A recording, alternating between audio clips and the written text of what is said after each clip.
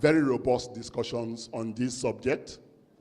It's important because the subject of artificial intelligence has come to stay, and we are asking whether we are going to get a boom or we are going to get a doom, right? Or we are going to be somewhere a bit of this or a bit of that, you know. So in a nutshell, that's what this session is going to interrogate.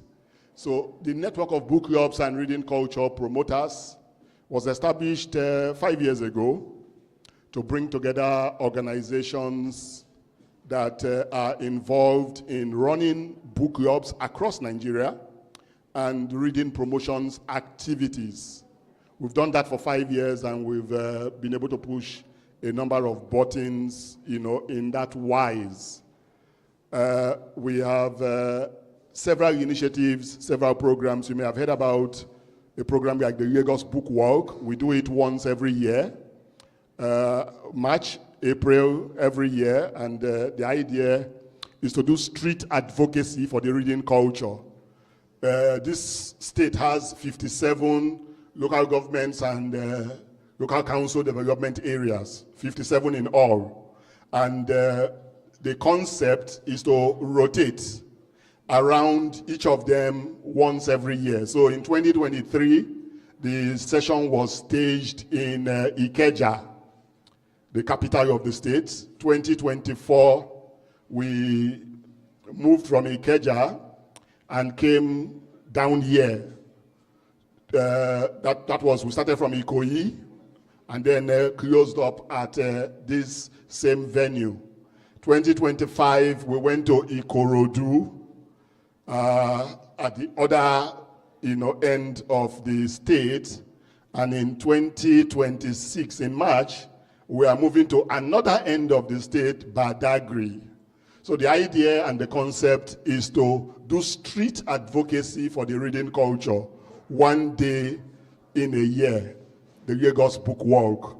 So that's the concept. We found it quite interesting, quite refreshing. CORA and a number of other organizations, publishers, booksellers across, they normally join, librarians, they normally join, you know, for the program. And we try to sensitize people about the importance of the reading culture. Now, we also do a few other things. There's one other program we do importantly called the Nigerian Book City, annual Nigerian Book City. So we vote for one city every year to be the Nigerian Book City, where we can concentrate reading promotions activities in the manner of the UNESCO World Book City. We started, the first two cities were Uyo, 2021-2022. Lagos was 2023, Yenagoa 2024, Abuja is the current host city, and next year we'll be in Ibadan. Ibadan was voted in September to be the next book city. So from April, we would be, I was just telling Sevio that we are coming to your city. So from April, we are going to be in Ibadan for the next 1 year. And at Ibadan, or even before Ibadan, we will choose the 2027 book city. So the idea is to concentrate reading promotions activities in the state at that point. So in a nutshell, that's about all I can tell you about the NBRP, www.nbrp.org.ng. You can look us up on the website, and as I have said, we work with partners in the book space, such as the Committee for Relevant Art. We have MOUs that we sign in order to collaborate. We have one with the National Library of Nigeria. We have another with the Nigerian Library Association. So in that wise, we just run our programs and our schedules together. Nigerian Book Fair Trust, literally every organization that we can work with. So today, we are at this very epochal event, the 27th Lagos Book and Arts Festival.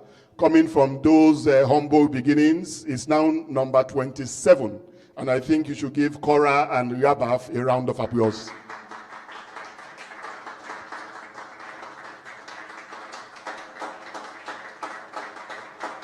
You can make it louder.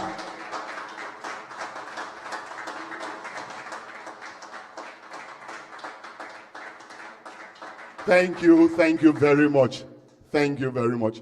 Part of the reason why I'm excited is because I remember the first book festival. We walked on sand. We walked on sand for the first book festival. It was the Jazz 38 grounds. We walked on sand. You know, when you talk about the sandy Lagos, coastal areas, we walked on sands because we had a tent, set up for the program, and we had to now walk across. It wasn't a hall, in the sense that you have now. It was just a tent, and we walked on sand, the Victoria Island annex area, as it is today. We walked on sand, but it was cool. And it's been building and building and building, and now it's number 27. Now it's number 27. I'm looking forward to number 50. Is anyone excited? And then we'll get to number 100. By the time you get to number 150, I would have taken a break. All right then. Okay, so the Lagos Book and Arts Festival Publishers Readers Forum, we are going to be talking about artificial intelligence, and today we have a number of speakers that are going to come make presentations to us. We have a 4-part series spanning averagely an hour, plus for each of them. The first session is going to be solo individual speakers, about 4 of them, I think, who would come and just speak to the subjects as have been defined. Like I said, it's artificial intelligence and the future of the book. The future of the book. Whether it's the production side or the consumption side. The future of the book. Artificial intelligence, how does it connect? What are we to expect? What should we prepare for? In that wise. So we'll be asking the speakers to come to this podium one after the other so that they can do justice to the subject, while those of us who have come to make notes and take notes will just sit back, and enjoy this session. So at this point, I want to get out of your face and request that Osaze comes back to start bringing our panelists together. Can we give him a round of applause as he comes? Sam. Thank you very much, sir. My Oga at the top has said it all. Today we're talking extensively on artificial intelligence. Specifically speaking, we'll be talking on artificial intelligence and the fortune of publishing, literary productions, and consumption. So covers a whole range of, spectra, in terms of covering the publishing ecosystem in Nigeria. We need to be able to examine the influences of artificial intelligence. Personally, I think the influence of artificial intelligence is quite inestimable in terms of the width and the scope of it. So that is why this program has been convened, so we can look at it. Since the advent of artificial intelligence, have we gained a lot, or what have we lost, if anything? So we want to be able to juxtapose the pros and cons. Yes. The advantages and disadvantages, so we know where to sit up and tighten some of the news. We're not going to waste much of your time because I think we're already behind schedule. We have, like what someone told me, that we have been able to bring together incredible number of speakers. Please, let's appreciate ourselves. Yeah. Right here today, we have people from the cream de la cream of publishing ecosystem. We have so many people here. Talk of experience, we have them. Talk about people, even outside the publishing ecosystem, people who have strong knowledge of AI, artificial intelligence. We'll be having that perspective as well, something outside the box of the regular publishing and literary creative writing. So, like what Mr. Mama said, we have speakers. The first session consists of speakers who will be addressing us from individual perspective. We have chosen topics, customized topics for these individuals. I'm not just talking about individuals from Nigeria. I'm talking about individuals from different social backgrounds. That is what CORA does. We look beyond the shores of Nigeria. Please, let's appreciate CORA once again. Okay. The first person to speak today, in no particular order, is Mr. Matthew Simpa. And let me just quickly read about Mr. Matthew Simpa. I hope I'm pronouncing the name right. Simpa, S-I-M-P-A. Writer, filmmaker, storyteller, whose works span fiction, poetry, non-fiction, screenwriting. Simpa's earlier titles include The Reverser, yes. Outside the Box, Adinoyi, The Liberator, Unbroken, The Ark Protocol, Unbroken, Tiwa and Tasha, Juliet and the Quiet General, and other amazing stories. With a background in film, video production, and graphics design, Simpa brings visual depth and emotional intensity in his writing. His stories resonate with Nigerian realities while touching, based with important themes, topical themes, such as love, resilience, faith, etc. And he has his website here. Ladies and gentlemen, please let's make welcome Matthew Simpa to set a fantastic tone for us.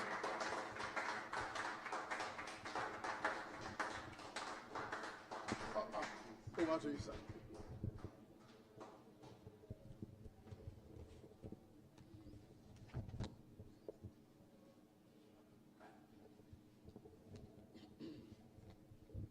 Good morning, ladies and gentlemen. It's a privilege to be before you. I didn't see this coming, but I guess it was AI that made it possible for me to stand, before distinguished people this morning. The first time I was here, it was in 2021. But, well, if there was AI, I hadn't heard of it then. And I wrote my book without the help of AI, and it was published. But today, I wouldn't even attempt writing any book without the aid of AI. So, as you have been told, my name is Matthew Simpa. Yeah, he got the name correctly. And I wear many hats or caps, whichever you choose to, say. I've been a filmmaker since 1986. I just began to write effectively in 2020. Incidentally, I went to my homestead in Ajegun Agege, yesterday. My mother had told me that they discovered some of my books, which I left there, and even forgot I had. So I stopped by, I looked at the sack containing the books, and I was amazed at what I found. I hadn't even remembered until then that I was writing a novel long time ago. So I saw the draft, and of course, drafts of screenplays I had written, some produced, some not produced. But as AI is still around, I would have to use AI to polish them and make sure they come into the public space. Now, it's a privilege to be here.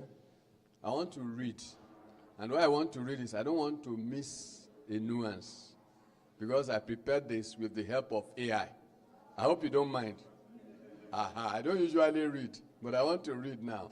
Now, it's a privilege to be here among fellow lovers of words, stories, and the magic they create.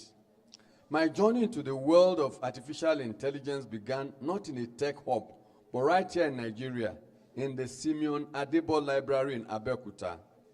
I overheard a young man say something that would change my creative process forever. He told his friends, I no longer stress myself writing content. I now rely on ChatGPT. That caught my attention. Later, I asked him to show me how it worked, and just like that, a new door opened. The year was 2023. as I was telling Carl Death the other time, until then I had equated AI with the Antichrist. I thought it was the mark of the beast. So as a devout Christian, I was very careful going near it. But this time around, I decided to, bite the apple, not the type Adam and Eve ate anyway. So I went into it in 2023. Later, I asked him to show me how it worked. And just like that, a new door opened. The year was 2023, like I said. My first test was practical, editing a massive 700-page teleplay. The AI corrected grammar and tweaked scenes with a brilliance that surprised me. But the real turning point was a dream I had abandoned, adapting my 2014 screenplay outside the box into a novel, For years, I had stalled. The task felt too immense. Now, I will start. The first page, I will write a few sentences, then I will get stuck. I will start again, then I abandoned it. But when I went to work at Galaxy TV as a video editor, I kept telling them, I'm going to write, I'm going to write, I'm going to write. So, well, when AI came now, I had to revisit that screenplay. I already made it into a film. So I decided to adapt it into a novel, which is something that they do in Hollywood a lot. So, but with AI, something shifted. My ambition was rekindled. I chose another story, a television serial called Juliet, and asked ChatGPT to help me rewrite each scene into prose. In a matter of weeks, I had a complete first draft. The dam had broken. You can imagine somebody who could hardly write a chapter. Now I managed to edit a 700-page, screenplay, teleplay for somebody. And then I took this bulky teleplay that I had written, which I was not getting any sponsor for. I still haven't got any sponsor for it. So I decided to turn it into a novel. Thankfully, the book is out now, and it's been making waves. So this experience led me to the core of our discussion today. What is the unlimited influence of artificial intelligence, and what is the genuine hope it offers for us, the writers of the future? I hope some of my friends who will be watching this video, the video of this talk, will not give me a knock, because I know quite a great number of them don't like AI. Now, I was recently elected to be Secretary General of the Association of Nigerian Authors in Ogun State. So when I was doing my campaign, I told them that I was going to ensure that I was up to date with the minutes and the reports with the help of AI. Did I even talk about AI? But I was talking about automation. So one of the people grilling me now said, this is your over-reliance on technology. I said, don't call it over-reliance. Now, what do you care? As long as I deliver, should you care? And to test my ability, the moment we finished the election, the incumbent general secretary is AWOL. He dropped by and went away. So he said, Matthew, write the report for this election. I didn't prepare for it. But, I just racked my brain, scribbled some notes, gave it to DeepSeek. DeepSeek gave me a beautiful report. And, of course, we are moving, aren't we? So, now, the first thing is the fear and the rebirth. There is a fear, a valid one, that echoes through our creative communities. It's the fear that AI will replace us, that machines will automate imagination, stripping stories of their soul, making writers obsolete. Now, when you consider the fact that we are talking about fear now, we know what is at stake. People are always afraid of new things. They're always afraid of charting new regions. I remember when computer came, it wasn't even the desktop, what was it called? The word processor. Now, people were not using word processor, they were using typewriter, right? And people were like, what's going to happen? I remember, when computer also came and people could use it for designs, somebody told me the story of a man in Nigeria. I was living in Nigeria then. He said he was an artist, using hand to draw and all those things. He refused to join the bandwagon. He was afraid it was going to spoil his artistic work. And eventually, I think they said he died in penury because he didn't see the future. So fear is one key thing that is involved in whatever we discuss. But my experience has taught me the opposite. AI is not the death of creativity. It is its rebirth. As you can see with my own story, today, as I'm standing before you, I have published 12 titles. They are all on Amazon, and I have self-published some of them. It's only one of them that I didn't write with the aid of AI. Now, between 2020 and 2021, tell me, what magic could I have done to have been able to write and publish 12 books? And of course, I have like 5 titles that are in the making. I have one with Babcock University. Then I have one with Minefield Publishers that they are publishing. I just wrote some other ones now that I'm trying to dust up and publish. So we are talking about, the possibilities of AI, the influence of artificial intelligence. Now, let me be clear. AI does not create meaning. It helps us express meaning. It cannot dream, hope, or remember. It feels no heartbreak, knows no joy. What it can do beautifully is assist us in translating our uniquely human experience into words, faster, clearer, and sometimes more elegantly than we might have managed alone. I have been part of discussions. I've read a lot of things about, the fact that AI is not emotional. When you write, it doesn't come up with emotions. It doesn't do this, it doesn't do that. Now, I'll give you an experience I had. When I was writing my book that is with Babcock University, I titled it Unwavering Faith. It will come out. So I wrote a particular, chapter about a civil servant who was involved in shady deals and was caught and, had to die. And then it was about the same time that the lead character, the lead female character in the book also had, emotional problems. Now, I wrote it the best way I could. Of course, I still felt something tingling in me when I read my own draft. But when I turned it into AI, I used a Claude, and I saw what it brought out. In fact, tears were streaming down my eyes. I showed it to my wife. That time I worked mostly at night. My wife was beside me on the bed. I said, "Madam, see what I just came up with." When she too read it, she said, "Wow, this is great." In fact, it's until the book comes out and people begin to see, they may not even understand what I'm talking about. So, like I was saying, the thing is, AI is artificial, and it doesn't make any pretense. Those who invented it, they didn't say this is some kind of supernatural intelligence, did they? They said artificial. And we all know what artificial means. Artificial means something that is created by human beings.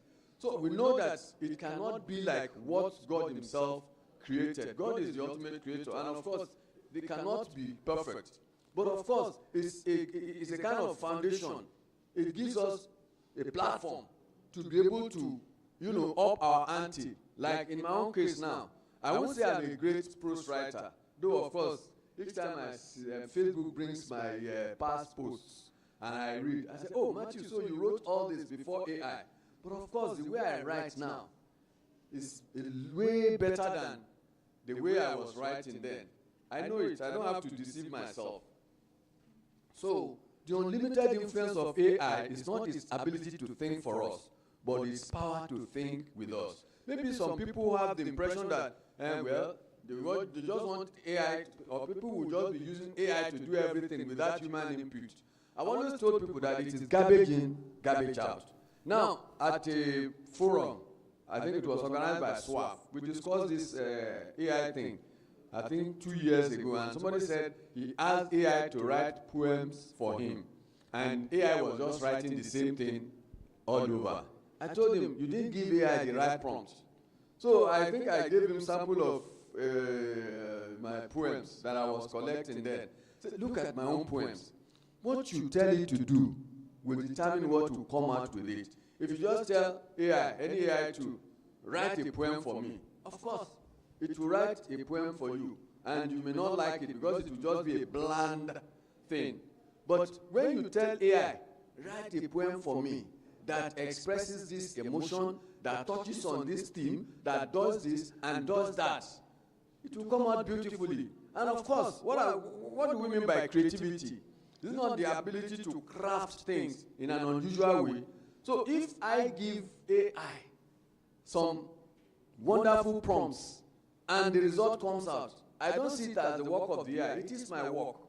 It is just like, okay, I sit friends down, I say, I have this idea. Can you please give me your input? Let me know what you think about it. And when they bring it and I collate it, who is the author? Please, who will be the author? So it's the same thing as far as I'm concerned. You may agree, you may disagree. So 2, AI is the craftsman's amplifier. We all know what an amplifier is. Those of us who work in the audio department, where are they? They must have an amplifier there, so it amplifies. Without an amplifier, my voice will not be sounding as it is now. So now let's dispel the myth. AI is not a lazy writer's shortcut. It is a craftsman's powerful amplifier. With AI, I have had to write versions and versions. Overnight, I was trying to generate videos with Grok for the trailer of my book, which is with Babcock, Unwavering Faith. I told AI, do this for me. AI did something different.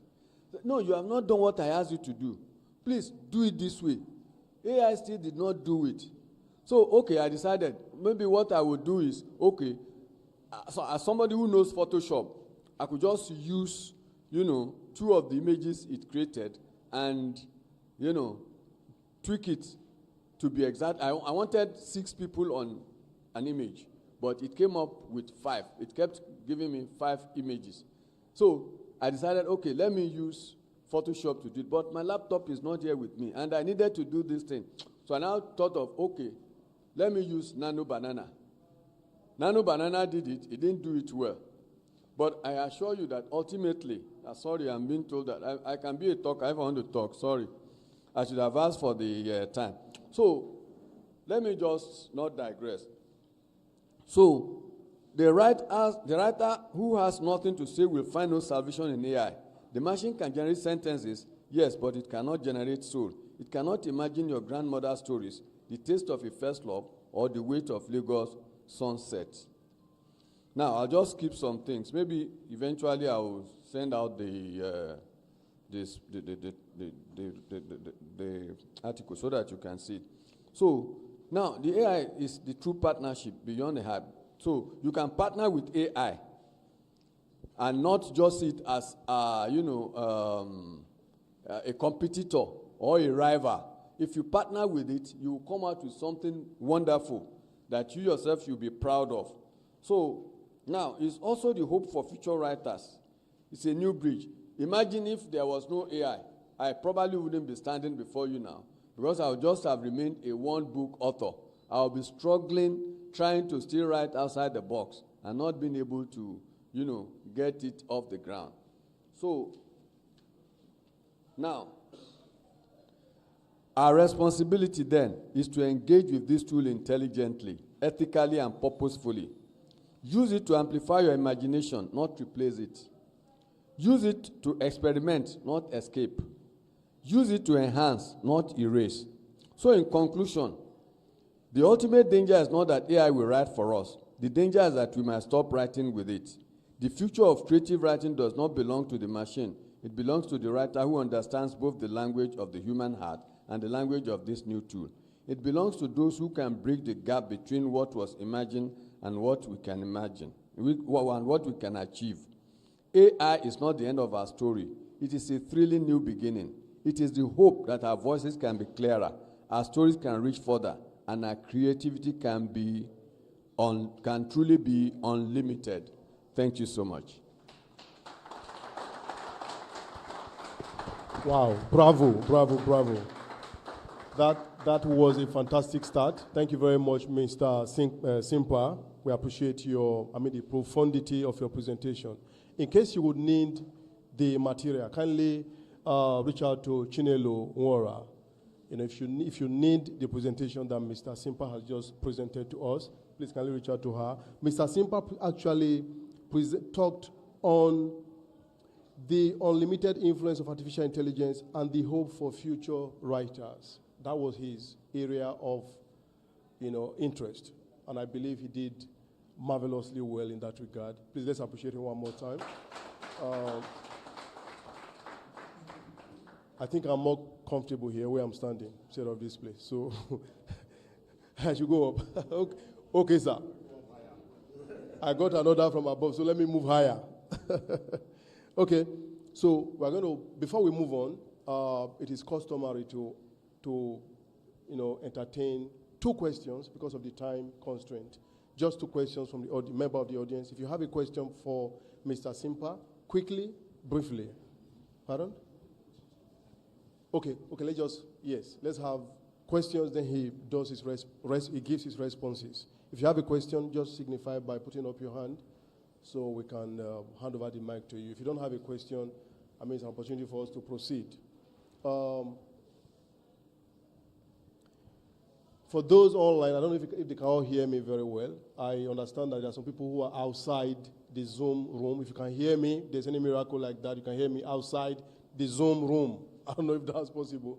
If you can hear me, kindly log out and log in again so you're able to be part of this conversation.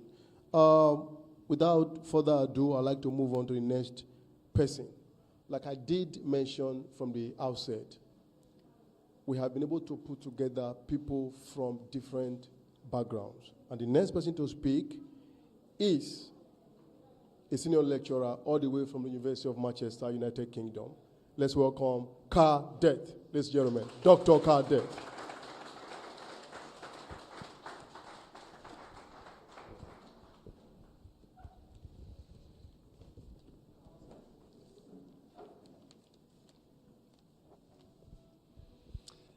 Hello, everyone.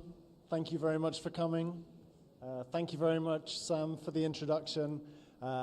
Thanks especially to LABAF and the chairman of CORA for allowing me to come and participate in LABAF this year. I've had an amazing time so far. Congratulations on the fantastic program that you've put together. It's been such a wonderful week, and it's a real privilege and honor to be permitted to come and talk to you today. So as Sam said, I'm a senior lecturer in international politics at the University of Manchester. I teach and write in the area of global climate politics, international development. A lot of my research in the past has been on and in South Africa with environmental movements. This is my first time to Nigeria. It's been a wonderful experience so far. Thank you so much for being so hospitable and making me feel so welcome. So I'm going to give the educational university perspective on what AI means for teaching, writing, research from my perspective. There will be some points of agreement and maybe some points of difference between what I have to say and what Matthew was saying in the previous talk. I'm approaching this very much as a writer and researcher of non-fiction, although I have a great deal of interest in the role of stories and literature and fiction in politics and in international power structures. I also don't use AI much myself. I've written 3 books and edited several other books of non-fiction. I've been a journal editor for academic research in the social sciences as well. I haven't used, to my knowledge, I haven't used AI to write any of those. I don't use AI in my own research. I say to my knowledge because I'm very aware at the moment that I may not be aware of how much AI is shaping how we read, learn, research, write, and think. I absolutely agree that AI is a transformative technology. It is completely changing how we approach what we think of as intelligence, what we think of as knowledge, what we think of as learning, and what we think of as research and writing. From this position of limited, explicit engagement with AI, I think I approach it from a perspective of critical concern. I want to acknowledge and recognize the transformative and potential progressive opportunities and benefits from AI, but I also think we need to think and reflect quite carefully on what some of the limitations and biases and implications for that might be. As a starting point, though, as well, and this chimes with something that Matthew was saying as well, it is a transformative technology, like other technologies before it, like the internet, like the home computer, the laptop, like the printing press and books themselves. These have all had revolutionary impacts for how we produce and consume ideas and stories and knowledge. Many of them have also been associated with moral panics. The concept of the moral panic about new forms of technology is an interesting one to reflect on in this respect. The printing press itself was thought by some to herald the breakdown of social fabric and lead to potential revolutions. Perhaps it did, and perhaps that was a good thing. The rise of mass-published paperback fiction was also lamented by many at the time for how it would corrupt and cheapen the reading habits of the broader population. And so AI surely will have huge implications on how we produce and consume the written word, and we should be wary of falling into an approach where anything new and transformative and powerful is automatically rejected. And so from that perspective, I think there are clear positives associated with AI in the spheres that I'm working. For many students, AI tools can help them have a more personalized connection with the topics that they're learning. I still teach in an environment where it's myself and my colleagues as lecturers standing on a stage not unlike this, or seminar tutors with 10 to 15, now 20 students in the room. For a student who can then go and talk about and ask questions with an AI tool about that material, they can get a much more personalized relationship with the subject matter than we can offer them as teachers in some respects.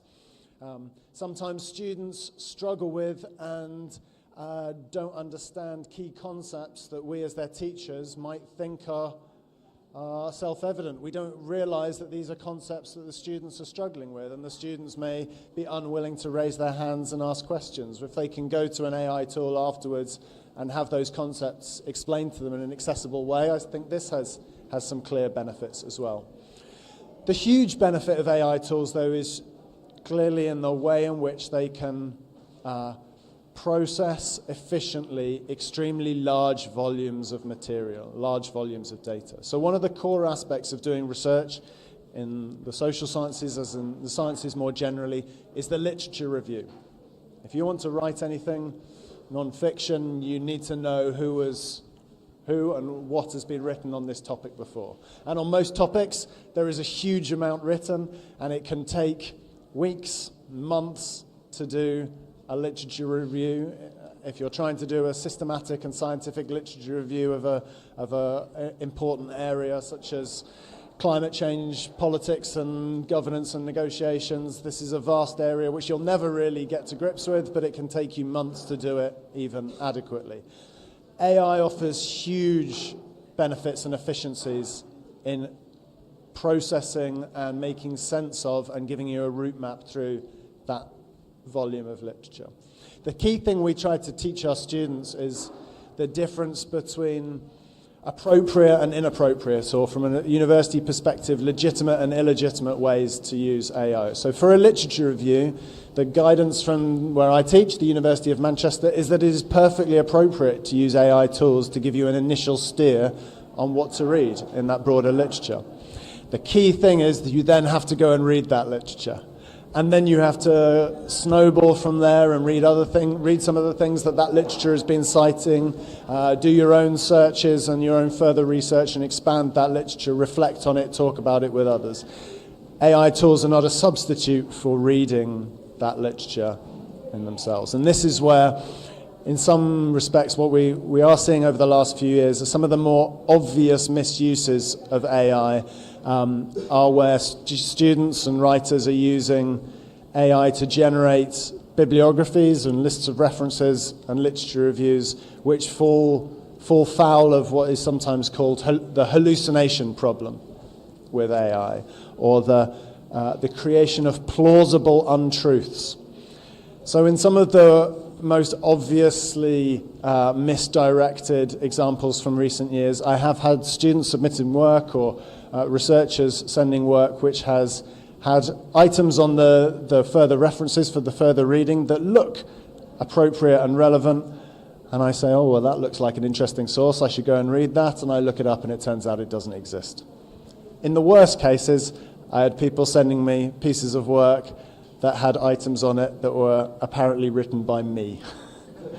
And I had never written them, they did not exist, these were hallucinations that AI had produced. Now, I'm sure some of these problems could be solved with better prompts, as Matthew was talking about, but still it is something that we have to bear in mind.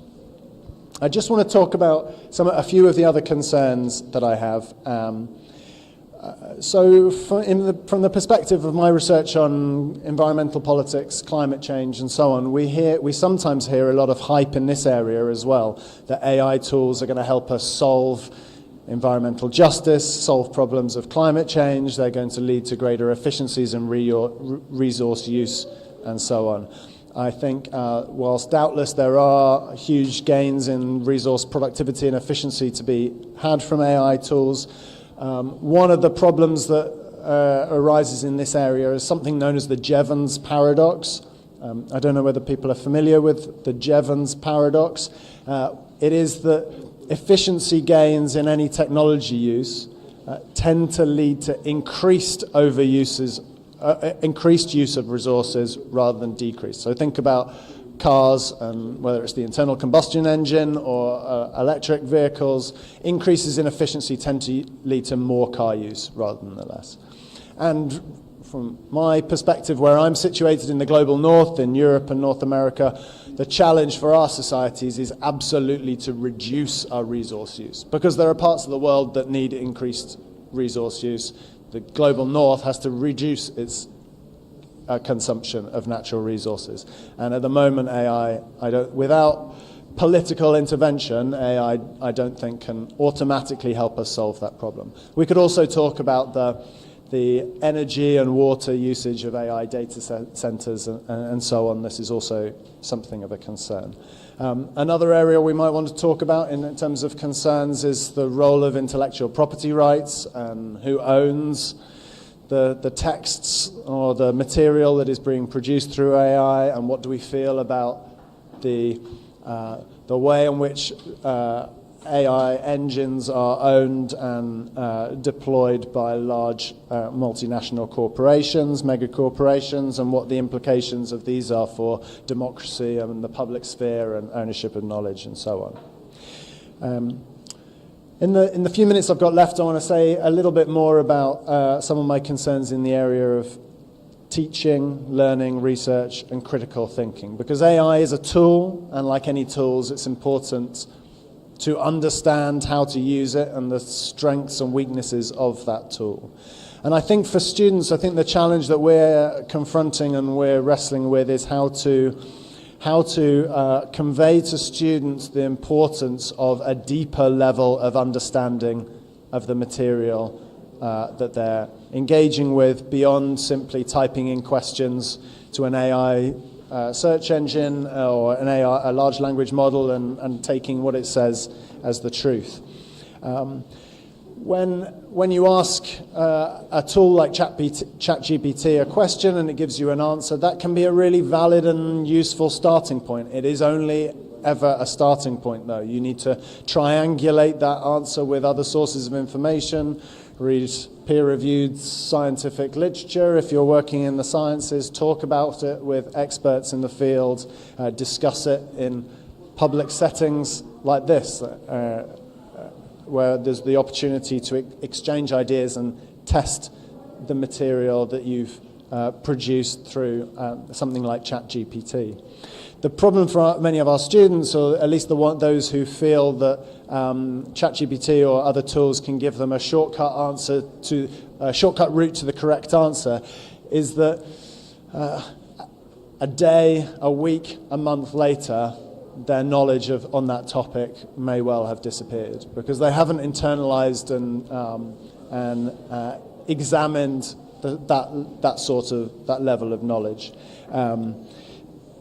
If the test of whether a student has understood a topic is whether they can discuss it with their classmates, with their peers, with their teachers, whether they can use it in different contexts, whether they can apply it to different problems, whether they can bring something original to the understanding of that topic, and then how they can use that knowledge and those concepts outside the university in their future careers, in job interviews. They may well be asked questions about their understanding of a particular topic, and if all they ever did on that topic was type a question into ChatGPT, then they are probably going to struggle to explain it to an expert in the field.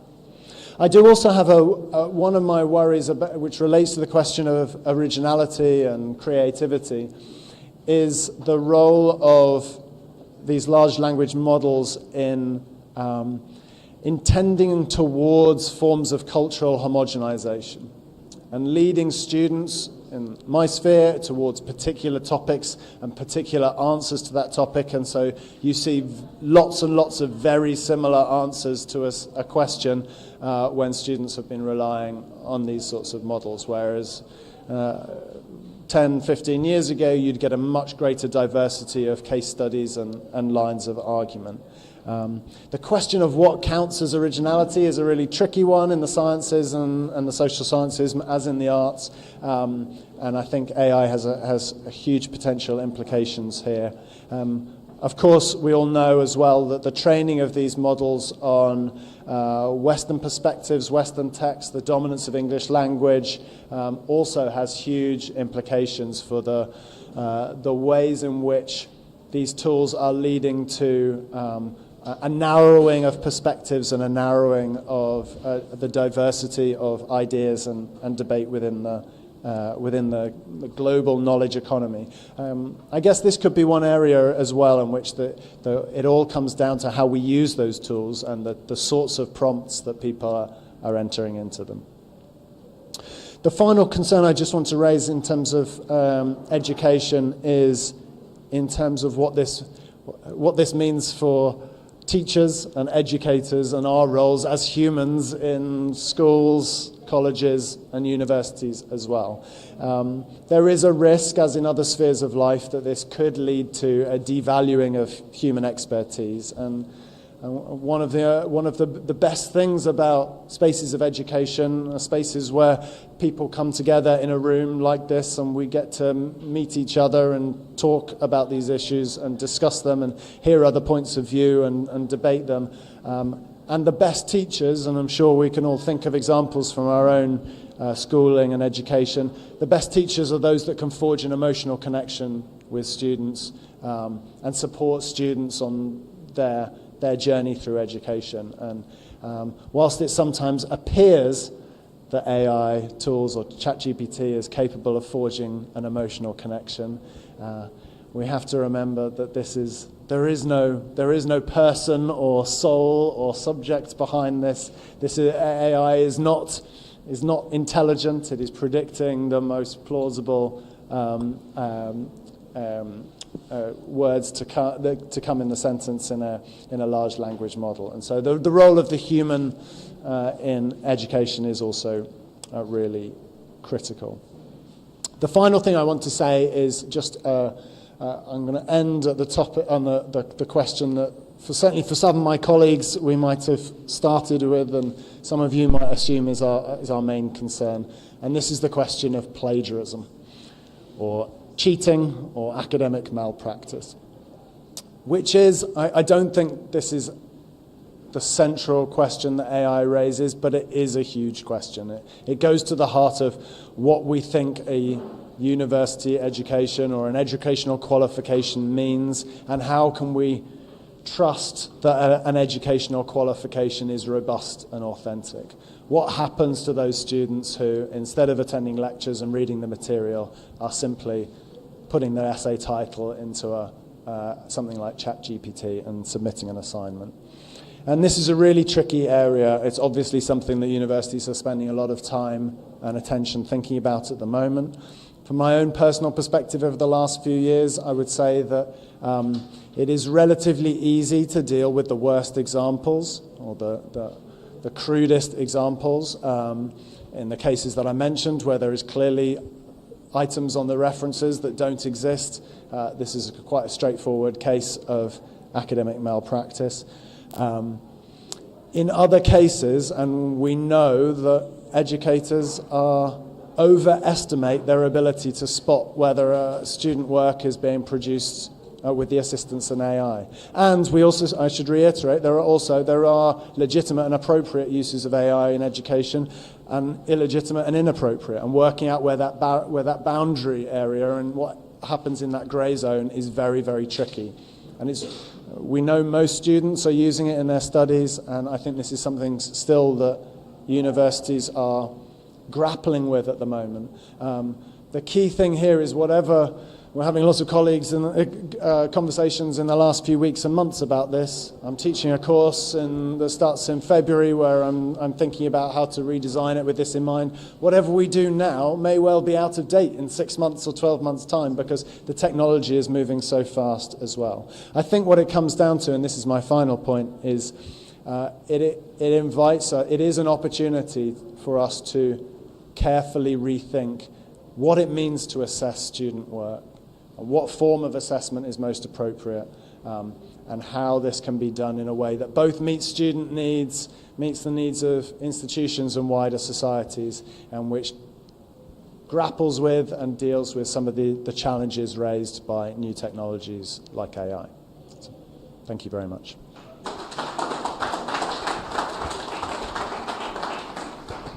Thank you so much. Okay, I think you could go to have your seat. Let's appreciate him one more time. That was fresh vista. Could you take this just a bit forward? Yeah. Just move it a bit. Move it towards that first. Okay, I think it's better that way. The cameraman, is it better now? Better? Fantastic. So we proceed. Dr. Carl Death spoke specifically on AI, climate change, and environmental justice, reflections in publishing literary productions and consumption. That was his topic, his area of interest. You know, he's environmental justice advocate, you know, in terms of climate change, you know, as part of his area of interest in research, apart from being a doctor of international political economy, right? Yeah, I got that right. Okay, so if you're interested in having a copy of what he just presented, please reach out to the same person. We might just be able to, quench your curiosity. So we have the next person. I believe the next person here is ready, and for the fact that we are quite aware. And that we consider and respect and obey gender equality, right? So the next person is going to be female, ladies and gentlemen. And could you project the next person's profile? I might just be able to read from here. Yes. Okay. Oh, unfortunately, I can't see it from here. Okay. Let me move closer. Yes. Our next speaker is Esther Dombury. She is a multidisciplinary professional whose work sits at the intersection of human resources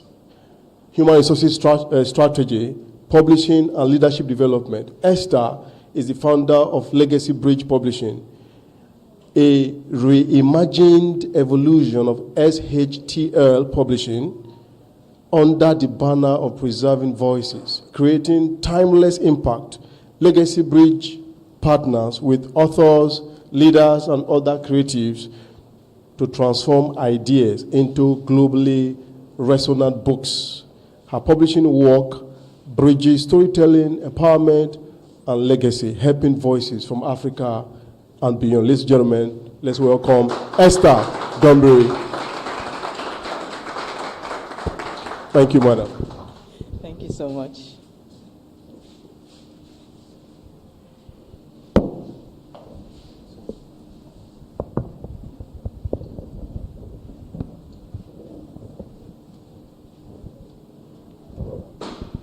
Okay. Good morning, everyone. Good morning, Saz. Good morning, ma'ams. Good morning, everyone. Thank you, Osaze, for the introduction. As you already know, I run a publishing firm. It's almost 2 decades now, and we just relaunched to Legacy Bridge Publishing, bringing in investors and many more shareholders and board members who believe in the future of publishing. So it was quite interesting when I got the invitation to come speak on creative originality in the age of artificial intelligence, because right now, just as my previous speakers have said, many people think that the age of writing is dead with the advent of AI. I'm not going to repeat a lot of things that have been said. I'll try to highlight on other areas that were not mentioned, but I must say that we are living in a defining moment where we have a collision of technology and creativity. And just as many things, many innovations that come, it's a two-edged sword. It's either for the good or for the bad or for both. So you can either fall on the path of how it can improve you, or you fall on the path where you actually become worse of what you were before the advent of that innovation. And the question at the center of this collision and on my mind is, does creativity still matter in the age of artificial intelligence? Does it matter? And I'll say yes, because when you look at what AI is doing, yes, it writes better stories, just like Mr. Matthew pointed out. I also experienced such a thing. Over the first decade of running my publishing firm, there was a lot of struggle with delivering some thoughts. You just know I'm trying to say this, but I can't just find the right words to do it. But when the first pre-AI evolution was Grammarly, when Grammarly came and told us that you could rewrite your words in different ways. That was the first time I began to look at it as, yes, so sometimes these words don't just, you're not able to string these words together, and then AI just comes to tell you, okay, these words you have here, let's put it together this way, and then it works. However, we know that originality is then a problem. Just as Carl said, if you just go on ChatGPT or any of these LLMs and just type, write me a poem or write me something, it would give you the generic answer it will give everybody. Where originality then comes in is the instructions you're giving to AI to say, this is who I am, this is how I think, this is what I want to achieve, and these are the things I want you to do for me. That is the crux of the matter right now. And that is what will determine, or that's what will separate lazy writers, lazy publishers from people who are actually doing the work, even with the assistance of AI. So AI changes everything. It's where we are today, which makes even our mission as publishers even more urgent. We can't just accept to publish everything and anything anymore. Now when anybody can go online and say, okay, write me a book on how to get rich in 10 days, and AI will produce that book for you. And someone else comes and says, write me a book of how I struggled in 10 years to build wealth. Those two books are different. And before I publish your book on how to get rich in 10 days, I'm looking deep to see, does this book carry the weight of originality of the human experience? Or are you just stringing words together poetically? And AI is very nice. You write it in rhymes and rhythms, and it looks very good. But it lacks the essence of what you're trying to communicate. And that is what we as publishers need to be looking out for, to say, what stories are we putting out there? Are we putting out yet another string of letters, or are we putting out true experience, true lived experiences of people who are looking to change other people's lives with the things they've gone through? And that is a very, very strategic point in the whole thing. So AI has not killed originality, actually. It doesn't. Because as Mr. Matthew said, if you have an idea, and you say, you go sit with your friend and say, let's talk about this. That idea remains yours. It's original to you. However, AI has come to just redefine the whole thing. And if artificial intelligence can generate words there is no way that it can generate the reality of what you've gone through. It is your story to tell. It is not someone's story to conjure. I must tell you anyway that if you go on any of these LLMs, you will find out that it most times will generate something similar to your story. It has gone through millions and millions of materials to be able to be what it is. So there, of course, we are all unique, yes, but all our experiences are not totally unique. All our experiences wear different shades and different forms. So the moment every one of us depend fully on AI to generate experiences, it will come a time when we are reading the same books with different covers. And that's not what we want to do. Which is why in protecting originality, you are telling whatever it is, whichever platform you're using, to produce it from the point of the convictions you experienced as you lived your life.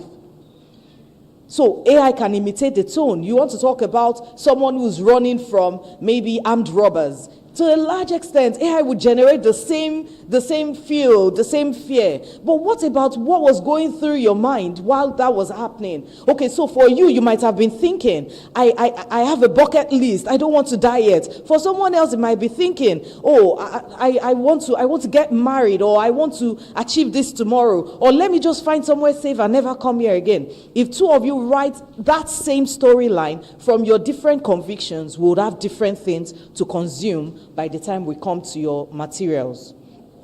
So originality today is redefined. It's not about who can write the fastest anymore. It's who can deliver depth in their writing. So when you are writing, you want to put something out there. How deep is it? How does it reverberate with people's thoughts when they read it? How do people feel when they look at your books or whatever it is they've written? What perspective are you sharing? How is your voice coming out? See, there's a way that, and which is part of why even as publishers and writers, we must study these LLMs. There are ways you begin to write that at a point the machines begin to change your writing tone. And you must continually prompt it back. There's a word that is used. You must continually prompt it back to say, oh, no, I don't write this way. This is not me. And there is a fear, which is a valid fear, that many writers, original writers, will be lost in this age of AI if they don't insist on their voice when using these things. So it's not just about, okay, I have a story idea, I'm putting it out there. You must be able to insist that this is who I am, this is my voice, this is what defines me. Ensure you are writing in line with that. So, AI has made content generation very easy. Everyone is everywhere. But if you're talking about preserving your own legacy, preserving the things that matter to you, your principles, then you must go beyond just doing what every other person out there is doing, garbage in, garbage out. You must build a framework around it where your convictions are protected, your lived experiences come through your writing, and your insights are refined. Yes, AI refines our insights very well, but it must be done in such a way that it doesn't change who is writing. As a publisher, I must say, we've embraced the use of AI in writing for our clients. But it's very important, which has always been at the core of our writing from the very start, that when an author picks up their book should not feel like a stranger to them. So while even writing before the advent of AI, we were constantly thinking, constantly watching what the authors are writing, are putting out there, so we understand the person's personality and can write like that. The moment we hit it, it's jackpot. We write and the person picks his book and feels like, yes, this is me. That is the same place we have gotten to with AI now. You can generate a book idea that you want and the book doesn't feel like you. The book is like a stranger to you. And that is not what you want to happen. So even while we're in this AI age, writing for authors, bringing in the AI, different platforms to make it better, we are also watching out for the voice of the author. We want to protect and amplify the values that this person has in his or her own voices. So the role of publishers has shifted. This is now more than putting books out there. As I said before, you don't want to just put everything out there, just publish and then come out to say, we are the publishing firm who published 1 million books. What is the quality of the content that you put out there? Always think quality over quantity. So if it's just one book that you're working on, with the use of AI, while you're writing on that subject matter, you can research into other people's opinions on that subject matter and come up with something rich that you can deliver to people. It's not about the speed, it's about what comes out of the process. And as publishers, we must protect that. And people bring their books to you. People tell you, I have something I'm working on. You want to find out what is the quality. Or are you about to just flood the world with another garbage or another set of stringed words that everyone can put out there? So our task is to ensure that what goes out into the world is not just readable. It is real. It is effective. It is rooted in what humans, our fellow humans, have gone through. So AI has not replaced originality, I must say, but it is challenging it. How deep can you think? You know, I work with some of our interns, and and even some members of staff, when we work, I tell them, go do this thing, and I want you to use ChatGPT or something to get it done. When they come back with the output of what they've done, I know who thought through it and who didn't.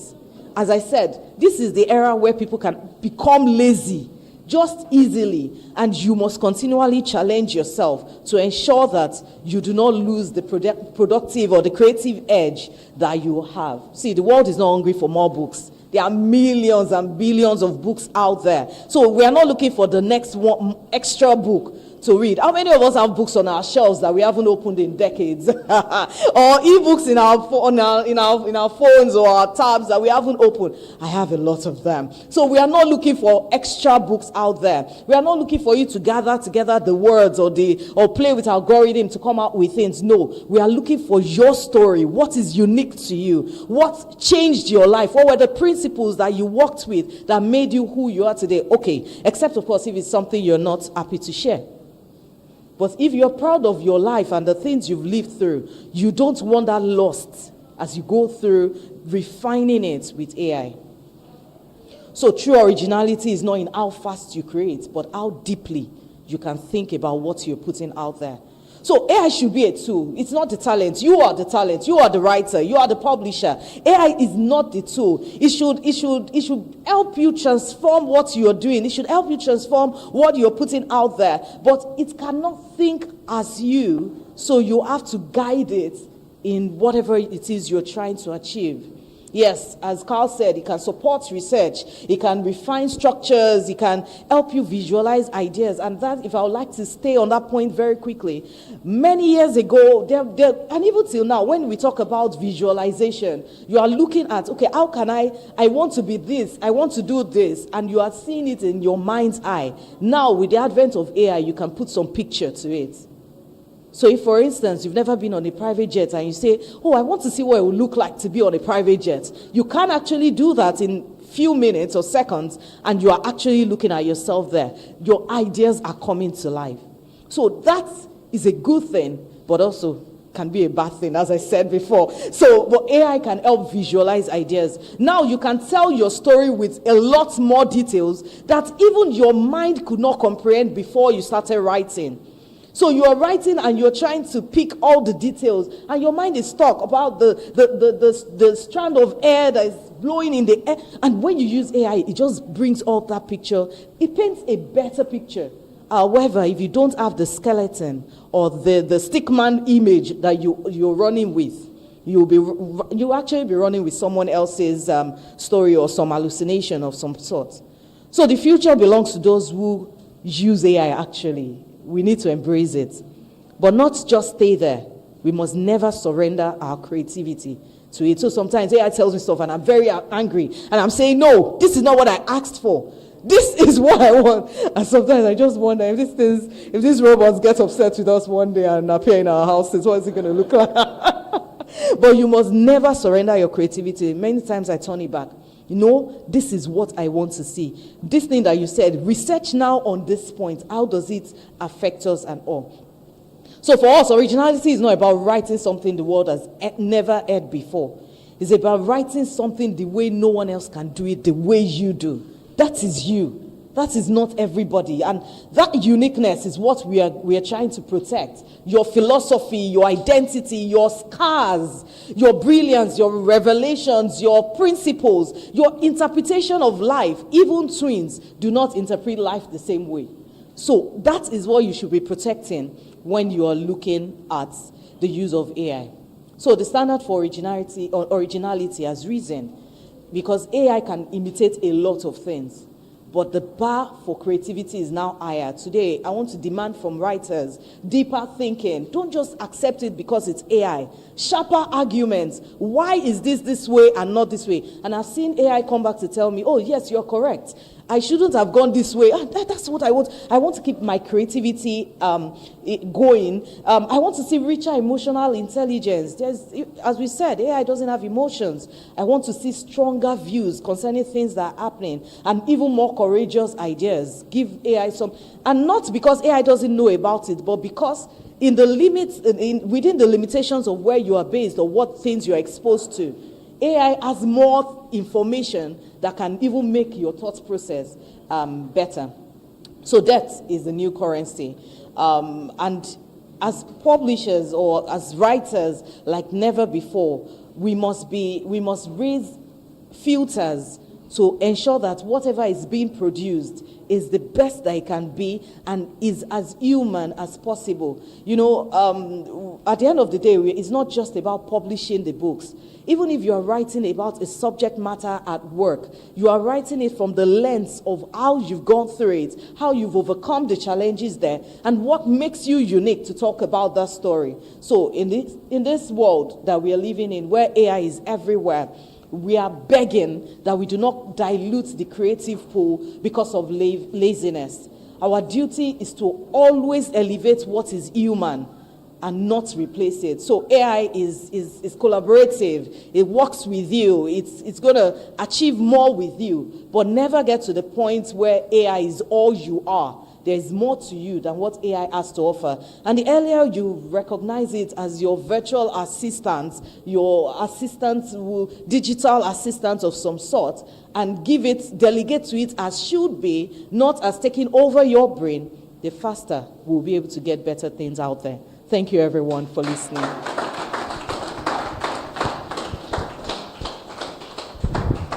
Esther Donbury, serial entrepreneur, publisher, editor, etc. I could see this enthusiasm, you know. I could perceive that she was drawing from a large pool of knowledge, and she was quite enthusiastic to pour everything out. That was quite interesting. Thank you very much. The preceding speaker, it eluded me to give that, you know, initially we said we're going to be asking questions. There was no provision for that. Mr. Carl Death was not asked any question. So I would like us to ask questions based on the presentations of the two speakers, right? Esther Donbury, Carl Death. If you have any question, please do not hesitate. This program is meant to be interactive. Okay, Mr. Ojeusi, over to you, sir.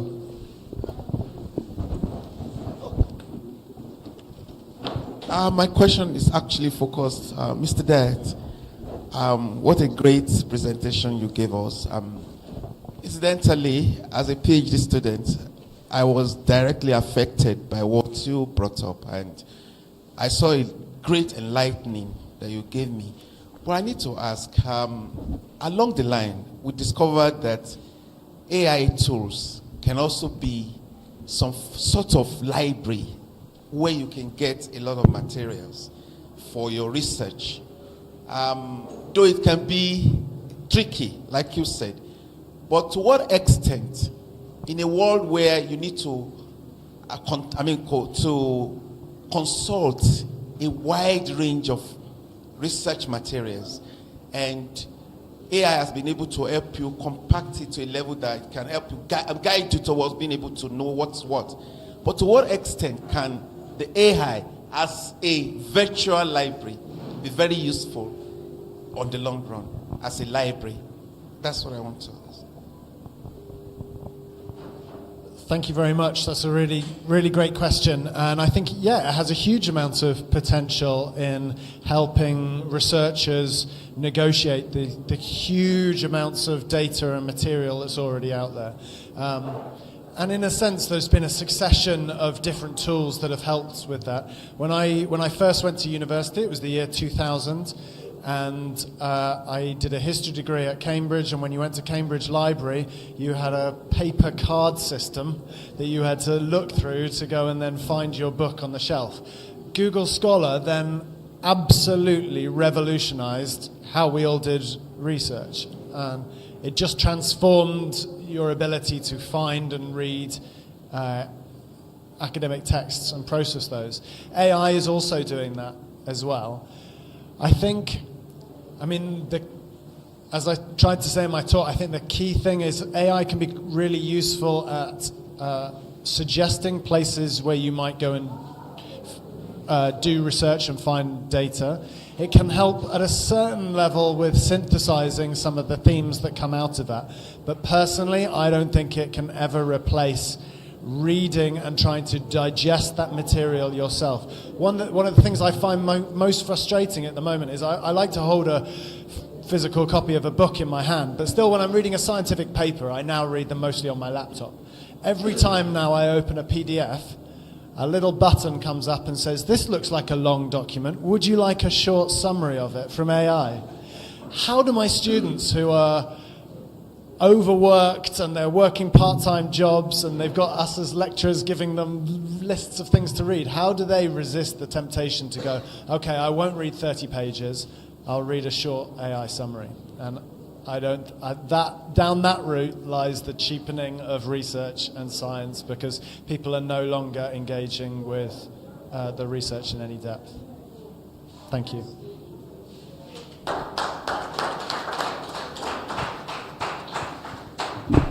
Thank you very much for shedding more light. I don't know if we have any other question. Anybody still has a question? Just one more question, then we round off this segment. Oh, okay. I thought you were raising your hand. Okay, I think we should just proceed, right, Mr. Mama? Okay, if you give me the go-ahead, then I proceed. I know in the next couple of years, like in 2 years' time, we'll be having authors who can confidently brag about being authors of 1 million books because of AI. Yeah. People are going to be crazily prolific, right? And to become an author becomes easier. Everybody could become an author.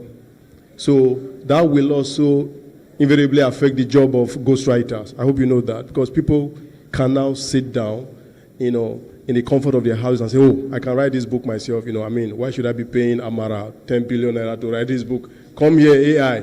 How do so these are some of the nuances I think we could, look at. I'm not preempting anybody. I'm just trying to be myself, I'm going to be calling on the next speaker. The next speaker is, just a minute. Yes, the next speaker that we'll be having will be doing a sort of general overview because of his expertise in this area of interest, AI, artificial intelligence. He's a tech person, an expert in technology. He's a writer and an Orisha of AI. So you can imagine his background and how lucky you are to be here today. He did something quite amazing yesterday, and I know he's going to replicate or even exceed that form. I'm going to read his citation very briefly. Dele Sikwande is a writer and software developer. He is the CEO of Countersoft, which produces work management. Sorry, I'm going to take that again. Dele Sikwande is a writer and software developer. He is the CEO of Countersoft, which produces work management software used by organizations such as NASA, you see what I mean, Nokia, and the Smithsonian. In a world increasingly dominated by AI, Dele Sikwande calls his AI assistant Dweeb, I don't know if I got that right, and can be quite rude about it. His writing is a mix of novels, satire, and short stories, some of which can be found on dailysequande.com. Daily describes his literary influences as an eclectic mix of horror, fantasy, science fiction, and literary fiction. As a discovery writer who never planned a story in his life, he likes to mix it all up and see what comes out of it. That's quite enigmatic. Ladies and gentlemen, please make welcome Dele Sekwande as the next speaker. Thank you. Thank you. Thank you very much. Thank you all. I mean, I don't know who wrote that. Certainly wasn't AI. So, I mean, it's very interesting. I don't want to take or be seen to take one side of the pro or anti-AI debate, because the truth is that as a software developer, I use AI every single day. Okay, I program in AI, I generate code in AI, and yes, I call it some very rude names. Only working with Dweeb, it has a proper name, but I don't want to slight the company that produced my AI generating software, but only Dweeb has made me delete an entire day's work. It is both genius and moron of the highest quality. I would like to explain why you have hallucinations. I would like to explain why AI works the way it does, and hopefully you can then choose when you use it or when you don't use it. So let's go back, because I'm very old. I actually remember when we used to put punch card into machines, right? And the only thing that they could process was payroll. In the beginning, there was on and off. And this is the fundamental problem with every computer today, is that it was built from the beginning. It was built from on and off. And we turned that into 0 and 1. Has anyone heard of anything called a byte? Yeah, 8 bits in a byte. That means that you've got 8 of these, 0, 1, 0, 1. And of course, what happens is if you go 1, 1, 1, 1, 1, 1, in all of those, you have a number. Everything has a number. The letter A has a number, Z has a number, G has a number, X, uppercase, lowercase. Every pixel that you are seeing over there is represented digitally. So what's happened? In those days, we used to go, I have an 8-bit computer. This means that it can do up to so many things. It can count up to so many things. So many things can be represented by 8 digits. Then I got a 16-bit. Boy, was I smart. You know what I mean? Then, do you know, that was the first time I understood the maths that I had never bothered to understand in school, because it no longer worked to count from 1 to 10. Now we had 0 to 9, then we started going to A, B, C, D, E, F, right? That's why if you want to know what white is to a computer, it's just F, F, F, F, F, F. And you put a hash in front to say, I'm dealing in hex. So imagine what happens when you have 128 bits. Then what can you reach with 256 bits? Then 512, then 1024. So now we call this addressing. How much information can you address? Back then, we only used to be able to address numbers and letters, A to Z. We used to run out of things and come, oh my goodness, how am I going to represent this? Then we invented something that you will find on your keyboard today called escape. Escape existed only so we could have more numbers. Escape 22, that's line feed to a printer, so that when you send the document with escape 22, it'll generate a new line. Don't send escape 22, see what you print. The same thing on every single line. But with what we can address now, we can reach vast quantities of data. We can actually address more bits of data than there are grains of sand in the universe. It's just a number. So this is what today's AI is.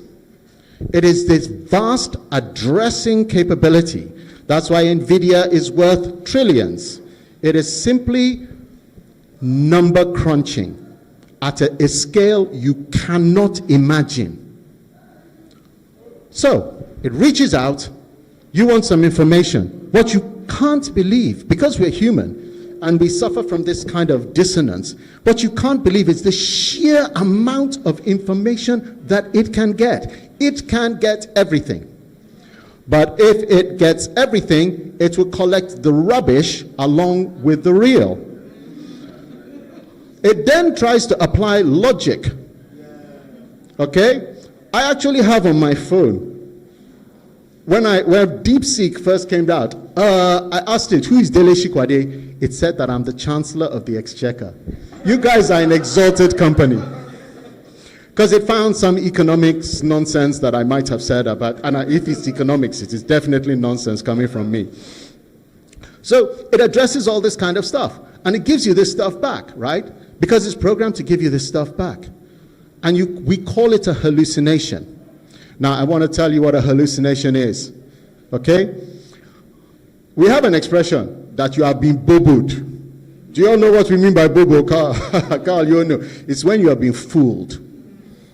See, back in the day, right, Sony brought out a toy called the Sony Abo. The Sony, you can buy it today. Christmas is coming.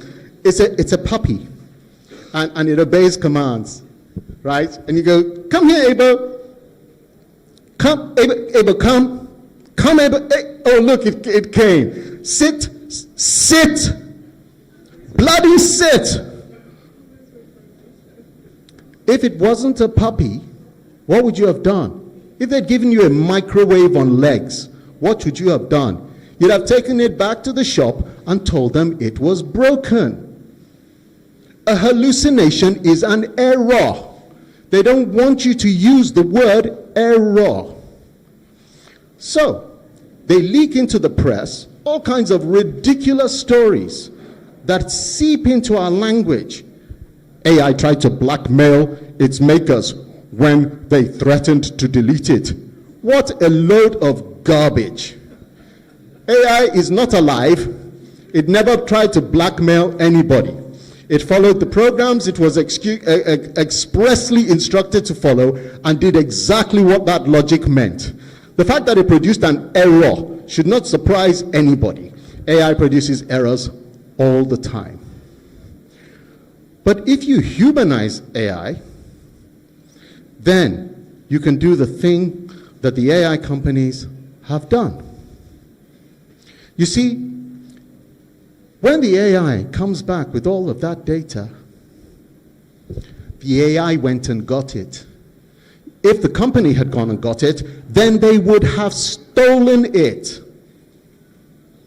All of this information that they have is not theirs. They took it.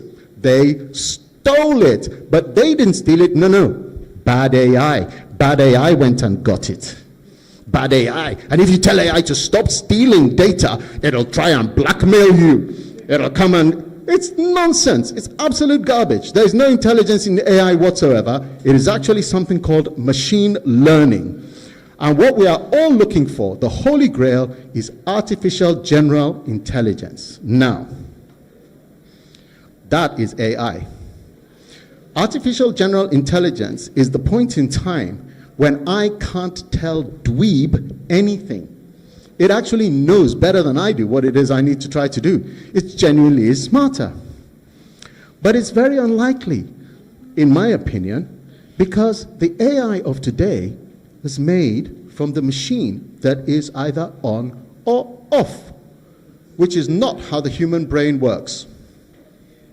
So, I suspect that we will have AGI, because humans are incredibly self-destructive. We will actually go and make something smarter than ourselves. Do you know, we have killed almost every animal on the planet that we are smarter than, and yet we are going to make a machine smarter than ourselves.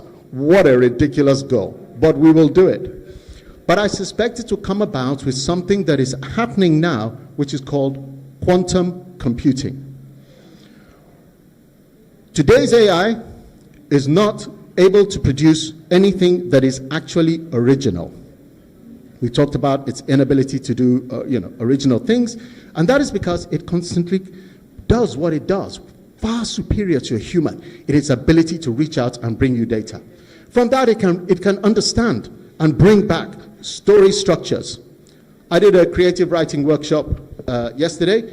I'm very happy to tell people the exact number of unique story styles that exist in Western literature. It's not high. People are surprised. My good friend here knows, okay, that you, because of our mouth shapes and lips and tongues, this is what I discovered today, there are only so many sounds we can make. Therefore, language all stems from the same thing. Every single symphony, every reggae song, everything ever produced in music came from A to G, minors and majors. It's just that we don't think how many unique combinations you can get. But we shouldn't be surprised that the estate of Bob Marley sued Ed Sheeran because they say that his song is based on the Marley song. And this is the problem with AI. You shouldn't be surprised because we don't like to admit it, but there are rules. There are rules to writing a book. I can explain them to you if you come to a creative writing workshop. But as I explained to the people in the workshop, if you break the rule, you'll have written a book, but it'll probably be rubbish. If you don't write a book where your main character has some kind of quest, and when they reach a particular point, they can't go back, then you've written a rubbish book. Why didn't you just pack your arm, cross your arms, and go home?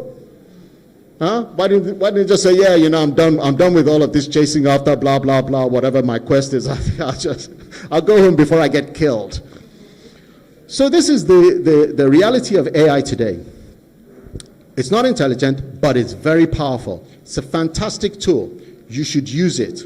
It can reach and produce knowledge that's amazing. But if you don't give it the tight constraints of a very clever prompt, it'll reach too much knowledge. And the knowledge that it reaches is contradictory, and then it gets lost. Because it reaches knowledge, it has a fundamental problem: weighting. Most of the information that it is trained on is Western. So, I asked ChatGPT, I said, dear ChatGPT, I'm going to be talking about AI. I want you to write me a 500-word story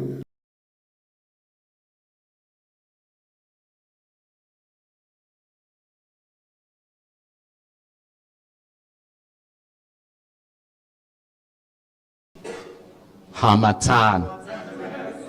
So the title of the book, which is going to give to 10,000 people who ask it, is The Harmattan Code.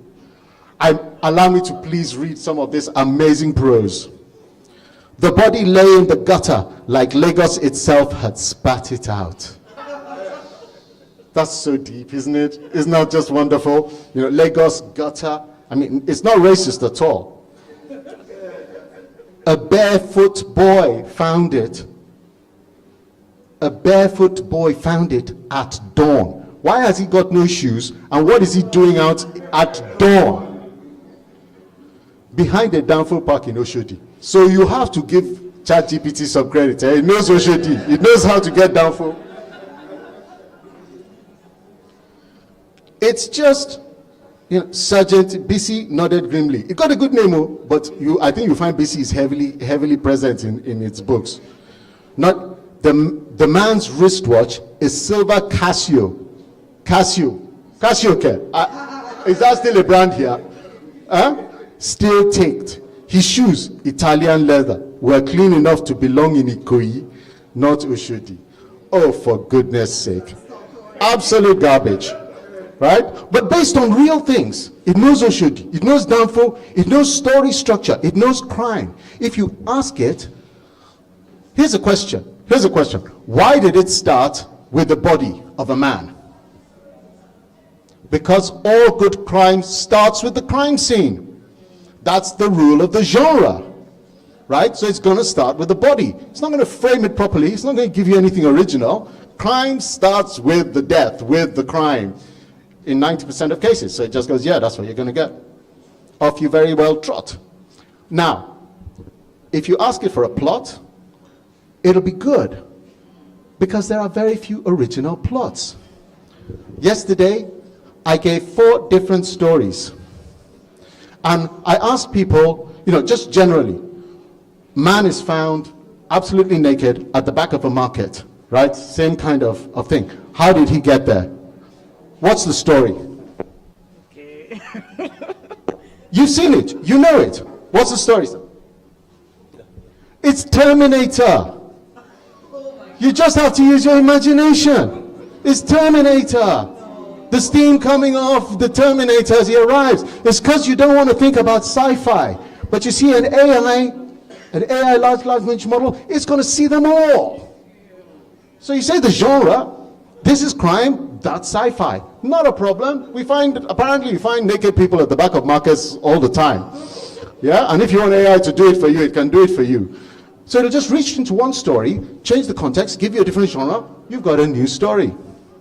Please don't confuse it for originality. I've told you how it works, right? It's the sheer volume. This doesn't mean that you can't take that and make a great story. Terminator is not original. Alien is not original. None of these things are original. There are almost no original stories left to write. So you take it, there you go. Now, you yourself trek to Oshodi and start to describe the reality of being there, and you have a great story. So I don't want to overrun my time. I don't want to tell you that I am for or against AI. I just wanted to explain that what you have today is machine learning. It's unbelievably powerful. I mean, those data centers, you talk about heat, man, they generate so much heat. They're thinking of building them in the Arctic, right? Just to cut down the heating cost. They consume so much water. They would obliterate miles just to put the data center in. That processing power is phenomenal. But then you hear how many millions of dollars a day is being spent just to generate AI images. And then you ask yourself, but Dele, how much did you pay for that ChatGPT? I didn't pay anything. Do you think there's not going to be a price to pay? Somebody's going to pay, right? And somehow or other, it's going to be us. So this thing is consuming Lord knows what natural resources. And the only way that it pays for itself is if in the end there's only one winner. For years and years, Facebook and Google and all, they all had competition. But they had deeper pockets, so they didn't have to charge.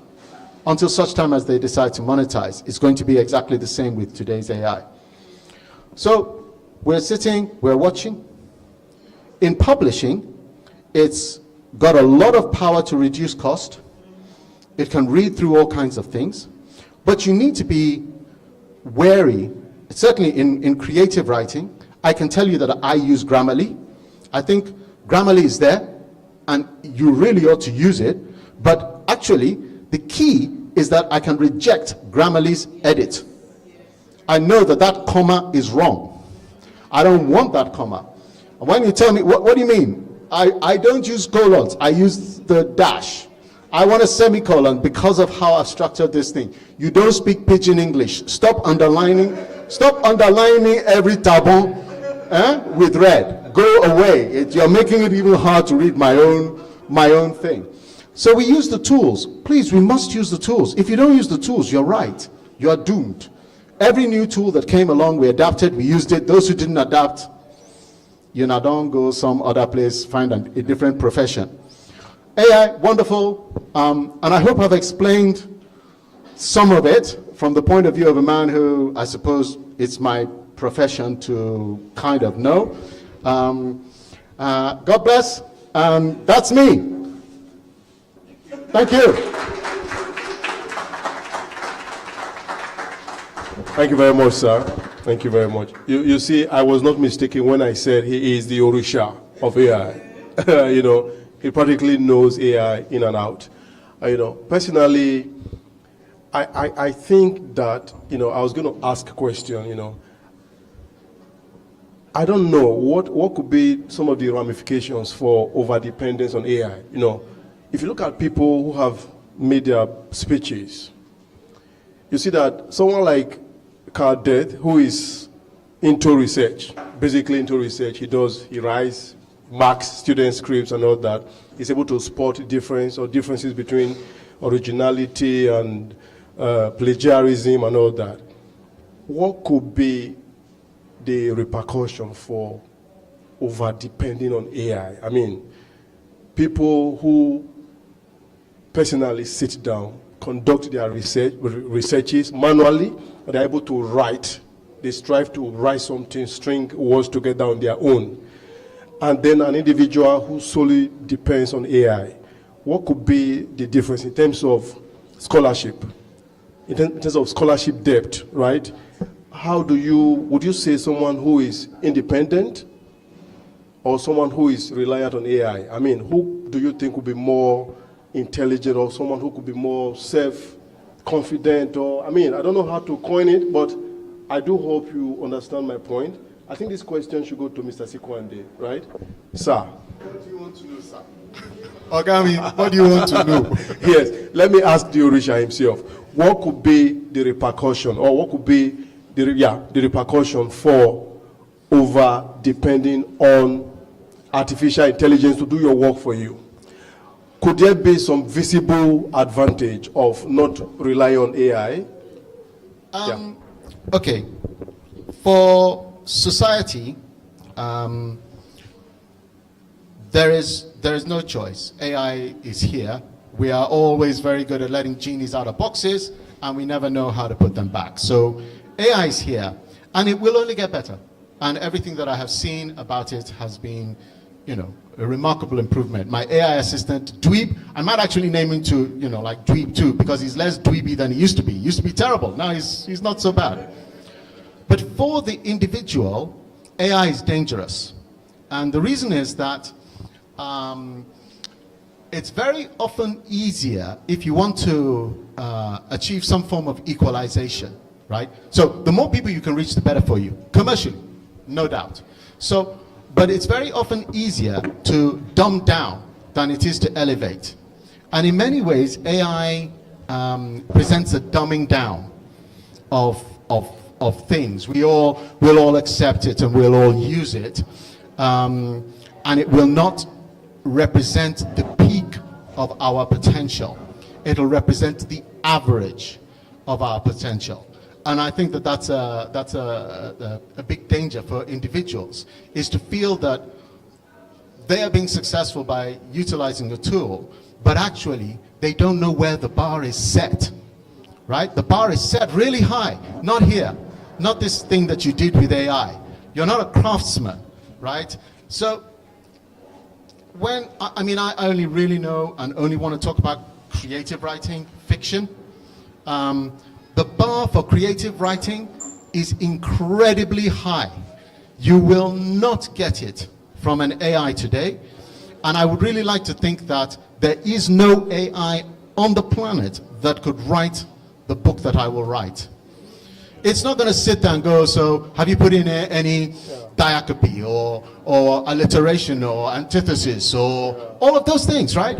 And I have to sit and think, oh, so what are the things? What are the devices? What are the literary devices? I told a group of people yesterday, I actually spent some time, because I had a sentence, and I had to say about how we hear and know the difference in hearing. And the difference I had was between an anxious antelope or a lioness listening as lunch lumbers towards her. I had to think about that. I couldn't have an anxious something else, right? It had to be the AA, anxious antelope. And I had to have a lioness who can listen to lunch lumbering towards her. This is because I'm looking at Dickens, right? And Shakespeare and great writers, right? And I'm thinking,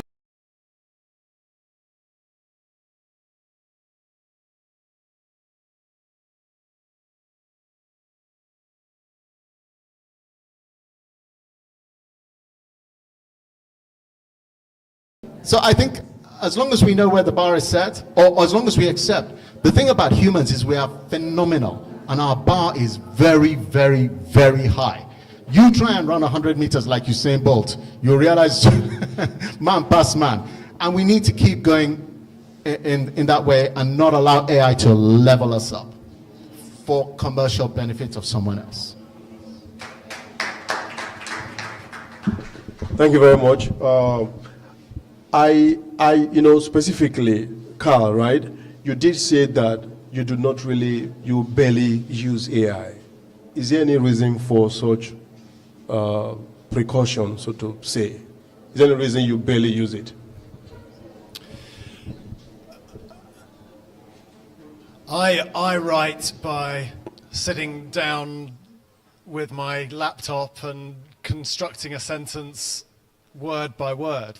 And then rewriting it and editing it and rewriting it and building up paragraphs like that. And that's the way I've trained myself to write. And I think I can see the process. I can see the value of tools like Grammarly. And I can see the value of using AI to help with formatting my references. I can see the value of AI as a research tool, locating literature or understanding concepts. I think it will be something that I, along with everyone else, increasingly use.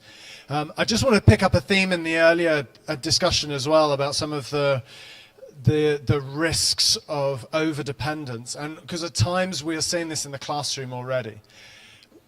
One of the ways in which we teach in universities is in the seminar setting. So we ask students to read something, or we have a lecture, and then we get into a small group and we throw out a question and we ask people to respond and what do they think of it, and we try to have a discussion. And we try to make this a friendly, safe, supportive space in which there are no right and wrong answers and people can just test their ideas.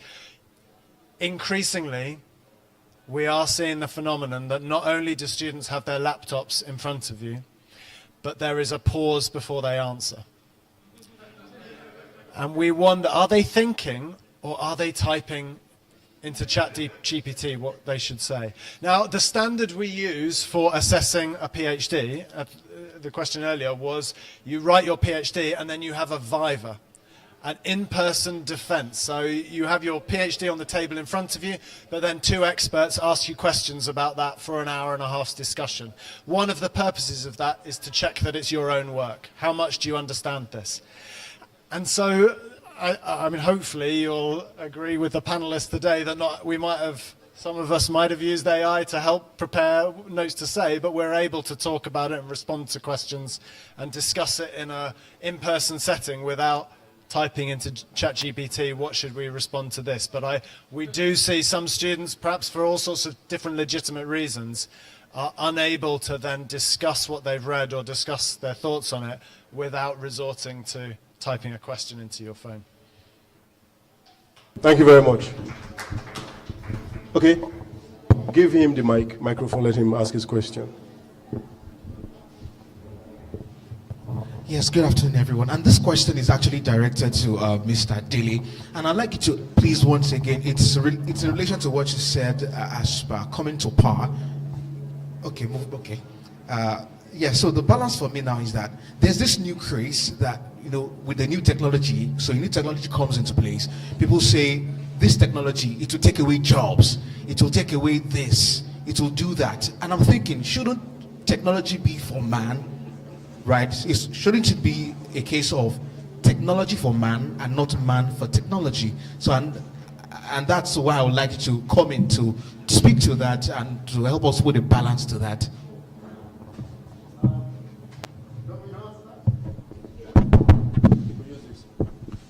AI taking jobs. Of course it's going to take jobs. There's absolutely no doubt. It's already taking jobs. It takes loads of jobs, okay?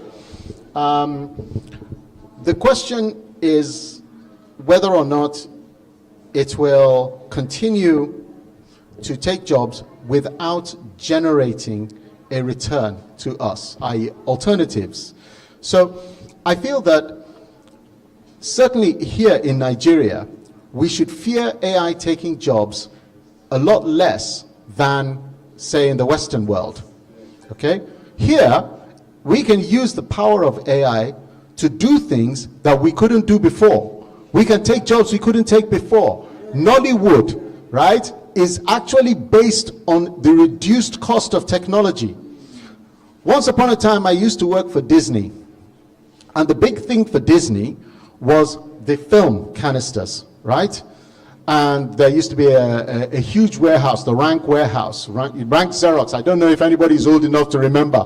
Before the movie started, somebody would hit the gong, boom, say, yes, this is Rank.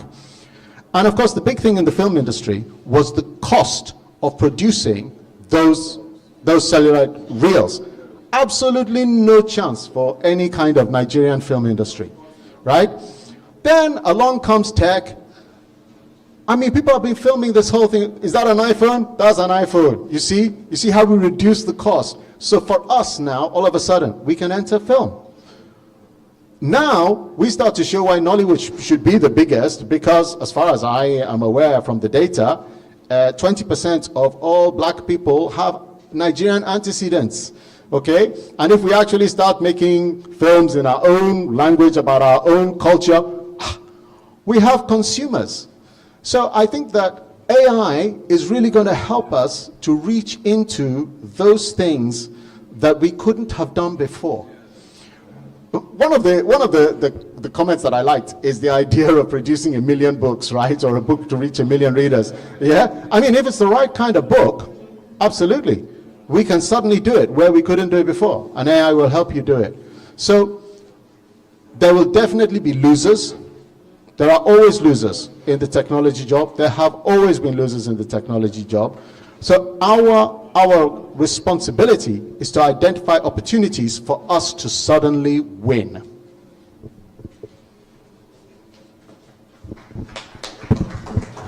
Thank you so much. I know some persons here still have questions, but I'll kindly, implore you to see him in camera after the whole conversation, right? Because you'll see him in person so he can expand the whole idea to you. I think he's quite disposed to doing that. We'll be proceeding to the next stage of this interesting conversation. So it's going to be interesting conversation focused solely on AI, the boundless opportunities, the influences of AI. That's what we're talking about today. And we've just rounded off with the first segment of the 2025 CORA NBRP Publishers Forum, ladies and gentlemen. And Mr. Richard Mamasa, do we proceed to the next? Okay, yeah. Before we proceed, I think, Amara, you were about to ask a question. Your question has been answered. It's been answered. Praise the Lord. Okay. Okay, yeah.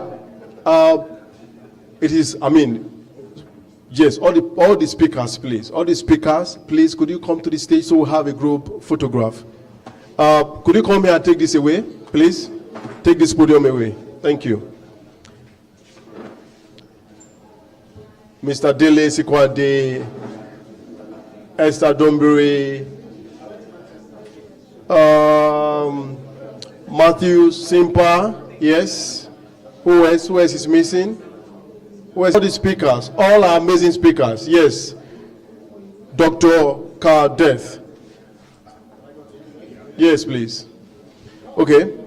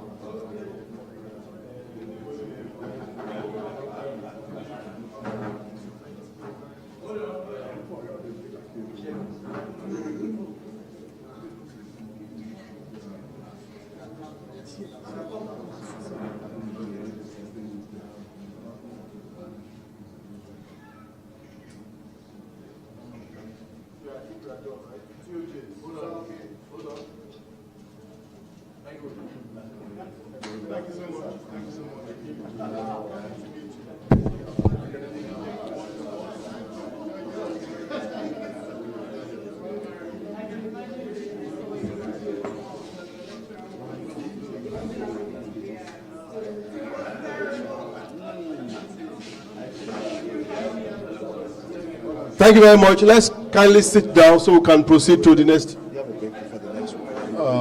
We'll have a break, definitely, but not after this one. After this one, we'll have a break. Okay? After this session, we're going to have a break.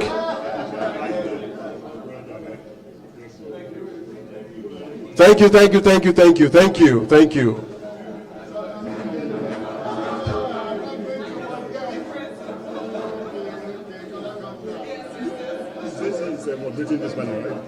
Yes. Yeah, 5 of them. I've seen everyone is here. Okay, please let's kindly sit down so we can proceed. All right, sir. See you later. Okay, let's kindly sit down, please. Let's sit down so we can continue.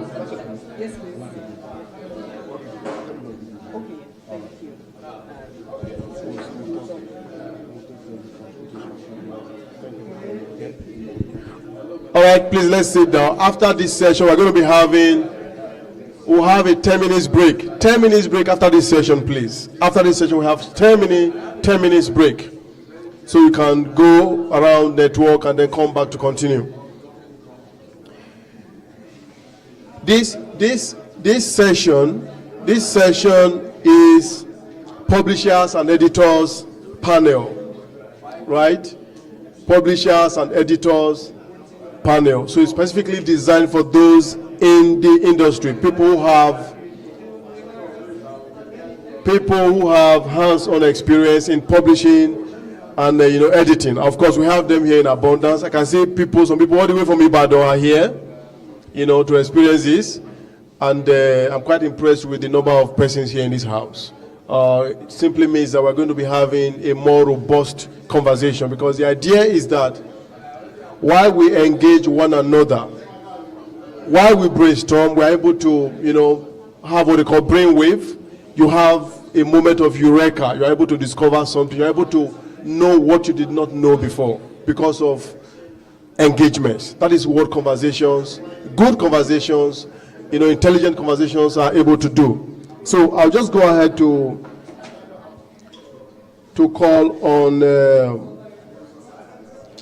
the members of the panel. I don't know if Chinelo, are you guys ready? The next panel, right? Are you ready? So you project, right? Ready to project. So let me just move closer. Let's sit down, please. The house is becoming too rowdy. Please, let's sit down. The house is becoming rowdy. Okay, we have, the first person here is Shola Ojeusi. Mr. Shola Ojeusi. Please, let's welcome him. Chinelo, please, I'm waiting for you.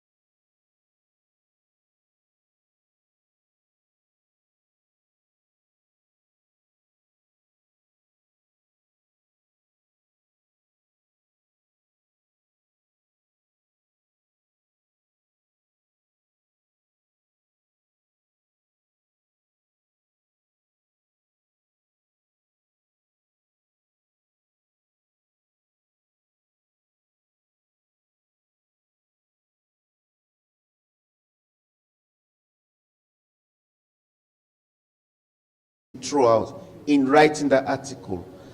But maybe he didn't have the presence of mind to read through and cross-check every line and be sure. Sometimes you can present something through ChatGPT, nobody will know you used ChatGPT if you're very thorough. But you just send the thing. And unfortunately, you know, when you're writing, you prompt the machine, you know, I mean, write me something. And you now allow that thing to come back to the editor. The same thing you wrote, just maybe, I wouldn't know what happened. Sometimes you feel you've edited. If you don't cross-check, it gives a lot of problems. And you now see yourself, maybe it's something that's commercial, something you're going to do to be able to earn money. And the people you're writing it to now sees that, you know, first, they will see you as a fraud, and somebody who's not thorough enough to be qualified to even be able to do that kind of thing. So you have to be very careful how you use the machine. Secondly, you can gain a lot. I hope I'm on the line. You can gain a lot by using AI to achieve your aim if you're very careful. I had an experience about 2 weeks ago. I was to publish a book. It was actually published. It became a national thing on Wednesday last week. That's about a week ago. But 5 days to the launch of that book, I had an issue. We were still trying to get the index from there was a professional indexer from the National Library that we employed. And we paid to do the index. But somewhere along the line, she just got ill and had to be hospitalized. Everything we were hoping for. Because that very day was the last day the printer gave us. And I was in a kind of very terrible dilemma. How will I publish a book of this nature without an index? We could not even speak to the person because it was difficult to even reach her to get whatever she'd done. So I was left with the option of publishing the book without index, or employing the possibilities that's been made available by AI. And lo and behold, I just decided to put, I converted the entire manuscript to PDF, and I sent it to AI to do a kind of little index for the entire book. I was shocked within hours. I got an index. I thought it was a joke. And I had to do a kind of cross-checking that particular thing and see. I checked the chapters, the pages, and I discovered that what I had to spend almost 500,000 for had just been done for me, and I don't know whether I spent money. Maybe I might have used. So sometimes it can be very useful. And I had to place this through a professor of literature to check the indexing. And he said, how did you get this done? So I'm just telling you that sometimes AI can be very useful if you know the right way to approach it. But you have to be very careful what you are putting out. If you don't cross-check, you can make a very terrible international error that can be a stigma for you throughout your life. Yes, you're right. But I was asking also that it's growing. So how do we ensure that it is ethical, that the right things continue to be done? Yeah, I think I mentioned that. You have to know that this AI, this is a machine that sometimes can be a kind of thief of idea. When you're talking of ethics, you have to be sure that what you're bringing out, given to you or helped by AI, is not something that's going to put you in trouble, legal troubles, ethics troubles, plagiarism trouble. So you have to be sure and cross-check and examine what you have been given to be sure you're not going to be in trouble with a creator somewhere who will eventually discover that you have used his material or his idea, projecting it as yours. Remember when Carl was giving his, he said somebody even sent him something that he knew was his own. So imagine the danger, the kind of embarrassment or whatever can come when you do that. So you have to be very careful. You don't put in something that can get you in trouble. And how do you do that? You have to double check what you have read, what the machine has given you. Note, we're using the word machine. It's a machine. It can make, if you use Gemini now, AI, it will tell you, it will mention it to you that be careful, AI can make mistakes. So you have to be able to note those problems and be able to overcome them in the process. All right, thank you, sir. Thank you. Can I say something on that? All right, please. Yeah, so I was going to mention that I think most AI tools actually reference where they actually get their sources from. So with the reference, I think it can be a help for authors and publishers, editors to actually do due diligence. Sam Altman was asked the major danger about AI, and it is over-dependence. So we have the tendency as humans to be heavily dependent on the tool because it actually does a very, very good job. Like I said to you, a job you should pay someone for 500,000 naira for, and the tool does it for you, and you actually got the tool for free. You're not paying anything for it. So the effect is that it can actually make people lose their originality, where you should actually be tasking on your own intellect, on your God design, and bringing out your best potential. You're actually depending on a tool. So if we can check that as humans, understand that this is just a tool that is supposed to enable us. It's like a platform given to you. Stand on the platform. Don't allow the platform to be you. I mean, don't give the platform your place. All right. Yeah. Okay, thank you. I think that, okay, no, I think that with the growth of our, is it dependence now, our exposure to AI in the last few years, a lot of questions have come up that need to be asked, right? And these are questions bordering around integrity, ethics, what is right and what is wrong. Boundaries have become blurred, right? Lines have, we as a group of people, as people in this industry where it seems to be used, heavily, we need to come together and then decide on how we want to treat it. We can't just totally embrace it and then let it dictate for us, right? Do we want to create so if people say they're going to write novels with AI, that's fine. Do we want to create a separate genre for it so that we know that, okay, if we want to judge, because it would be totally wrong and unfair to put in a book that was, say, AI generated for the same contest that Sergio, who wrote his novel in 7 years, right? Yes. So do we want to create a separate genre for those kind of books? But we need to be able to come up with parameters as an industry. Or that's how we can build checks. Because if we don't do that, we'll just continually be in one place. And who knows, maybe tomorrow the robots will dictate for us what is right and what is wrong. Mr. Chukwemeka, taking from what Ms. Amara said, so if we were to write a policy or best practice guideline, what should it include? For using AI, what should it include? Well, it has to include a touch of your originality, because if a work is written with AI and you don't include your original thoughts in it, it will come out badly. That's the truth. If a work is written and there is no touch, any good work, just like makeup, you see a makeup artist, if you do that work on someone that is ugly, it won't come out as beautifully as you make it on someone that is beautiful. You understand? So AI is actually a good tool for someone that is intelligent enough to use it. If someone who can add his own touch, originality, produces a work using AI, it's always different from the one that doesn't know anything. Just like copying an unintelligent student copying from someone else in the class. You copy verbatim. But you see, a very smart student copies, and then the way he tweets it, he will even make more mark than the guy he copied from.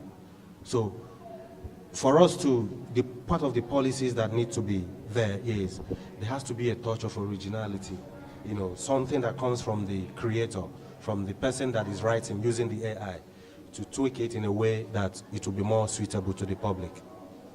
Yeah. Thank you very much. So we've heard it. AI is here to stay, whether we like it or not.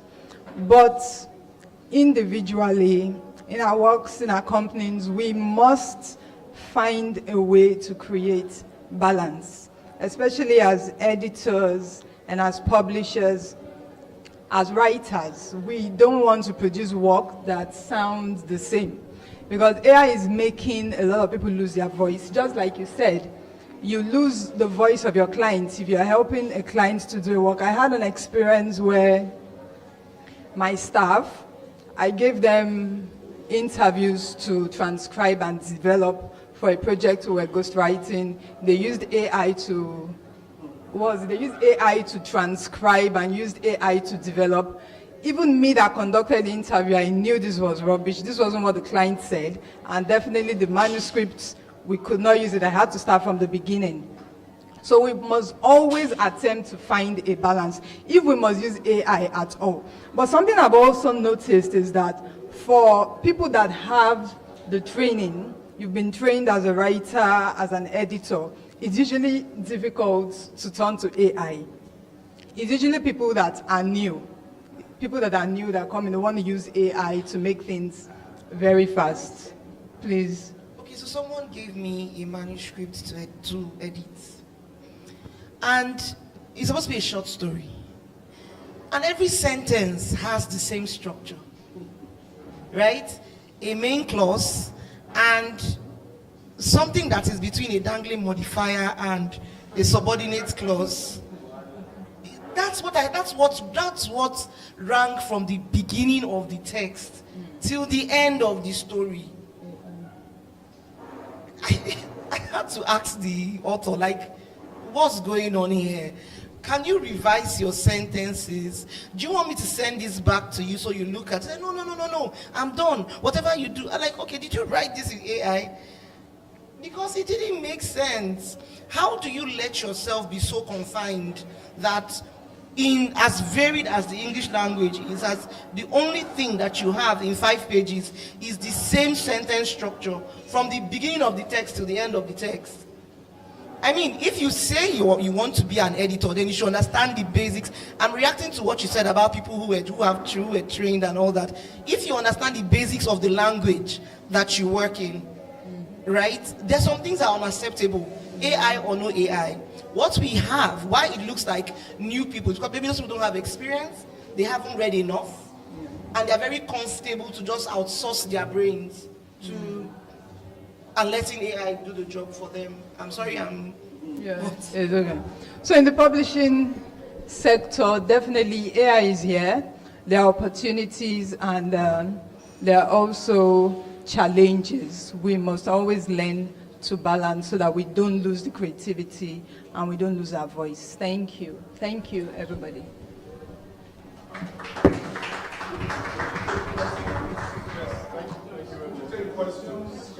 Questions, sorry.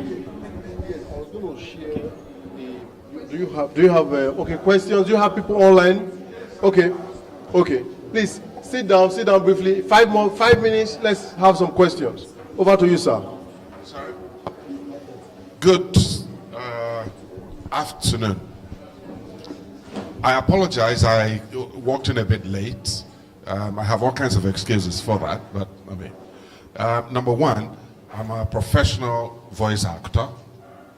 I'm also a playwright, and I also write across genre and for different media. I picked up a few things. At the point I walked in, he was speaking, and she also picked up on that. And she raised a critical question that's important to me, which is about the ability of AI to emote. I do not think, because we have that concern in my industry, that AI is going to take our jobs. But listening to you now, I think our fear should be calmed. Because AI, I have listened to different projects by AI. AI is still unable to emote the way man would. I also wanted to ask, that's my comment, I also wanted to ask, the AI, the different AI platforms, do they come usually with manipulable tools that can, for instance, help to increase decibels or tweak for some of those emotions of anger and so on. I listen to all these things all over the place, all over the internet. And I'm curious about this. I'd like one of the experts on the panel to address that. Thank you. Okay, can I answer? Yes. All right. Now, one thing we've developed on Bold Scholar, or something we're actually working on now, I told you earlier to download that app, Bold Scholar. Now, one of the things we're doing is to convert every work on Bold Scholar into audiobook. Now, we did the first one with Google Cloud, and it came out very straight, no emotions, and then it was just speaking with the foreign tone. And then we had to now get a different software now, which we are currently training to speak local languages. Now, AI can actually be trained to speak in different tones. It's the one we're training now can actually imitate local voice, and we call it tonal language. But it doesn't have emotion. It doesn't have this undulation of voice. You don't. You just speak flat. That's the thing. But there is one thing we must note. The main thing that people want to see, beyond just, because we don't just publish literary works. There are other works that cut across other disciplines, like scientific texts. So the AI voice can read out the work for you, and that could be what the reader wants to hear, the information. It is only when you're going into literary work, when you want to express some fear in the voice and all that, and excitement. The AI may not do that, but I can tell you for sure it's going there. Because for now, you can train it to speak in your own language. So a time would come when it will be trained to speak, to now express emotions. So the first step has been taken. So the next step now would be the emotion part. So that's where it is. Can I add to that? Okay. So, I mean, I think that if you do your research well, I think you will find out that there are AIs that have gotten to that point. So I once listened No. So I once listened to, yes, I recently, everybody heard of Charlie Kirk's passing on. They did a video with him speaking, and it was very hard to differentiate. Very hard. That's for video. Yes, a video, but with the audio. With the audio, it was video with the audio. So it was him talking about people not getting worried that he's in a good place. This is someone who had died. So people actually came on the platform and they critiqued it. But the reality is that, especially for audio, it's going to get there as quicker than you know it. Because everything within the boundaries of voice is definable, is very easily definable. If you speak to an AI for quite some time, it can pick all the tones, everything. And where you would put a little bit of emphasis, it can also put the emphasis there because it has already recognized your own voice. So it will get there. My own advice basically would be that I think for everyone, the originality that every single author has should still be maintained, because the reality is that society will be flooded with too much of information that people will start looking out for the original. And I think for governments, I think this is where the government policies will play a lot of work. If they put in certain policies that will actually subject the use of AI to the point that people's originality can still be identified, I think that's just the easiest way to overcome this. But in reality, it is coming in a force that everyone just has to align with it, or else you'd literally you lose your own voice as well. Okay, thank you. Okay, so what I want to say is, remember how excited people were when they first had those Siemens phones? And then the Samsung Blueface came out and everybody got excited because it was an upgrade. And now see where we are with phones, right?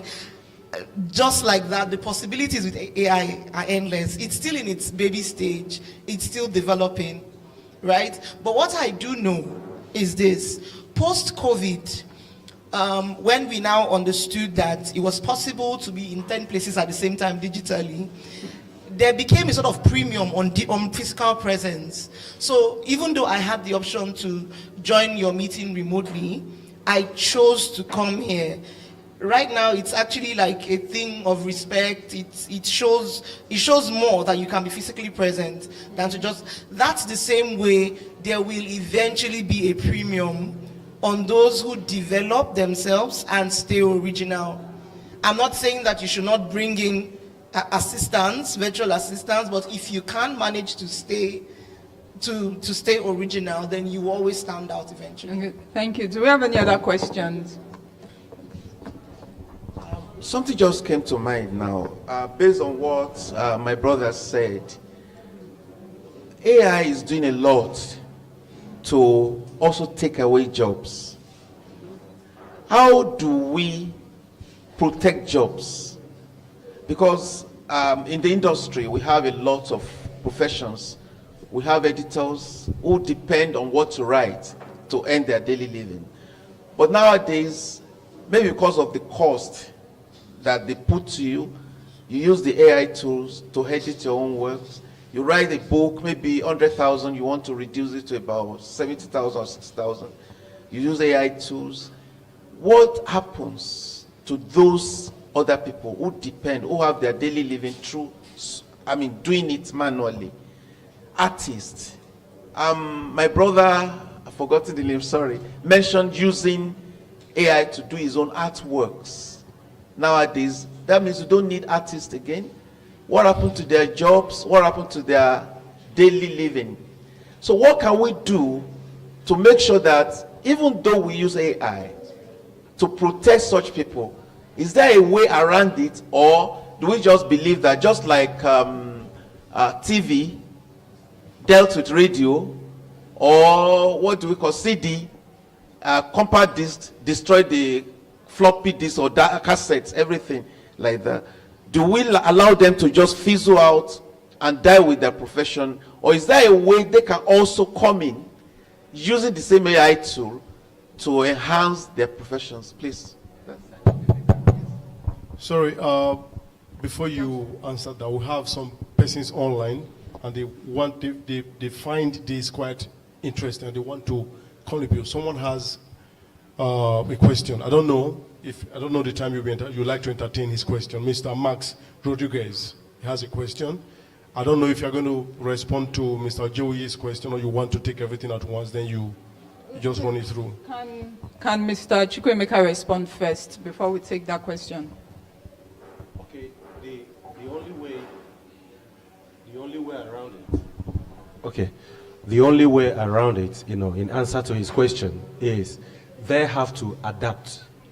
They have to, it's like asking, those who were riding horses in those days, what was going to happen to them when vehicles came out. You're telling them, okay, how do we now train them? Can they keep riding horses? No, they have to learn how to drive. So the people that are using the manual, way of doing things now have to adapt to the AI tools. We have, if I want to design a cover today, I don't go to Photoshop or CorelDRAW. I simply go to Canva. And with Canva, you can dish out millions or thousands or hundreds of covers for books. Within minutes, they're out. So now, what happens to someone that doesn't know how to use Canva and he sticks to CorelDRAW that will take such a long time to do? So the person has to adapt. So what my answer to your question is, those people that do not know how to use the AI tools today have to go and learn how they can utilize the AI tool. And I can tell you they will perform better they will do better. I said earlier that these tools are for intelligent people, not for dunces. So if, as an intelligent person, you decide to use AI, you will produce something more beautiful than the normal person that doesn't know how to use that particular thing. A writer will perform better using AI to write. Someone that doesn't know how to write, if he writes using AI, he will produce something similar to what Amara spoke about. The same thing, because the guy doesn't understand, the language structure, the syntax, and the rest. So when he got what he got, he just dished it out that way. But a good writer will look at what he has gotten from the AI and then touch it and make it look better. So AI has come to stay. The only thing I would say is, let's all learn to adapt. Thank you. One more thing, sorry, it's also going to create new jobs. Sorry, so there will be new jobs within that sorry to interrupt you, please. Mr. Rodriguez has been waiting for more than 1 hour, raising his hands. Mr. Rodriguez, can you hear us? Max Rodriguez, are you still there, sir? Okay, could you amplify his voice so we can hear him properly? Could you work on your we can't hear you. We can't hear you. Unmute yourself, sir. We can't still hear you. What's happening?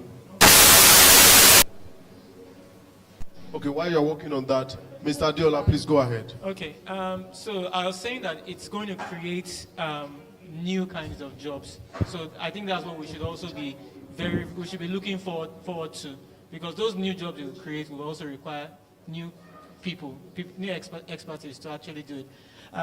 Just before Mr. Marx comes up, I'm working with Mr. Marx.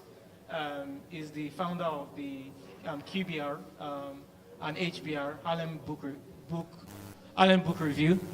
I don't know if he's audible now. Mr. Max, are you?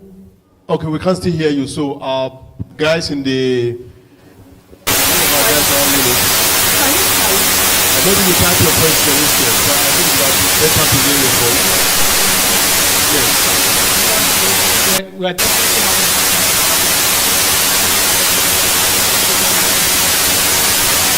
there's a lot of work going on currently with the...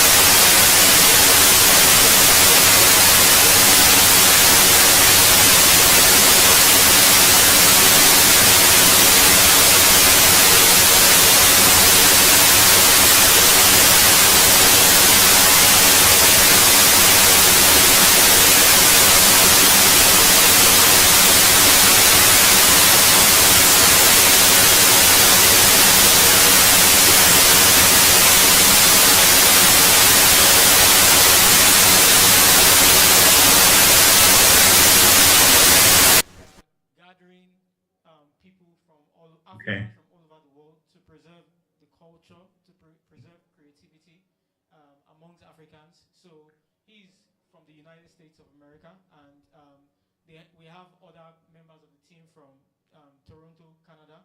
We have from the Caribbean as well. And basically there is a movement. She's also part of the Global I Am as well, African Writers Tribe. So there's basically a movement aimed at ensuring that authors can get visibility, not just in their countries, but also outside of Nigeria. So we would speak with the organizers of the Lagos Book Festival to see how this can be introduced to the authors within this community. Thank you. Thank you so much. Thank you so much. Please, let's appreciate them. Appreciate them. Yeah, you still want to say something? Yeah, please. Meanwhile, Bold Scholar is actually providing visibility for authors. So you write your work, just like Amazon. You write your work, go to Bold Scholar, drop it there, and then people can read your work from anywhere, and they can listen to the audio. Thank you. Thank you very much. Thank you very much. Before you go to your seats, please let's have a group photograph of all the panelists. Where is TOJ? Is TOJ here? Okay, okay. Yeah. Say AI. AI now. I should join them.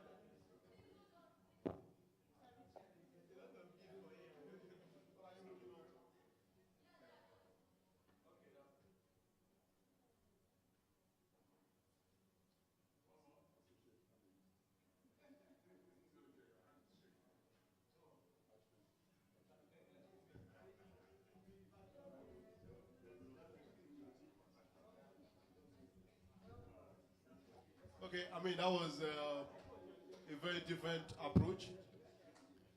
Yes, but the other guy is around. But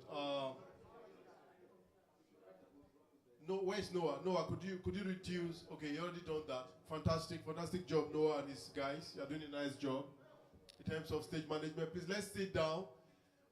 Definitely, we're going to be having a time specifically.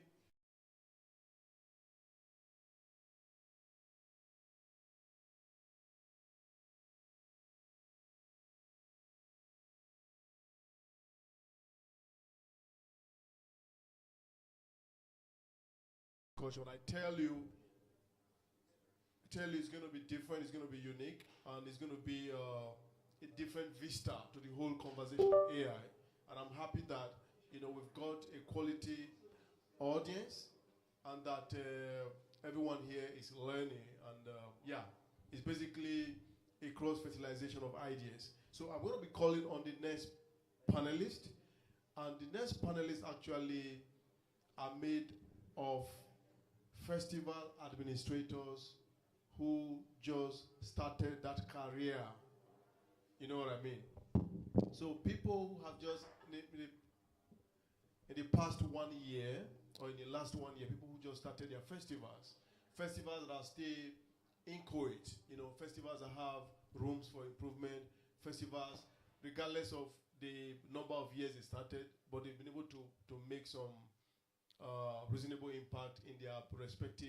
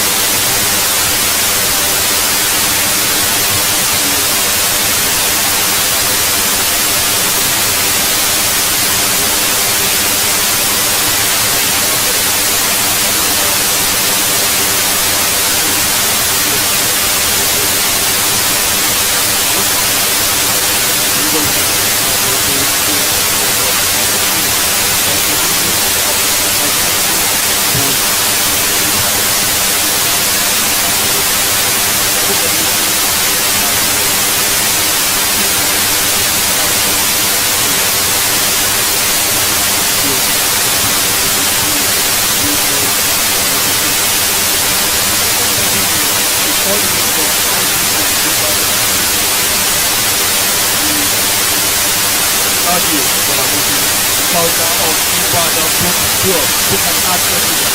Ibadan Book and Art Festival. I know we look for videos that we just never see here.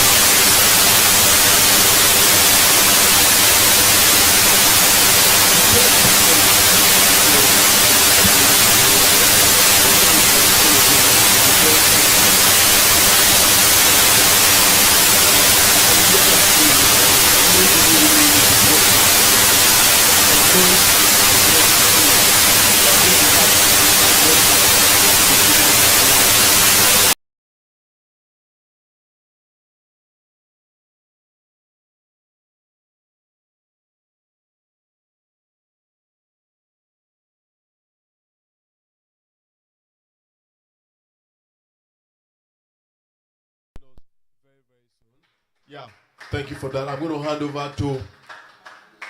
handing over to the two, I don't know if I should call them panelists. So, I mean, just have fun. Let's get to know what you'll be doing in a couple of years. Thank you.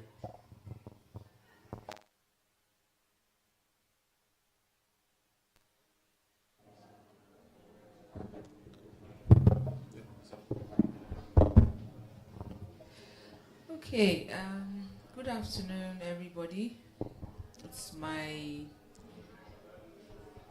pleasure to be here.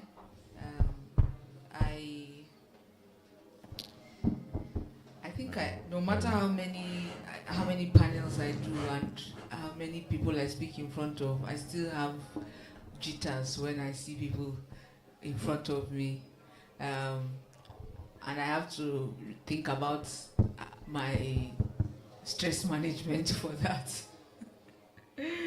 But we'll start. Good afternoon, everyone, and today we'll be speaking about festivals and the role that AI is playing in the production and consumption of literary festivals. Well, not just literary festivals, but different festivals. So, just as a backdrop of before we start our conversation, I'd like to just say that, festivals are really about people. It's about, interpreting our identity, our culture, in various arts forms, and just the engaging in being able to participate in festivals is a very has always been very exciting. From the first festival to the I don't know how many festivals I've been to, it's always been a different experience every time, and I feel like for everyone who is arts inclined, we go and we find a different thing there. We see certain things there and we find ourselves or different things there, right? So, but now we are faced with a challenge. And our challenge is that machines are now predicting for us our likes, our identity, our cultural nuances, and all of that. And some may think that, so I'm here to just explore that and, speak to my other panelists for us to have a discussion about the role that AI is currently playing in our festivals, in the production of our festivals, and in the consumption of our festivals. But before then, I'll just want to do 5 minutes, as a 5-minute guide. I'll ask my panelists to speak very briefly about their festivals, their festivals, and their vision for their festivals, and what the experience was like going through that festival. So organizing, attending, post-event, and currently where they are at with their festival. So over to you, Mr. Servio. Okay, good afternoon, everyone. Thank you for joining us for this panel. First, we had the inaugural edition of the Ibadan Book and Arts Festival last month. It's the premier book and arts festival in the city of Ibadan. And of course, everybody knows Ibadan and the role it has played in Nigeria's history, in the history of arts, in the history of humanities, in the history of education, amongst other prestigious fields in the country. And so, while there have been a number of attempts to have festivals, book and arts festivals, and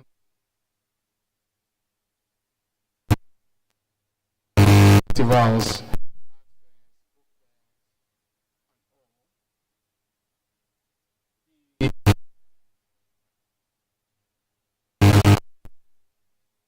that is of so much historical significance, not just to the country, but on the continent, like Ibadan, is somewhat different from what a festival experience in other cities across the country or even beyond the country would most likely be like. So, yes, we had the first edition this year, but this has officially been in the works for about 4 years. And we've been consulting, discussing with people here and there. And in the midst of all of these consultations, meetings, strategy sessions, it does look like this is a very daunting task that cannot be achieved without the support of a lot of institutions and also maybe international and institutional funding. So, there were those who believed and supported. There were those who believed and do not have the means to support. There are the doubters. There are the people who think, look at these boys. No, I don't know what they do. Okay, there are those who also saw it as just another passion project that would most likely go the way of all other passion projects. As it is, most of us, we joke amongst ourselves that we are in the passion industry, but slowly, I can say that in the past 5-10 years, I can see significant attempts by a lot of people in Nigeria's creative industry to make that turn from what we call a passion industry, a serious attempt to fashion it into meaningful business enterprises, structured the way that it should be run and the way it has been run in other climes where we have models of success to understudy, to learn from, and to see how we can adapt some of their methodologies to the uniqueness of our own situation and environment. So, we did all sorts of studies, all sorts of case scenarios, and eventually we also found out that yes, festivals, the way, if we talk about the most popular ones in Nigeria, you have the pioneers like LABAF, where we are all at, which has provided this platform for us and which has run for the past 27 years. But we also have festivals, or not just in the country, with diverse models, catering to diverse interests all across the world. And they are also of diverse sizes. So, what model did we then say we want to follow? We had to look for something that was adaptive to our environment, reflective of that environment, to say we are starting out, we do not have so deep pockets. So therefore, the emphasis was on curating a unique human experience for everybody that was going to be present at the festival, whether they would be attending in person or attending virtually. And that was where we put the focus for most of the things that we did. Also, we tried our best to make the experience as intimate as possible and to also make it participatory. So we had a relatively small team, small but dedicated, that did a lot of back-breaking work. And we are going to get to I hope that we get to the AI part as we continue the conversation. But the experience was rewarding, first for us as organizers, because we were able to reach on-site and offline close to 1,000 people. And for a first-time festival, that is a miracle. It is a miracle, but it is also a tribute to the kind of work and planning that went into its curation. And that wouldn't have been done if I was the only one that planned it, if I was the only one that invested time and resources in it. I had the good support of staffs and volunteers who we were able to, collectively bring this together. We also had people who supported us in 1 million ways: advice, counsel, free consulting sessions, and people who also chipped in, their monetary contributions here and there. So while this put a considerable dent in my personal pockets, for example, it still wouldn't have been a success by any means without the significant contribution and investment of everybody who was a part of the team. So I think this is more like a good place for me to be able to say this is how it started. So it started from looking at models, not just in the country, models outside the country as well, to see which one is adaptable, because usually what has worked for me significantly in my own journey, both as a creative and as somebody who works in the creative industry, is to start from the bottom and then work my way up through incremental progress, incremental growth. That is the model that has worked for me in most of the things that I have done. So the goal for this year was to be able to look at the theme, for example, was the past as prologue to the future, to work our way through history and to see how we have arrived at our present situation and circumstances, at our present station, and for us to also see from our present situation, how do we chart a way and the path to the future that we so much desire.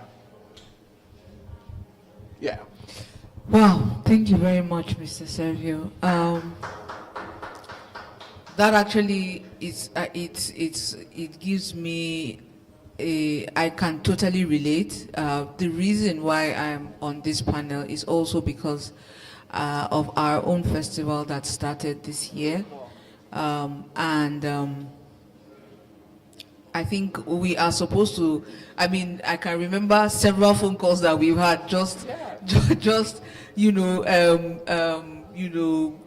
crying over one issue or the other, one festival kink or the other, and what have you.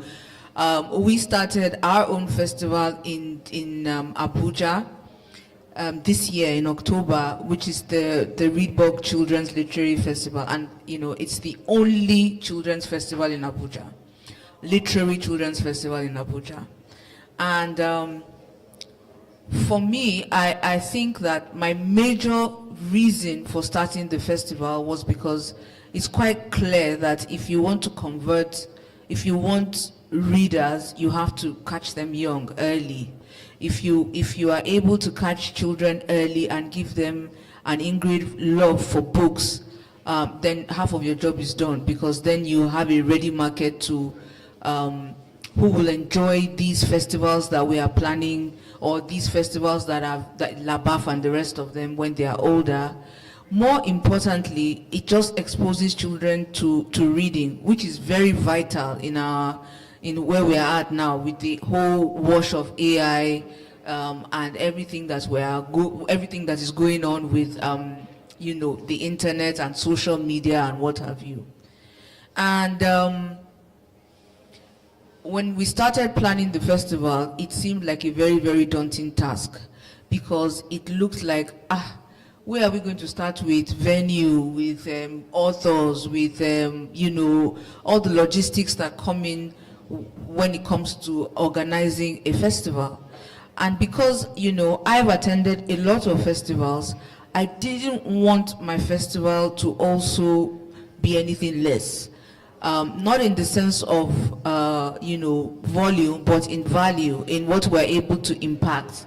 And, you know, like you said, we had a very small team. Our team was very small, but they worked day and night to ensure that the festival came through. And, you know, we also tried to curate carefully thought out programs that really, that would allow, because also we're dealing with children whose attention span, they're not like adults, you know, that will sit here for a program for 2 hours and everybody will sit down.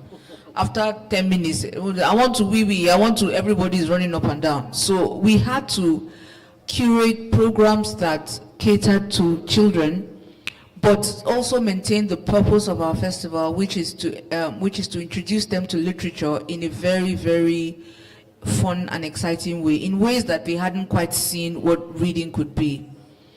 And we were very surprised that we had a hall that was, you know, because I was trying to be very modest with expectations. You know, festivals in northern Nigeria are not, you know, like here where, you know, there's a culture of festival going. So I was trying to be very modest with my expectations of attendance and what have you. And, you know, we realized that by the time we got there, we were oversubscribed. The hall was overbooked. Everywhere was filled to the brim with children. You know, at some point, we had to collapse the place so that, you know, there was air. And, you know, it gave me an insight that more parents and more guardians are getting aware of, you know, trying to create other forms of education outside of, you know, just watching TV and, you know, and what have you. And you know, that really encouraged us. For us, I think when I got into the thick of trying to plan the festival, I realized that the best way to go about this is to simplify the process. Because if you overcomplicate the process of putting together the festival, it becomes a white elephant project. It just has to grow beyond you, grow and grow and grow, and then you don't even know where to cut it off. You know, and then you realize that you're stuck with half-done things and you don't have the funding to complete them, or you don't have the resources to complete them, and, you know, you're just looking at your festival just whittling away in, you know, right before your eyes. So we were very lucky to have people like you to call that, you know, just to, you know, trauma dump and say, oh my God, I don't think I can go through with this. This is crazy. Who sent me? You know, and we were also lucky to be able to have the support of a number of mentors, publishers, friends in the creative industry, who were able to we were able to lean on for support. And, you know, as you said, the first session is done and dusted, and we're hoping that the next festival, the next year, comes with, you know, renewed lessons in what we've learned and what we need to put in to make it even better. That being said, we'll go straight into the questions. So the main topic here is, you know, the role that AI is playing in the production and the consumption of these festivals. Because, like I was saying earlier, festivals are about people. They're about our identity, about, you know, they are reflections of our society. They are reflections of our culture and, our art in various forms, in written word, in spoken art, in film, in music, whatever form that festivals come in, they are, just an expression of our identity. But now we have AI who are able to, curate programs for us, tell us what people like, help us with even the way people engage. We have an online audience now, which is another form of, we can't see them, but they can see us. So it even pretty much changes the way the audience engages, at festivals. So, how do we retain our human spirit in the production of these festivals is my first question. And my second question is that, do we see AI as, an enabler or a disruptor or simply a mirror that mirrors, because, it's also a machine. It's a machine that you feed in with information and then it feeds you back with information. AI is built on models, on learning models. So it's not just getting information from anywhere, from the air. It's getting information from what we've put out there and what we fed it, using the internet and, things like this that will be recorded and uploaded online that, will be put into all kinds of machine learning models that will, convert into what's it called? That would convert into AI. Okay, it seems like our Yes, Mr. Ademului is here. Ayodele Ademului, convener of Ife Book and Art Festival. So he's coming late, but I think he has a very, very cogent reason for coming late. You're welcome, sir. Sorry for the interruption, please continue. No problem, thank you very much. Welcome, Mr. Ademului. He'll just do a brief, I think before we answer our AI question, we had spoken about our festivals, and we'd like to give you just a couple of minutes to introduce your festival and tell us a little bit more about it and where you currently are. Thank you so much for the opportunity. My name is Ayodele Ademului. I'm the festival convener of the Ife Book and Art Festival. I must apologize for those of us who are still in the business of wig and gown. We have to first of all go and say my lord, before we now look at literature again. The Ife Book and Art Festival is a novel attempt to resuscitate the old Ife Book Fair. The old Ife Book Fair is arguably Africa's literary capital, domiciled in the then University of Ife, in Ile-Ife. It used to be a festival of repute. The university itself, that's the University of Ife, took off in 1962. By 1972, that the Ife Book Fair, began, it had become a university known for its literary production and its artistic creativity.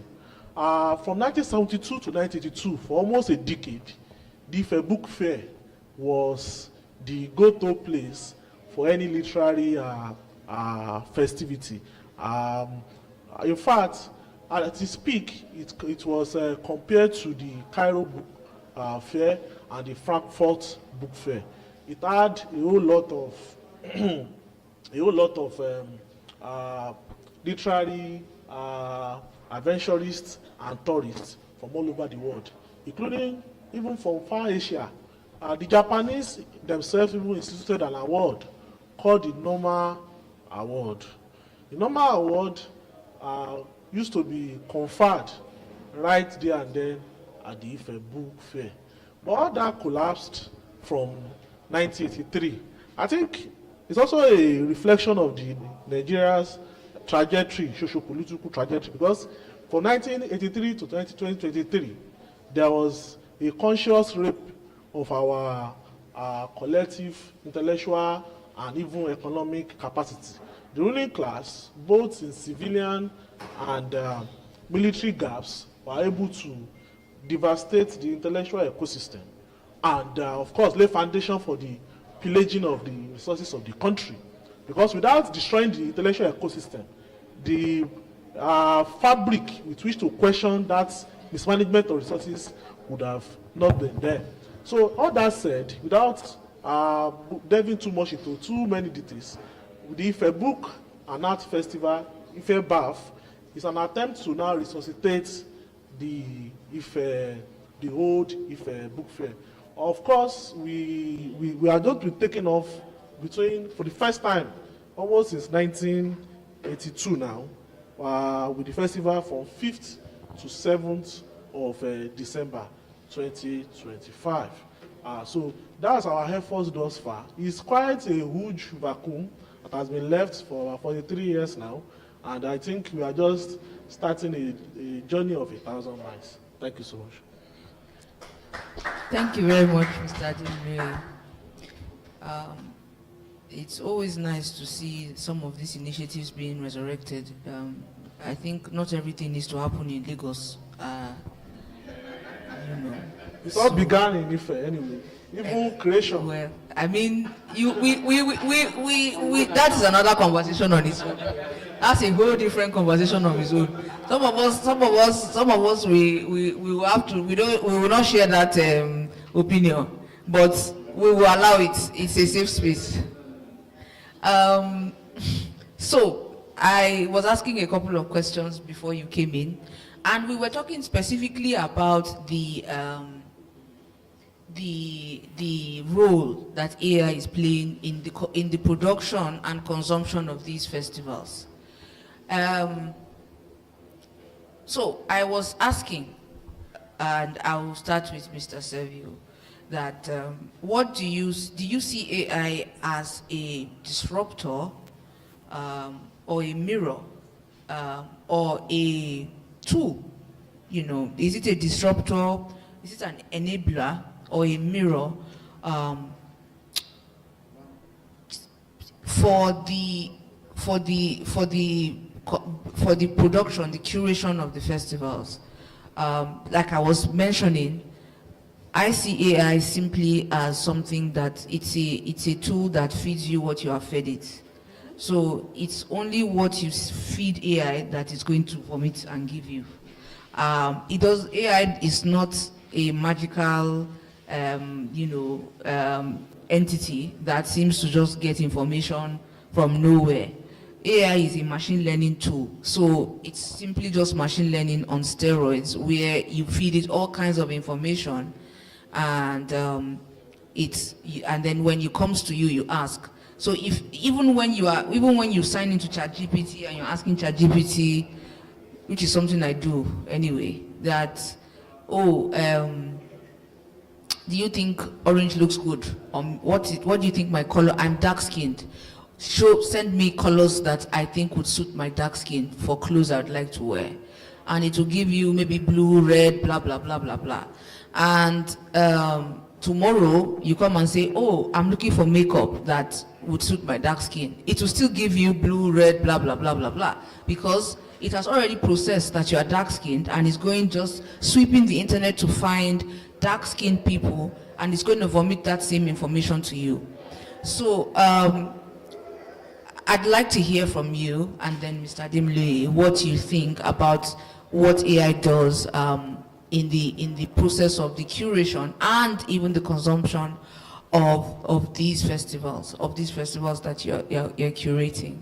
Okay, thank you for that question. So I think AI is a little bit of everything. It is a tool, it is a disruptor, it is a mirror.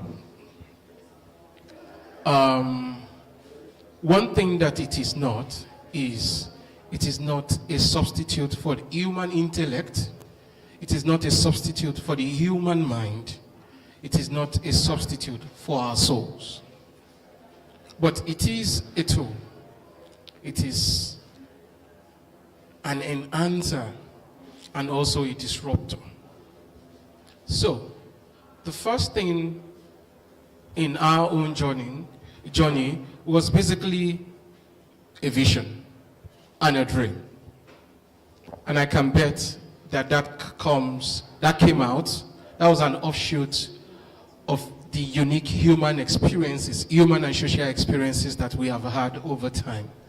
That was not something that was premised on AI research. That's one. Number two, there are fundamental skills and education that myself and other members of the team have had through the years in different areas and aspects of life that we brought to bear on the project. AI was not the foundation of that. Decades ago, when my mother introduced me to books, when my parents saw to it that I got the best education they could afford, they did not know what the future held or what the future would be. What they were doing is to build capacity into me to be able to meet whatever challenges, situations, circumstances that life would bring my way. What they were doing was helping me build capacity, helping me build strength. As it is, as with all new technology, there's always a lot of fanfare and the illusion of the new replacing the old in its entirety. But what history has shown to us is there is a long period of coexistence that usually takes place. And sometimes the new never actually replaces the old in its entirety. What would happen is, there were two of us on this stage before. Then Mr. Ademilui came to join us. They did not kick the two of us out of the stage. What happened was we created room for him to join us. So, Aisha is making her contributions. I am making my contributions. He has joined us. He will do what? Make his contributions. If there is need for another panelist to join us, we will do what again? Make adjustments. That panelist would also come with his or her own wealth of experience and make their contributions to the subject of discussion today. So, if you do not have any idea of what project management was before, and then you sit down with any AI tool on earth, it will give you ideas, it will give you proposals, it will give you 1 million ways to do it. What it will not do is give you the vision and give you the capacity to execute it. The database from which you will draw strengths to execute that AI-generated proposal is not going to come from the same AI. It is going to come from the unique experiences that you had built over time. If you don't have human relations, good human relations, AI is not going to give that to you. And as it is with designing and managing any project, the best proposals are best proposals, as long as you have to deal with human beings. So, I have the first meeting, we have the second meeting, you have the third meeting, and everything is going smoothly. Then something changes in the equation, and you don't get what you promised. A speaker is supposed to arrive by 9, for example, for a panel by 10, and the speaker doesn't show up. If you had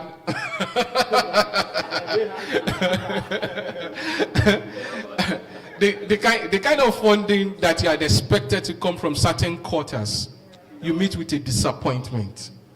Some people withdraw their support in the last minute. New support comes in. These are things, it's like a driver, for example. I'm on a journey, let's say if my goal is to move from here to Ibadan, I can journey by foot, right?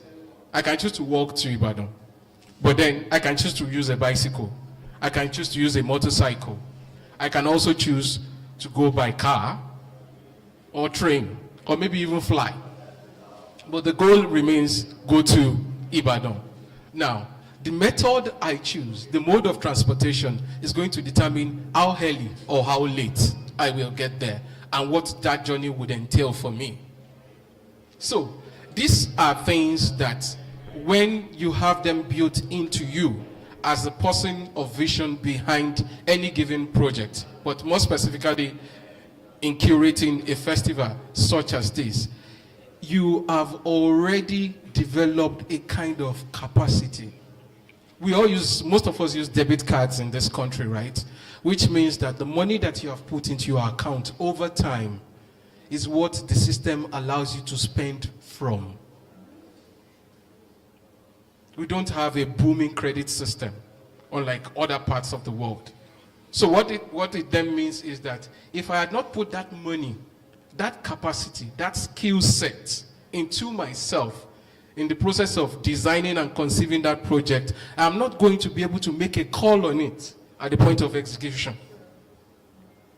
So what I can then do with the opportunities that AI affords is to look at the skill set, the capacity, the connections, the network, the social skills, the planning skills, the project management skills, the thinking skills that are developed over time, put them together.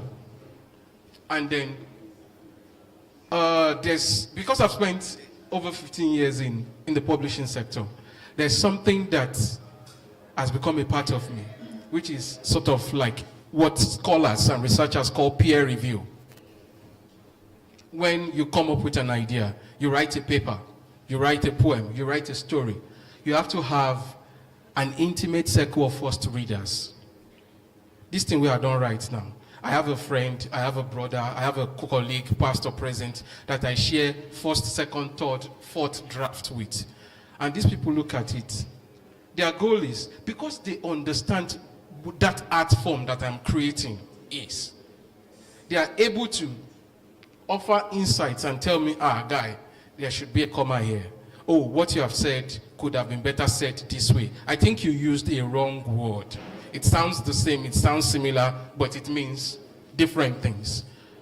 Now, they offer me all of those suggestions. And what do I do as a researcher or as a creative? I listen. But ultimately, it helps me expand or maybe research more or rethink what it is I am creating. But after all of that, the ultimate decision about the execution still lies on my shoulders as the creative or as the researcher behind that project. So it is the same thing that, in a way, a tool like the countless tools, artificial intelligence tools that are available now help us to do. I have an idea. I have a project. I'm looking at planning. It can be my consultant, for example. It can offer me different case scenarios and perspectives and insights, not just from my own limited pool of human interaction and experience. I can engineer prompts that give me different case scenarios that allow me to learn from different reports in different parts of the world. And so, this proposal that I then have, for example, I have created it. I can use that tool to adapt it to a specific scenario. Maybe that proposal is meant to be sent to a particular sector. Maybe I want to present it to an FMCG company who is likely going to be a partner or a sponsor. I can use it to help me adapt it. Now, after the adaptation has been, when I get the result of it, I have to then sit down with it again and compare it with what my original plan and design was, and ensure that it aligns to it. So, it helps me do that job better and faster But the job, the bulk of the work, and the decision making, and the direction and the vision is still squarely on my shoulders. And when every member of the team understands how to use tools like this, it helps us in designing better workflows, to better manage that project, and to also get better results. Thank you. That was very thorough, very, very thorough, Mr. Sevio. That is why I used to like you. Very scholarly. Thank you so much. I think the first place to start is that we have earlier mentioned the decline of the old Ife Book Fair. In its apogee between 1972 and 1982, there was we could say there is a favor, so to speak, for book reading, for literary fairs. There's even investments in education, investments in literary fairs by the Nigerian government. In fact, the Shagari regime in 1982 donated funding for the Ife Book Fair. And in fact, there was the National Book Development Council, which was responsible for the running of book fairs and all of that. Now, there's a decline.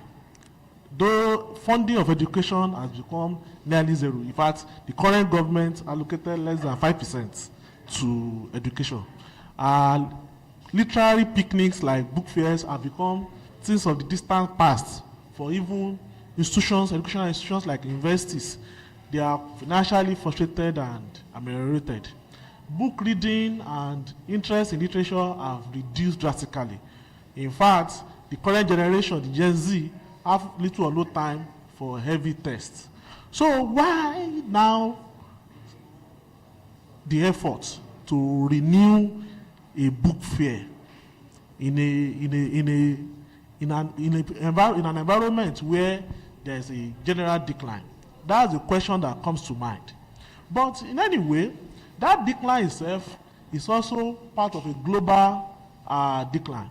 According to the Global Alliance of Literary Festivals, which is an alliance that really took off in year 2020. The year 2020 itself was a year of imagination because humanity re-envisioned its imagination. The COVID-19 pandemic was a commencement of another level of human reimagination.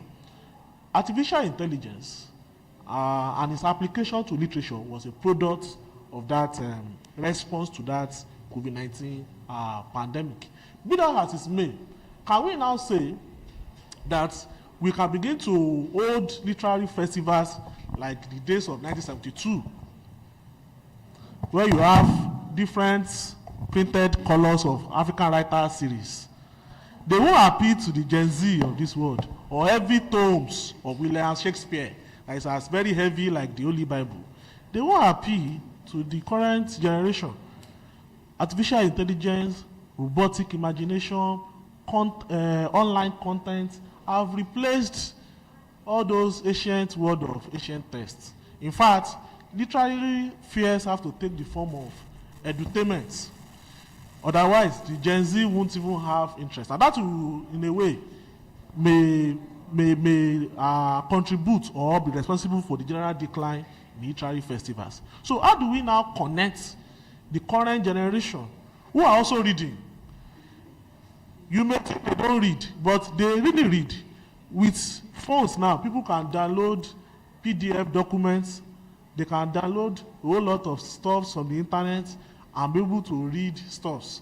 So, but the kind of stuff, literary stuff that will appeal to them are what they now call contents. What you will call maybe literary text in 1972 or 1982 will be called content. What kind of content is now available?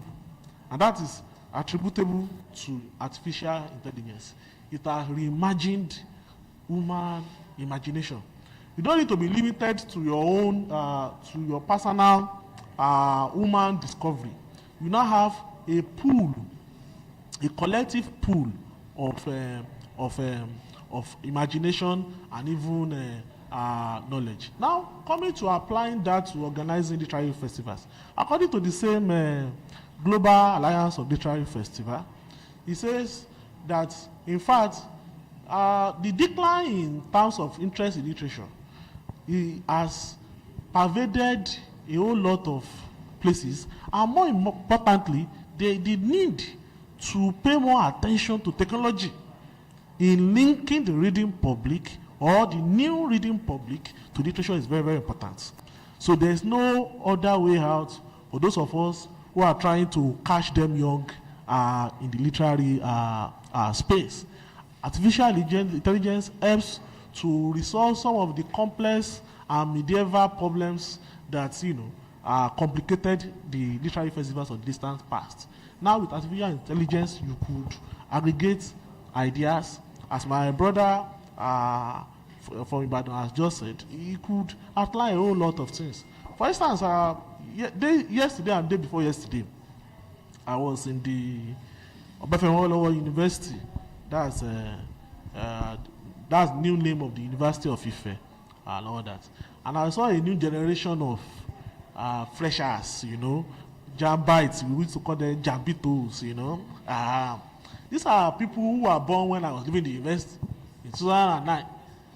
So they are 16-year-old now. I was not imagining, what kind of festival am I going to organize for this kind of people? Of course, it can't be with, long sonnet of John Donne. It has to be something linked to their contemporary imagination. So that's the way to go, linking the new generation to literature and our role as literary festival organizers. Thank you so much. Wow. So thank you very much, Sadimlu. That's a very, very important thing. Inclusivity is very important in the production of festivals. And I also see a lot of times that there is a gap between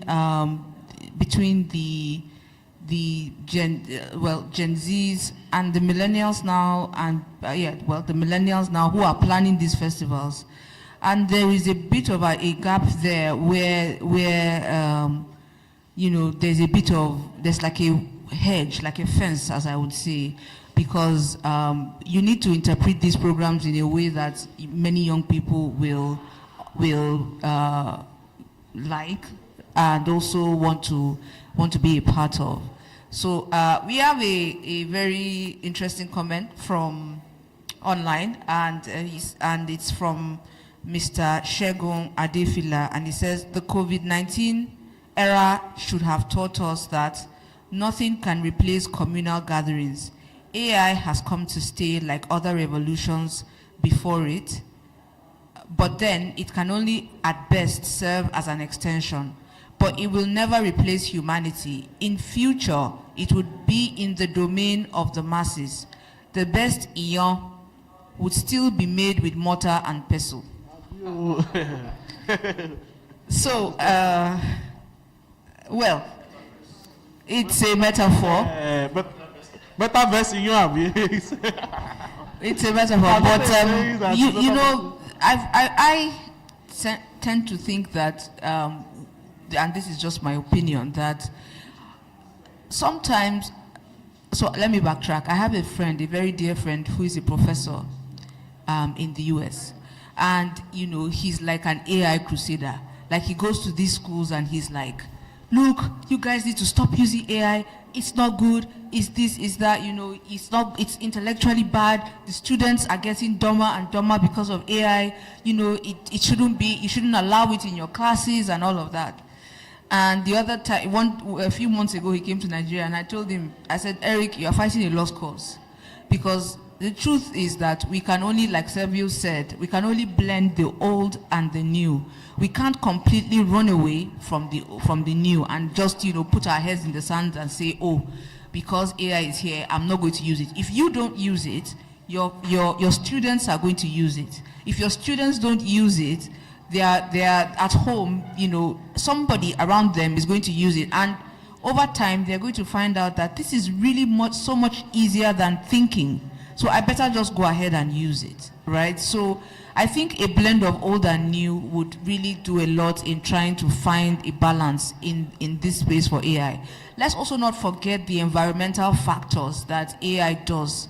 You know, AI is burning a hole in our environment. Like, it's really bad for our environment. The more we use it, the more our environment suffers for that. But that's another, we will talk about it at the Green Festival, but that's another conversation. So quickly, I'll move on to this very, very important question, which is the African festival reality. So Mr. Sevio, you were saying something about, you know, understudying festivals around the world and, you know, just looking at their models and trying to see what works here, you know. From all of us, I presume, who live here, it's a totally different reality from the first world countries, right? We are in a totally different reality. And our festivals, even though they are very vibrant, face significant challenges, as I'll use challenges. So given our infrastructure gaps, Nigeria, we don't have to name them, all of us, we know them. Given our infrastructure gaps, what practical role can AI play for African festivals right now?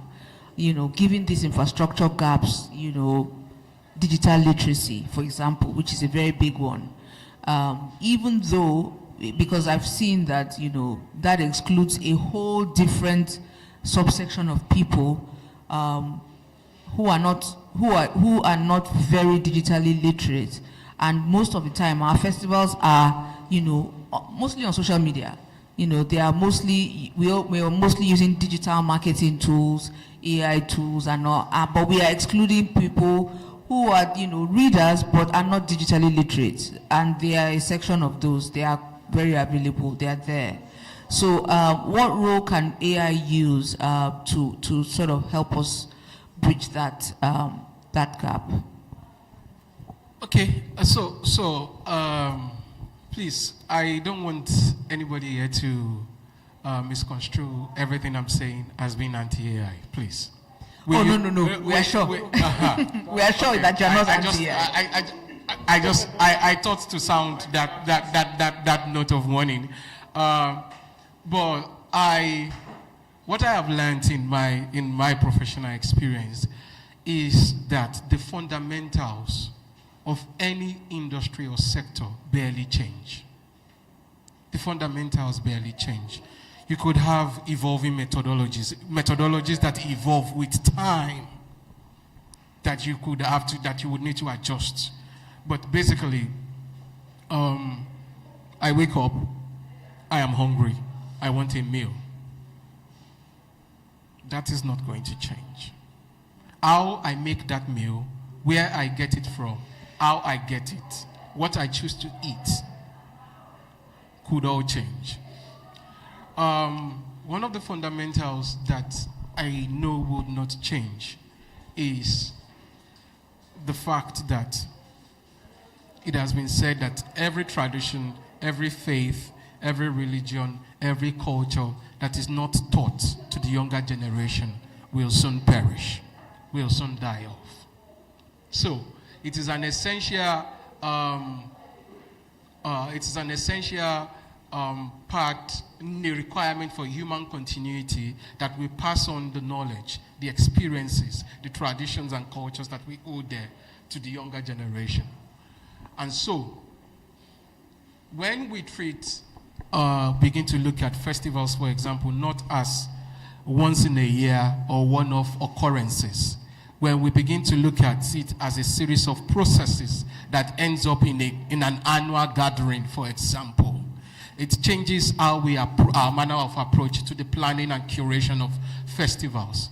So if you have not worked with writers, not worked with visual artists, painters, filmmakers, you have not worked with school children, you have not worked with scholars in the academia, you have not worked with writers themselves, and you just wake up and once a year you want to put an annual jamboree together for all of them.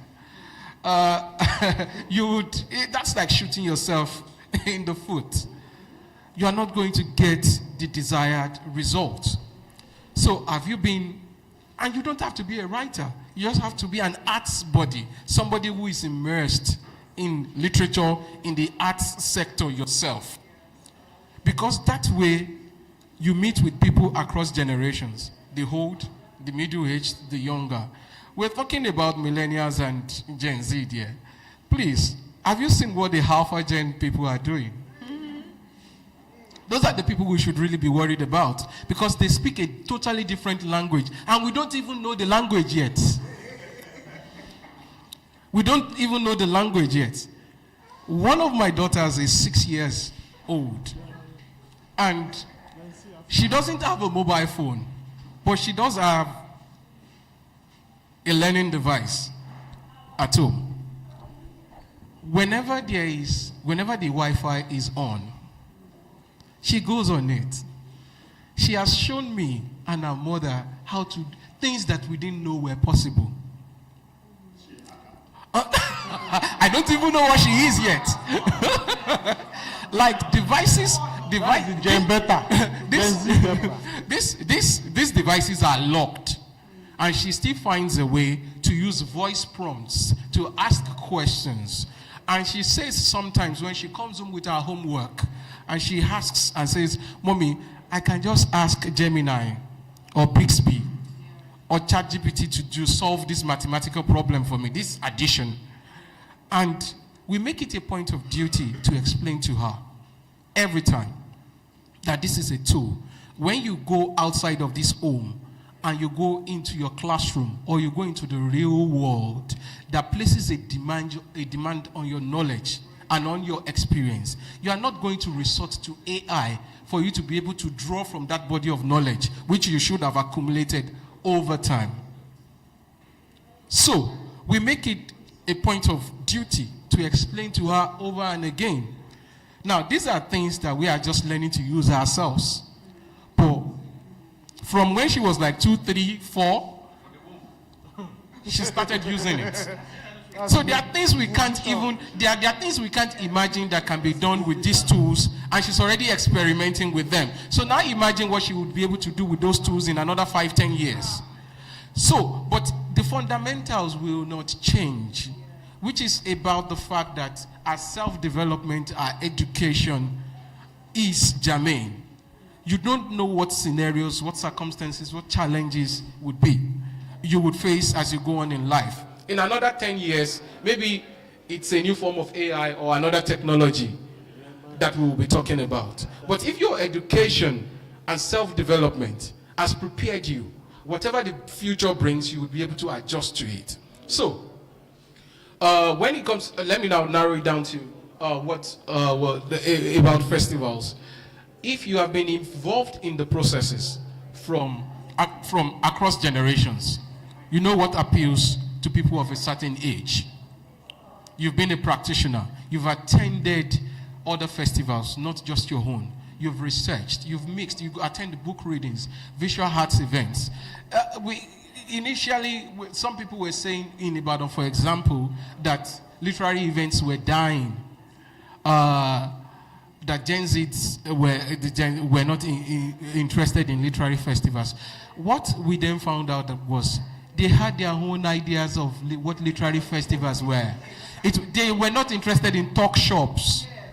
Long talks where a professor comes and takes 1 hour trying to even establish the foundation for the speech he is going to present. They were not interested in that. They introduced electronic games.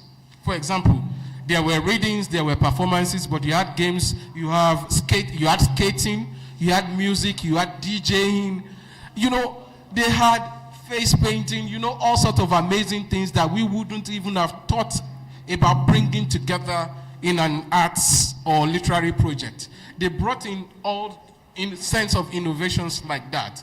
They even started they would go on YouTube channels, for example, Bothan Poetry and some of these other leading poetry channels, literary platforms across the world. They would stream some of their contents. They have sort of Netflix and chill moments. So it may not necessarily be Netflix, it could be YouTube. And they are discussing and exploring works of literature, works of art from different parts of the world. So these things always evolve. And one of the things that we need, one of the burdens that literature, that working in this creative sector places on us as festival curators and directors is the fact that we have to be in the know. We have to know what was done before, what is being done now, and what is likely to be done tomorrow, so that our programs, as we curate them, we can engineer them to cater to that large spectrum of the audience that will come. If not, after a while, what will begin to happen is we will just be talking to ourselves, and the attendance will start to decline. We would not be able to pass on the torch to the next generation. So with all of this, there are specialized tools, AI-based, technology-based, that enable us to be able to aggregate this research, to see at a glance what has been done in different parts of the world, in this aspect, in that aspect. When you look at all of that, it can give me a snapshot of what has been done.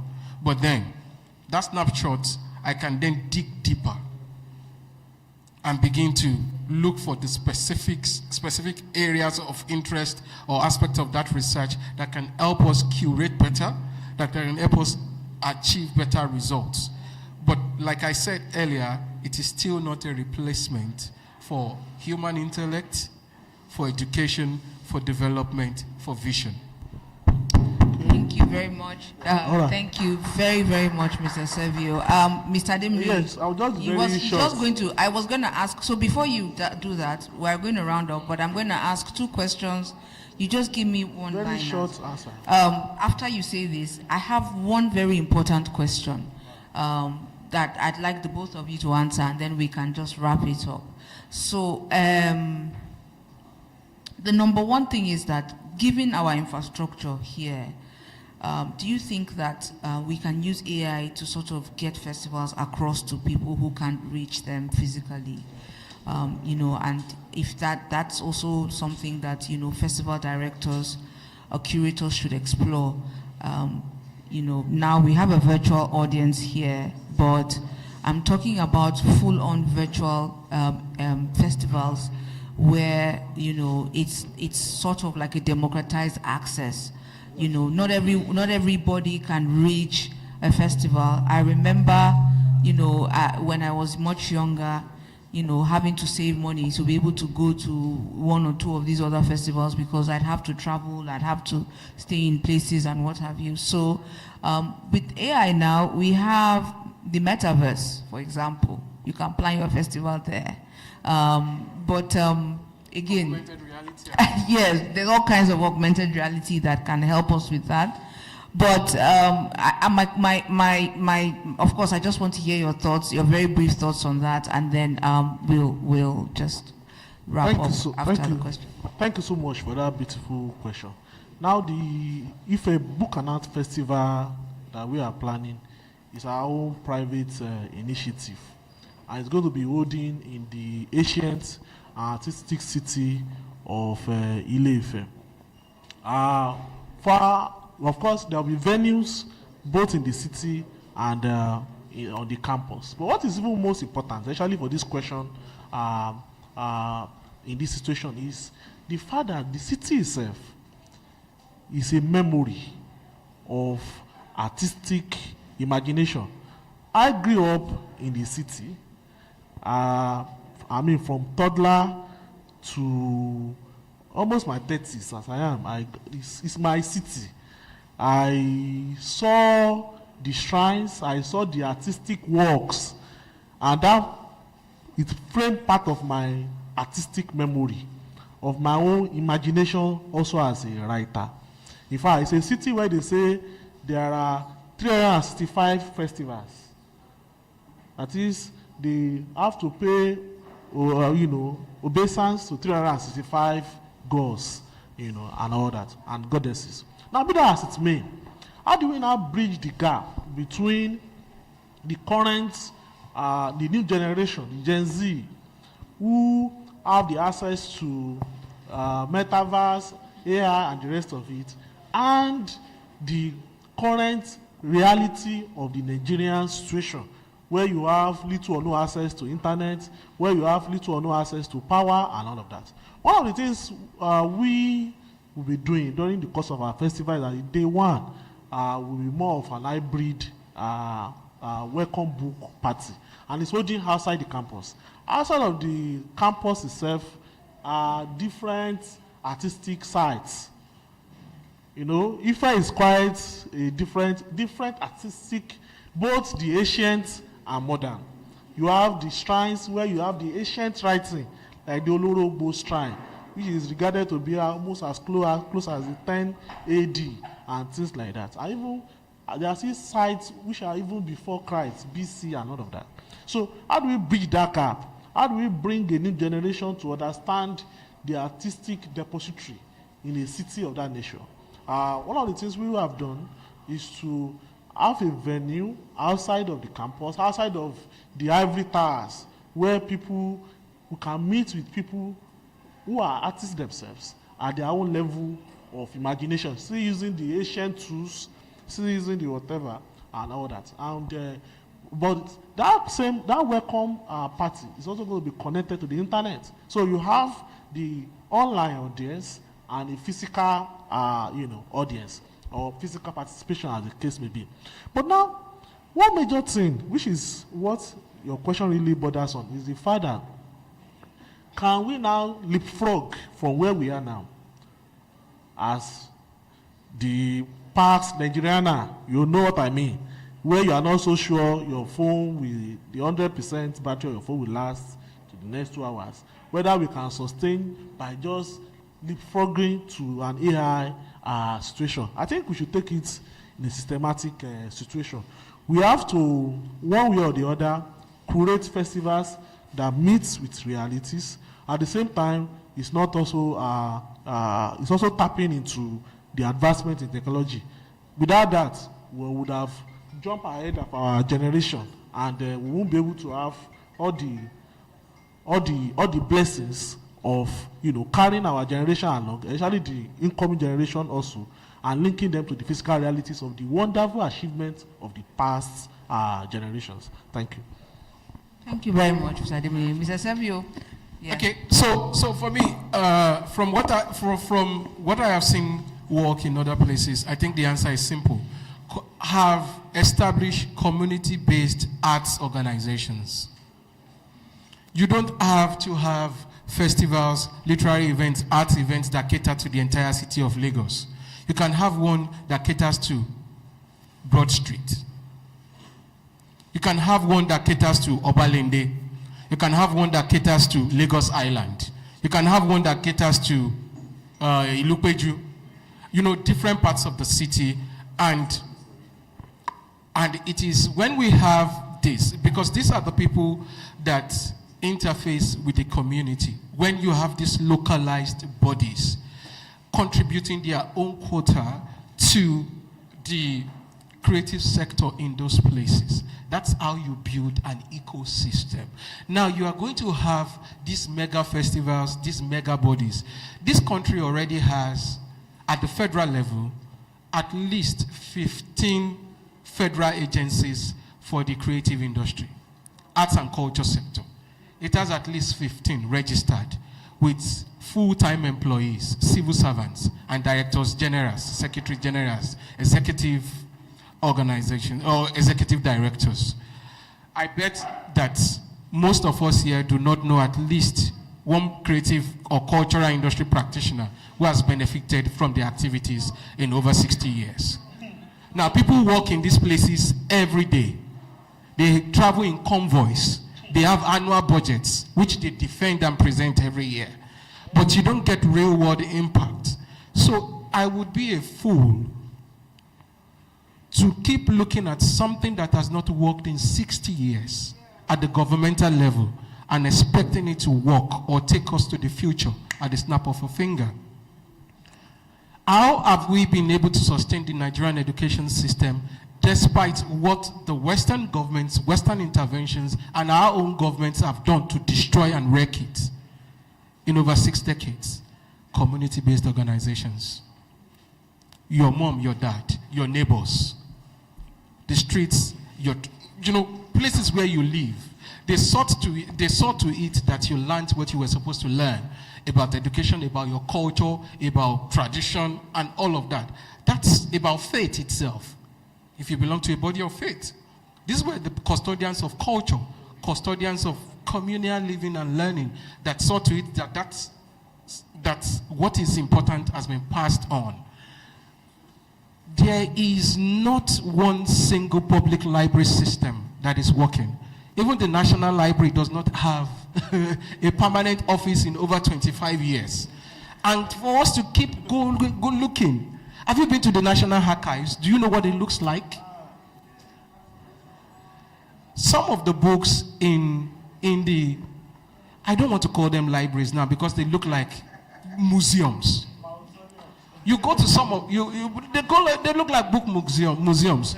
If you go there, some of the books there, more than half were donated by foreign bodies, and a lot of those books are even older than I am, or as old as I am.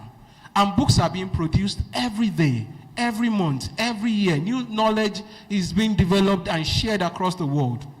So basically, I think one thing that also worked in the past, which I think would work at the level of communities, is what we call radio drama. Radio drama. Apart from radio dramas, them showing cars did it. They had pop-up theaters where they dramatized. Plays were presented and staged in the marketplaces, in communities. They carried vital messages that the community needed to be aware of. There could even be commentaries on contemporary events at the national or local level. That's how you make this a lived experience for people. Most of us understand what drama is. We understand what music is. So if we have a multiplicity of community-based arts organizations who go back to the fundamentals. Now, if a play is being staged or something, it can be recorded, it can be translated, it can be shared across social media. It can, you have AI tools that could help, in doing all of this. But the fundamentals will still be present, and that is still what you will build the use or the spread of other tools on. Thank you. Wow. Mr. Savio, I told you, very scholarly. We have a lot to learn from you. Thank you very much. I think we've far run out of time. This has been very, very interesting. We're going to close with a one-liner. Everybody, Mr. Timlui and Mr. Savio. Oh, are we doing Q&A? Are we doing Q&A? Where is Mr. Osaze? Two questions. Okay, does anyone have questions to ask? Yeah, we have one person.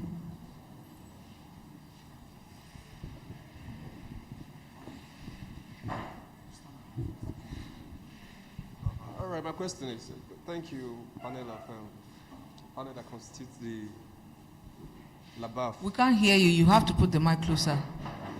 Thank you, panel. Here, my question is, how do we promote such inclusivity without watering down the effect of watering down literature generally? Because it's actually, hearing from what the panel has said so far, and from my own understanding too, it's actually, it seemed to me like it's difficult, like in that regard, because the more you try to bring people into the world of literature without their own personal conviction or drive, you tend to overcompensate for that, if you understand what I mean.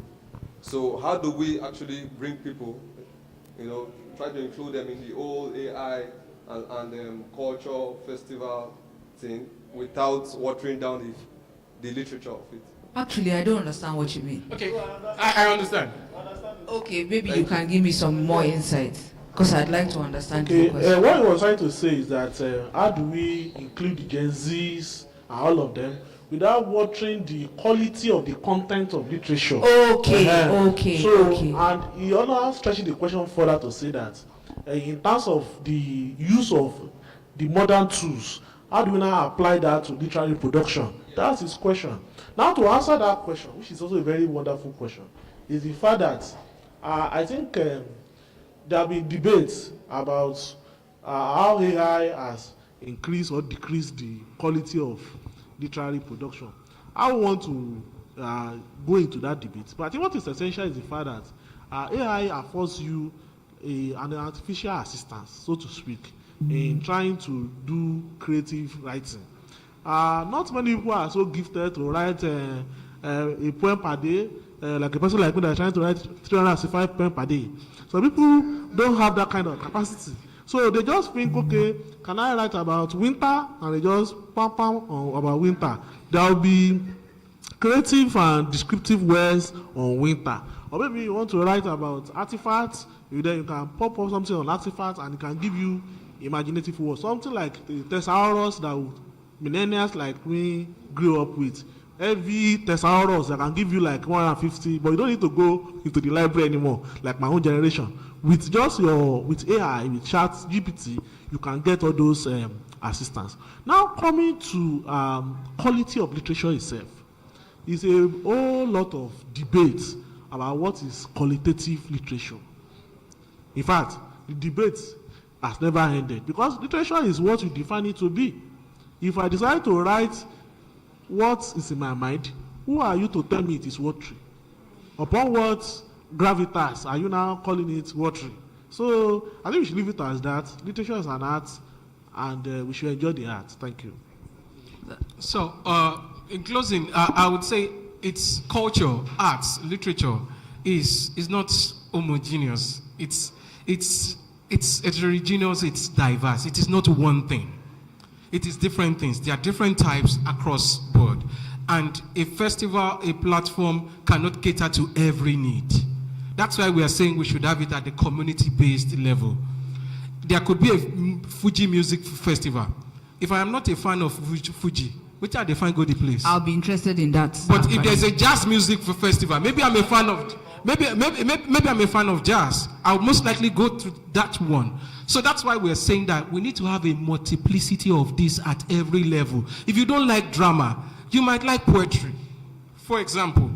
So there should be something to cater for whatever interest or like you have in the arts community. That's what we are saying. Not one platform that caters to everybody's needs, but a multiplicity of it across board. Inside, you go look, see the one where you like. You go that one, and leave the other ones where you don't like. That's it. Fantastic. That's a very, very good one. I think that going forward, at our own festivals, I think that would help me to curate better, at our own festival. Before the next question, Mr. Anote, you want to say something? Before the next question, I'm just going to read quickly from... question. A question? Yeah, I'm just going to read quickly from our online audience. AI is a tool. AI as a tool is what it is, a tool to aggregate information using available resources on the internet. The quality of results depend on the quality of information available. The more we use AI without original production of knowledge, the more the quality of AI degrades, etc. So the human factor is relevant, even in the organization of events and festivals. AI can be used to research and plan, but AI cannot do the festivals for us. In any case, AI depends on the internet, and we need to learn to use it the way we learned to positively use other previous innovations: electricity, typewriter, radio, telephone, etc. Thank you. Prof. Shola Adeyemi. Okay, so Mr. Anote, we have a quick question. We are out of time. This is Ojoro, because if not that we know you would have not answered this question. But you can go ahead, sir. An earlier speaker here, he was around. You guys already said he virtually wrote like 70% of his works, and in fact now probably 80% of creative work, stories, novels with AI. Of course, the question of ethics and all that. And in fact, this year, earlier, a Japanese won the biggest Japanese prize with the book she wrote with AI. Yes, and there was a whole lot of brouhaha about Was there a it. disclosure that it was written with AI? Yes, yes, it was clear, yeah. You know, so the question of ethics, you know, which ties to what you said about, I mean, inclusivity. Inclusivity. Is it literature? You know, perhaps you could say something about that. Thank you so much for that wonderful intervention. I think it falls back to that liberalism about what literature is. What may be literature for me may not be literature for you. Absolutely. So literature itself is fluid. So if a writer says, I wrote a particular creative work of literature with AI, then what it just means to a person like me is that he adopted possibly his vocabulary or style through AI. It does not mean that the entire texture and imagination is from AI. So AI itself is a tool for humanity. It cannot replace humanity. Of course, robots can be wonderful, but there are things robots cannot do as human beings. Is that what? Yes, I know about that. There are those ones that Elon Musk wants to, take to the moon and all that. But the reality is that they are meant to play a specific role in the process of literary production. The power of human imagination cannot be deducted from that particular work. So be that as it may, I think the debate is still open-ended. It's still on, and that is how the field of humanities is. There is no cast in stone perspective about anything. Now coming to one last thing, which is the question of can we now say literary products made by AI are low in quality or high in quality? Because quality itself, as I've said the other time, is another debatable issue. There are even literary works that are not produced with AI that are counted as very watery. There are poetry that were written by some profound poets that a whole lot of literary critics and scholars found in their own scholarly criticism to be below quality. So quality itself, till tomorrow, some people will consider the works of Olusoyinka as not being, I don't know, University of Ibadan. It's in the journals. He has a lot of critics that still consider his works as not being premium. So it's a whole lot of, is that what? Obscurantism. So it's a whole lot of debate. So let's just enjoy the moment. Literature is an art. Thank you so much. Very interesting. I think, Mr. Ademile has said it that there is no right or wrong answer here, even though I feel like there is, because if we say that you can use AI to write a novel and it's okay, where does our originality start, and where does the machine learning stop? Like it now becomes very blurry ground. Does that mean that from literature we can move into things like research, for example, and then because then we can just decide to put some information in AI and say, okay, develop this journal for me, develop this whatever for me. So it's very shaky ground, and there's a lot to do with AI ethics and laws that we're still trying to learn as a community in the arts and even in the world, in other sectors, in other parts of the world. So we're going to have to close our very engaging session. Oga, wait now. Please. Hold on. Okay. Hold on. My body we are is closing. shaking. I'm vibrating. We'll close. Wait. So we're going to have to close this session. We just want a one-liner manifesto of the human nature of festivals. of the human face. Like what's your one-liner for the human face of your festival? What's the one-liner you want us to take away from this panel? I'll start with Mr. Adimilui. One-liner, because Mr. Osaze is standing already. We have humanity to save, really. If we don't hand over literature to the next generation, I don't know. They are in deep shit. That's what I would say. Thank you. Very true. That's apt. Excuse your French. All right, Mr. Savio. Okay, so my closing remark is basically, you don't create what you don't consume. If you work in the culture sector, you have to immerse yourself in the culture for which you're creating. You have to understand it, consume it, and then create for the world. Thank you. Thank you very much. Wow. Oh God, this your wow, don't do too much. Hold on. So thank you very much, everyone. As my closing remark, I would say that the more the world becomes something that we don't quite recognize, the more we need to learn and be able to. For us to be able to live in it, we have to learn everything we need to know about it. That's the only way to survive. Adapt, evolve, or die. So, thank you very much, everybody. This was very interesting. You can do your wow now. It's okay. Wow. You can do your wow now. Okay. Thank you very much. I know that there was no way, if we had left them to continue, they could talk from now till eternity. I trust my Ibadan and Lagos people. For your information, Mr. Gbodomisi and Mr. Ade Louis, yes, Professor Tassier of NBRP would like to, have your contact so that you can keep the brotherhood in Ibadan alive and, bubbling. Yes. Okay, I'm to join.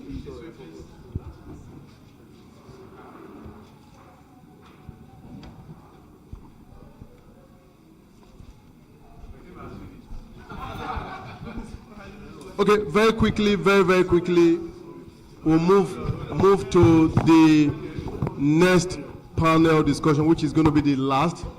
It's the grand finale, and I know it's going to be very interesting. And we basically have, this information goes to the moderator of this panel. We have maximum 30 minutes. Maximum 30 minutes. 30 minutes max, yes.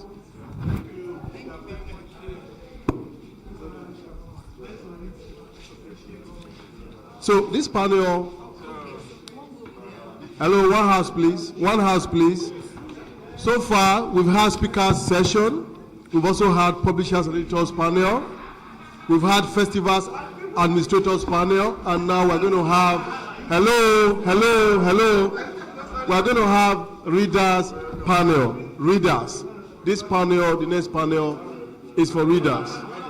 Yes. Final, please, let's sit down, please. Let's sit down. One house, please. One house, let's sit down. Okay, the first person here, we have, yes, President of PEN Nigeria. President of PEN Nigeria, ladies and gentlemen, Miss Toyin Adenubi. Please, let's welcome her. Yes. Thank you very much, ma'am. Are you there? Are you working with me? Hello, Chinelo, are you working with me? Okay, please put that up. Very quickly, we don't have time.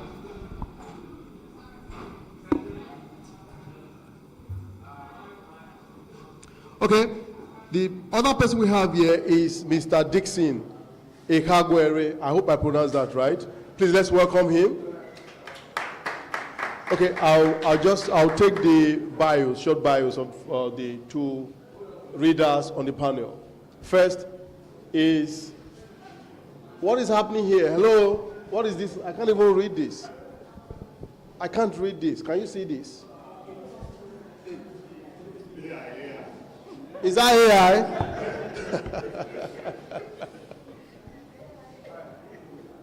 Okay.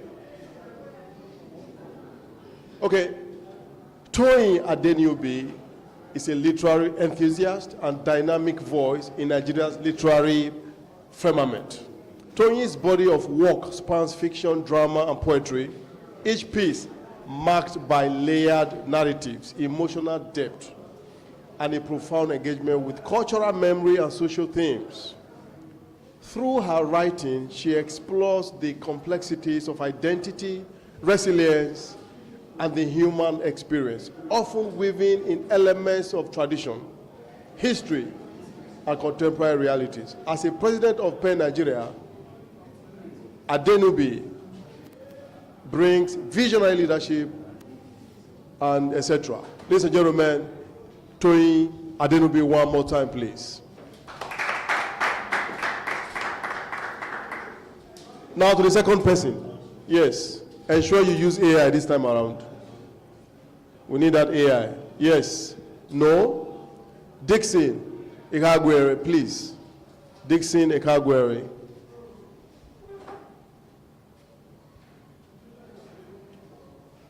Is he there? Okay.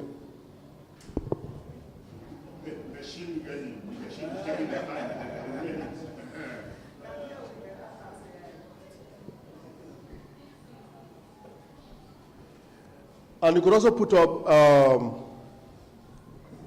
if you can't see that, if you can see that of Professor, let me know, so I take Prof instead of waiting while we try to sort that.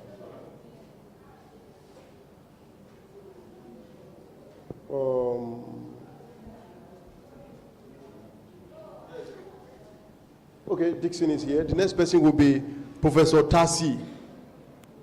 The next person will be Professor Tasi. Please look for his profile. So after reading this, I'll read that. Okay, Dixon Ikagwere, I hope I pronounced that right. Writer, editor, and entrepreneur. Ikagwere, with nearly 2 decades of experience spanning writing, authorship, book development, and marketing, has distinguished himself as a leading voice in the advancement of African storytelling and publishing. He is the co-founder of the Authors Republic, a fast-rising platform built to empower writers, publishers, and other creative professionals across Africa. He also serves as a director at Trispect Solutions, in writing and publishing, dedicated to everything creative writing. Please, let's welcome him. Next person, please. Fantastic. Professor Tasie Oyinkon Chukwuka, all the way from Ibadan City. Lawyer, holds a PhD in law and sustainable development from the prestigious University of Aberdeen, Scotland, United Kingdom. He has several articles and publications to his credit in international journals. He's licensed to practice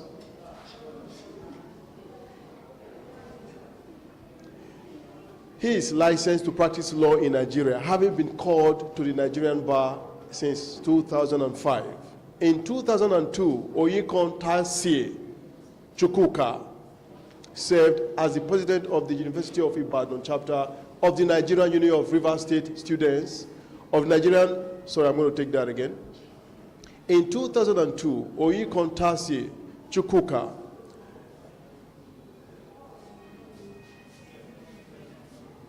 I'm looking for where I stopped. Served as the president of the University of Ibadan chapter of the National University of River State Students. In 2010, Oyinkon Tasie co-founded the Nigerian Research Group of the University of Aberdeen and served as a founding fellow of the Center for Sustainable Development of the University of Aberdeen. Oyinkon Tasie was elected to the Executive Council of the Network of Book Clubs and Reading Culture Promoters, where he currently serves as the substantive president. Ladies and gentlemen, let's welcome Professor Chukwuka.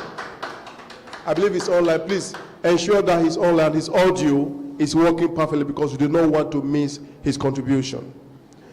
I think that's about all. We have 3 people, but I'm going to call the moderator. Definitely, the moderator is here, and I know she's raring to go. She's been here waiting.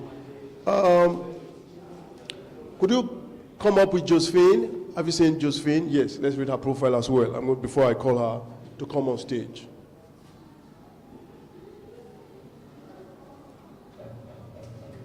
Don't forget to use AI, bro.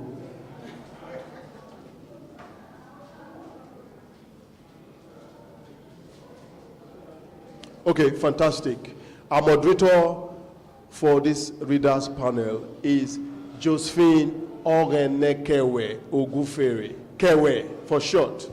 Author, publisher, educator, and global advocate for literacy, leadership, and transformation. Josephine has written over 100 books. Wow, without AI, with 31 currently published on Amazon, spanning children's literature, women's empowerment, leadership, faith, and education. Her most celebrated titles include Queen Arise, Super Teacher, Transformation 1 and 2. Okay, Super Teacher, Transformation 1 and 2. Prince Arise for boys, and others. She's the founder, CEO of Kewe Book, Haven Enterprises,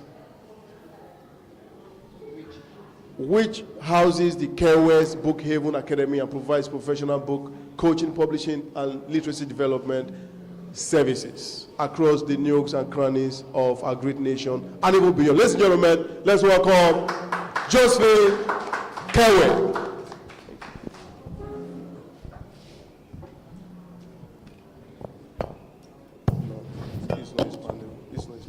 Thank you, everyone. It's a great delight and an honor to have all of you here. I'm super excited. I don't know about you. Are you excited? Are you sure? This is the most important aspect of this particular session as far as I'm concerned, because without you being a reader, there's no how you can be a publisher or an author or any of all that. So we are able to write books because we first read books. So put your hands together for yourself for making it to this part. All right. So let's talk about AI. I've done a speech with AI, but I'm not going to read it. I'm just going to go straight to talk about my experience. So 8 years ago, I wrote this book. I'm coming, so I brought a lot of things here. 8 years ago, I wrote this book without AI. Please put your hands together for me. This year, I wrote this book with AI. Put your hands together for me. So I am of the school of thought that writing with your brain and writing with AI, having a balance is what makes you a superstar. I work with a lot of Gen Z people, and you see all these things that we're saying, all these prophetic things, they don't understand it. There's a latest one that is going, what's that? Type what? They know it. They know it. The thing is, whether we like it or not, we have come to the point where AI has a role to play, and our creativity also has a role to play. So today we're going to be talking about the fact that, okay, we're going to do two things. You are going to either be on one side or the other side. So one side is thumbs up, AI is not killing us. The other side is AI is killing us. So wherever you are, it's perfect. It's a debate. So it's okay to be on either side. So this is not to compromise. This is not anything. So I prepared a speech for him, but I keep meeting him everywhere. It means that there are some things I want to do with him. He wrote a fantastic book that is now a book that every young child wants to read. Did you use AI? He didn't use AI. Fantastic. Now, that particular book basically is about superheroes in Nigeria. And me, I had always seen myself as a superhero. So that book, every time I meet him, I always want to collect the book, but I don't get to collect it. So we're going to ask him. Now, if you are given an opportunity in 2025 to write that book, would you still write it with your brain, or you'd put a little bit of AI? This is what I think AI is. We are beautiful as African women, but AI is all this makeup. Can you see this powder that we put on ourselves and all this lip gloss? So this is AI. Do you understand? There's foundation. There's not only foundation. There's powder. There's mascara. There's eyeliner, and there's lip gloss. So AI is all these things you can see, but the real me is what I'm expressing to you now. So would you write that book with AI? Or would you just say, well, let me use my brain? Any Gen Z in the house? Hey, shout hallelujah. Any Gen Z in the house? So I don't like meetings that Gen Zs are not there, because I'm a Gen Z and I behave like a Gen Z. So when I come into a place, I make noise. So that's one characteristic of us that are Gen Z. So whether I'm 60 or 70, I will always be a Gen Z. All right, so over to you, sir. Thank you so much for that question. You're welcome. Ordinarily, a lot of people wouldn't come out and say they wrote with AI, they wrote a book with AI. Everyone wants to accrue the credits to their skills, their creativity and all that. So it's very rare and scarce in Nigeria particularly to see anybody accept that they used AI. I'm a very traditional person, but I'm still modern. I'm not that old, but I like to act old sometimes. So I kind of, I don't know if it is not out of pride.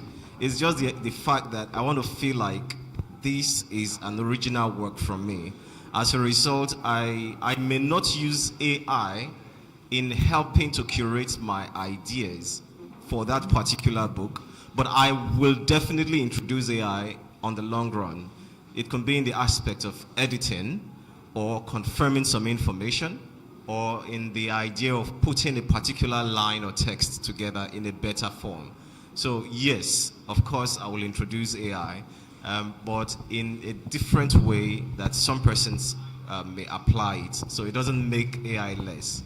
Fantastic. All right. Please put your hands together for him.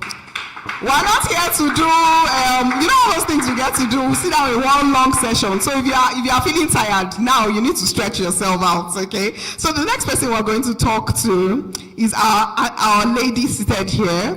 And Pen.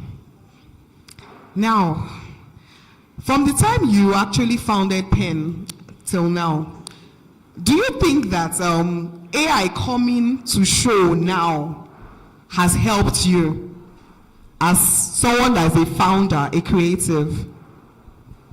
Thank you for the question. So first of all, I'm actually not the founder of Pen. Okay. Yeah, I'm just the current president of Oh, Pen. okay. Yeah. Okay. So inculcating AI into today's writing today as a Pen members, I think it's an individual thing. People can decide, oh, I want to use AI for my writing and all of that, but I'll talk for myself now. As a writer, I really do not use AI. I write my book from my own traditional point of view because I write a lot about culture. And to be candid, you will not really get that in-depth cultural knowledge from AI. AI does not know the African culture. It would only give you the information that it has, that it has stored over time.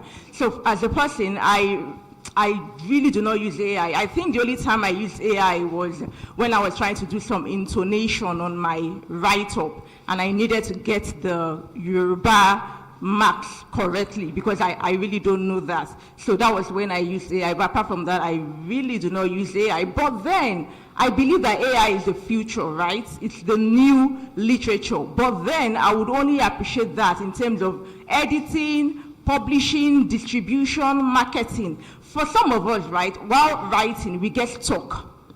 When we get stuck, you want to take a break. It could be a week, it could be a day, just for you to get, fresh ideas. But with AI now, you really do not need to wait. All you need to do is put all your original ideas into AI, and then it helps you bring out that thing that you want. And if it's not what you want, you can always contest it until you get the perfect thing. Thank you. Thank you so much.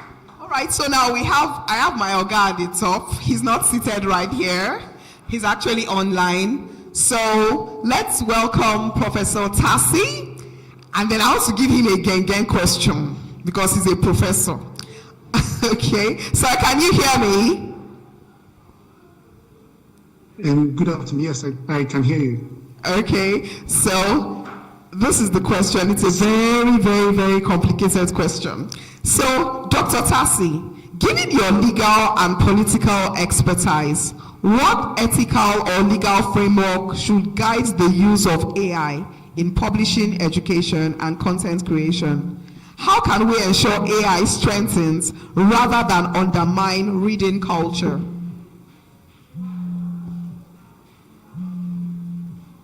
Okay, so I think we have 30 minutes for this session, so I'll try and answer within some ambit.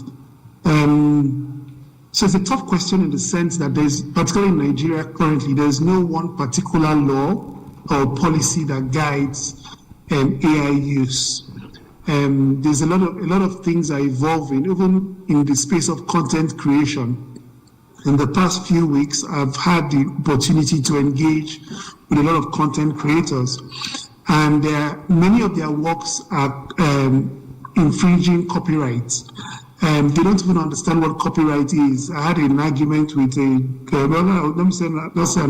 conversation with a Gen Z highly influential content creator, and she was unable to understand that many of her videos have issues that infringe on copyright, mere acknowledgement of people's works, and so that, in my mind, creates a big concern, particularly when you find that, but in particular in the classrooms, students today are reliant on AI to do basic tests, basic take-home assignments, taking away I would say, the pleasure of reading, taking away the pleasure of even using and going out of the box to analyze issues, ask yourself questions.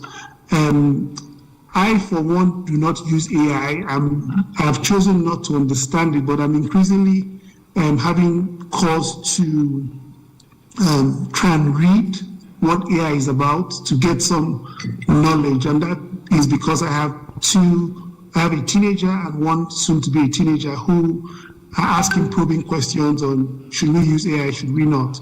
So in the space of law, we don't have any direct law that says or provides guidance on AI in Nigeria. The EU tends to, I would say, is leading the conversation in the space of regulating AI use.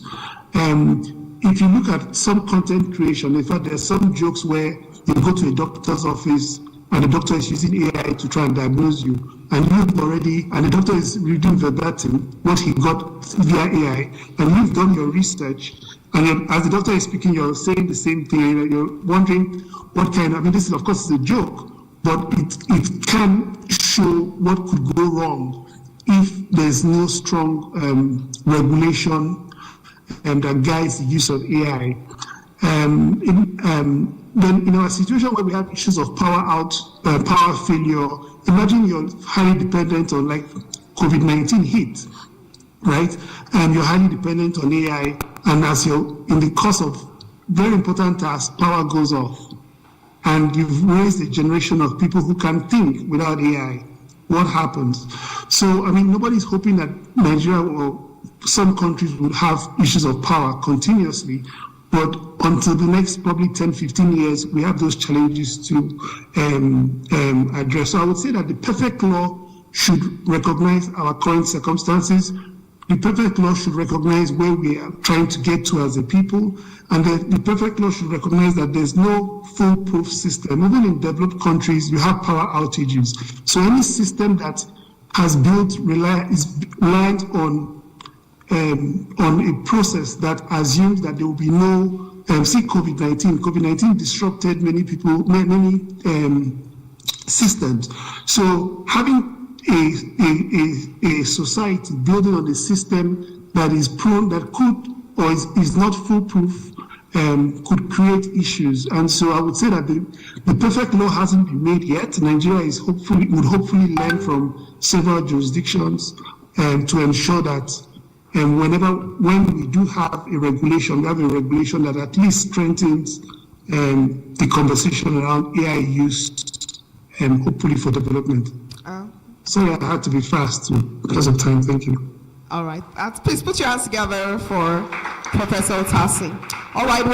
Today's topic is still artificial intelligence, stimulus or debts for the reading enterprise. Okay. So I'll come back to some things we talked about. Now, I realized that from the time I wrote my very first book, my very first published book, Queen and Rice, to the time I wrote this, a lot of things have happened. I basically sat down, and it took a long while for me to get this done.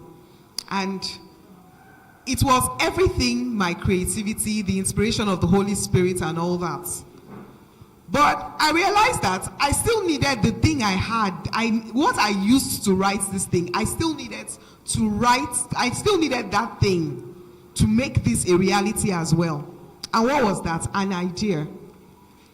AI, artificial intelligence, cannot help you come up with an idea. You probably will come up with an idea, but you still need a time. You know the writing process, we're all writers. Now, I want to focus basically on reading. AI is a tool. Like I said, AI is makeup. Can we all say that? AI is makeup. AI is eyeshadow. AI is lip gloss. And well, what's that pink thing? Blush. AI is blush. Please say that. There are many men here. Where are the girls? Okay, so men, let's teach you some things. So AI is blush. So if I don't have a cheek, what will I blush? So everybody that is a reader always comes to that point where they think about the fact that, oh, I want to read a book. Once you think about the fact that you want to read a book, then I can tell you that AI has been helping me read. Why? There are audiobooks. How many of you have heard of audiobooks?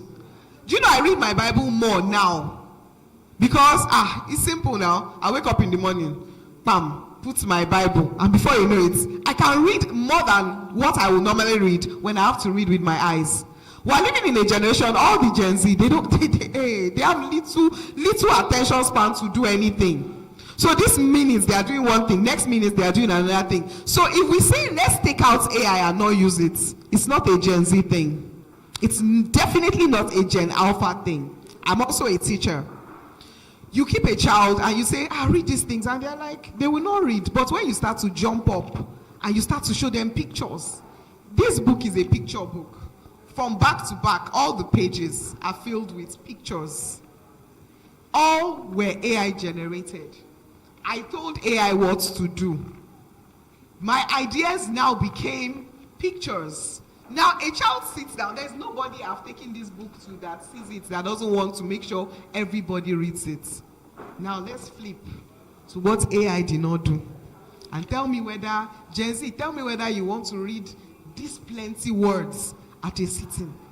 Do you want to read this much word without anything? They will not read it. Now, our focus is basically on the younger generation, because we as elders, we are oak trees.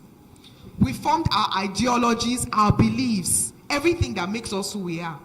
But if we want to make reading interesting for the next generation, we need to engage the tools of AI. All right?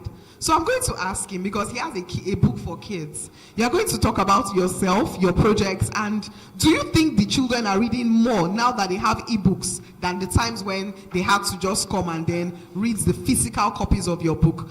I did a book like this, and I sent it to my friends' kids in Italy. Do you know they sat down and finished it all at once? But if we give them all these ones, they'll say, I've not read it though. It's missing, no. And that's what I've experienced. I've been a teacher for the past 20 years. And these children don't even want to have anything to do with all this. But give them a tab, give them a phone, and let that thing you want them to do be in that thing. They will stay there until the phone battery dies. So, sir, have they read your book more than when they read it the very first time? Or is your book still just physical? Or do you have an ebook to help other readers, read the book? So tell us. Yeah, thank you very much. You're welcome. The book titled Nigerian Superheroes is based off of the spirit of Nigeria. When you see a Nigerian doing very well out there, the first thing that comes to mind is this is the Nigerian spirit. So I took that Nigerian spirit, I personified it and made it a woman. And then she became an empowerer in court now. She gave supernatural power to 3 young boys, one from the 3 tribes in Nigeria, Hausa, Igbo, and Yoruba. And then she admonished them not to do anything wrong with their powers. So the lesson in that book, it spans generations for me. not just for young people, but also for adults. When we are talking about AI and reading, of course, AI is going to help a lot with reading. For example, somebody who has a certain interest and does not know the kind of book to read. If you are guided by AI, AI can choose for you. Most times we think people don't read. It's just that people haven't really seen books that interest their perspectives or their interest that catches that. And then I have come to realize that AI in Africa hasn't even started crawling yet. Because we have AI, like we know, especially LLMs, they are responsive to what you have fed them. Yes. The question is, what is Africa feeding AI? Have we even started? Have we really defined what AI is in terms of the African setting? Most times, if you even ask AI to generate a video for you of, say, a village in one Yoruba land or in Benin, you realize that it still has this Western touch. Exactly. Either it's the way the name is pronounced or spelt. Why? Because we have not localized AI. So when we are talking about AI, I don't think AI is in Africa yet. Yes, I don't think, because we have not really localized it. We have not made it ours. There's no investment in Africa for AI. There is nothing you will impute in AI. Of course, it has this little knowledge about Africa. But like she mentioned earlier, you heard her say it cannot really impart on the traditional aspect of her thinking. Yes, it has the superficial level of understanding of the African setting, but it still does not have that out of Western type of thinking for Africans. So when it comes to using AI for reading, we have not feed AI with African books yet. So even if we want to help Africans to read, what kind of African books will AI recommend to these African children? In the end, it will still refer Shakespeare and others to African children. And then these African children, they can't even read these things and enjoy it that much. Of course, I know they enjoy cartoons and all that. But still, if we want to truly make AI African, we need to first invest in feeding it Africa. And it starts with African literature. When we begin to feed AI with African literature, that's when we begin to talk about how AI will impart on reading. The reading culture is still bad. Of course, you wanted to argue with me that AI is already in Africa, but it hasn't helped the reading culture in Africa. It will not help the reading culture in Africa because we have not fed it anything that is African, that will make the African child wants to use the AI and then personalize AI. AI can still not be personalized yet, so it has not really helped with reading. Well, yes, it's good for summarizing and recommending book, but we still don't have books for AI to recommend to African children. All right. Thank you very much, sir. Okay, so let's flip the coin to you. Say a little about your organization and what you do, and then how we can infuse AI. Like he said, AI has not been Africanized, but I don't agree totally because there's groundwork, and then I'll talk a little about the groundwork so you'll know that it's actually been, it's ground, you know how it is. We in Africa, when something gets planted in Africa, it grows like wildfire in split seconds. That's how we are as Nigerians. So your organization, reading and all of that. So how is it, what level do you think that you can you use AI with, as in for your vision?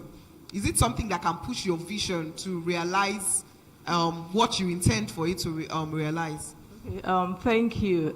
So about our association, we are PEN Nigeria, and we are poets, essayists, journalists, novelists in Nigeria, actually. The main body is in the UK, PEN International. So we are the Nigerian Center of PEN International. And what we do basically is we advocate for freedom of expression.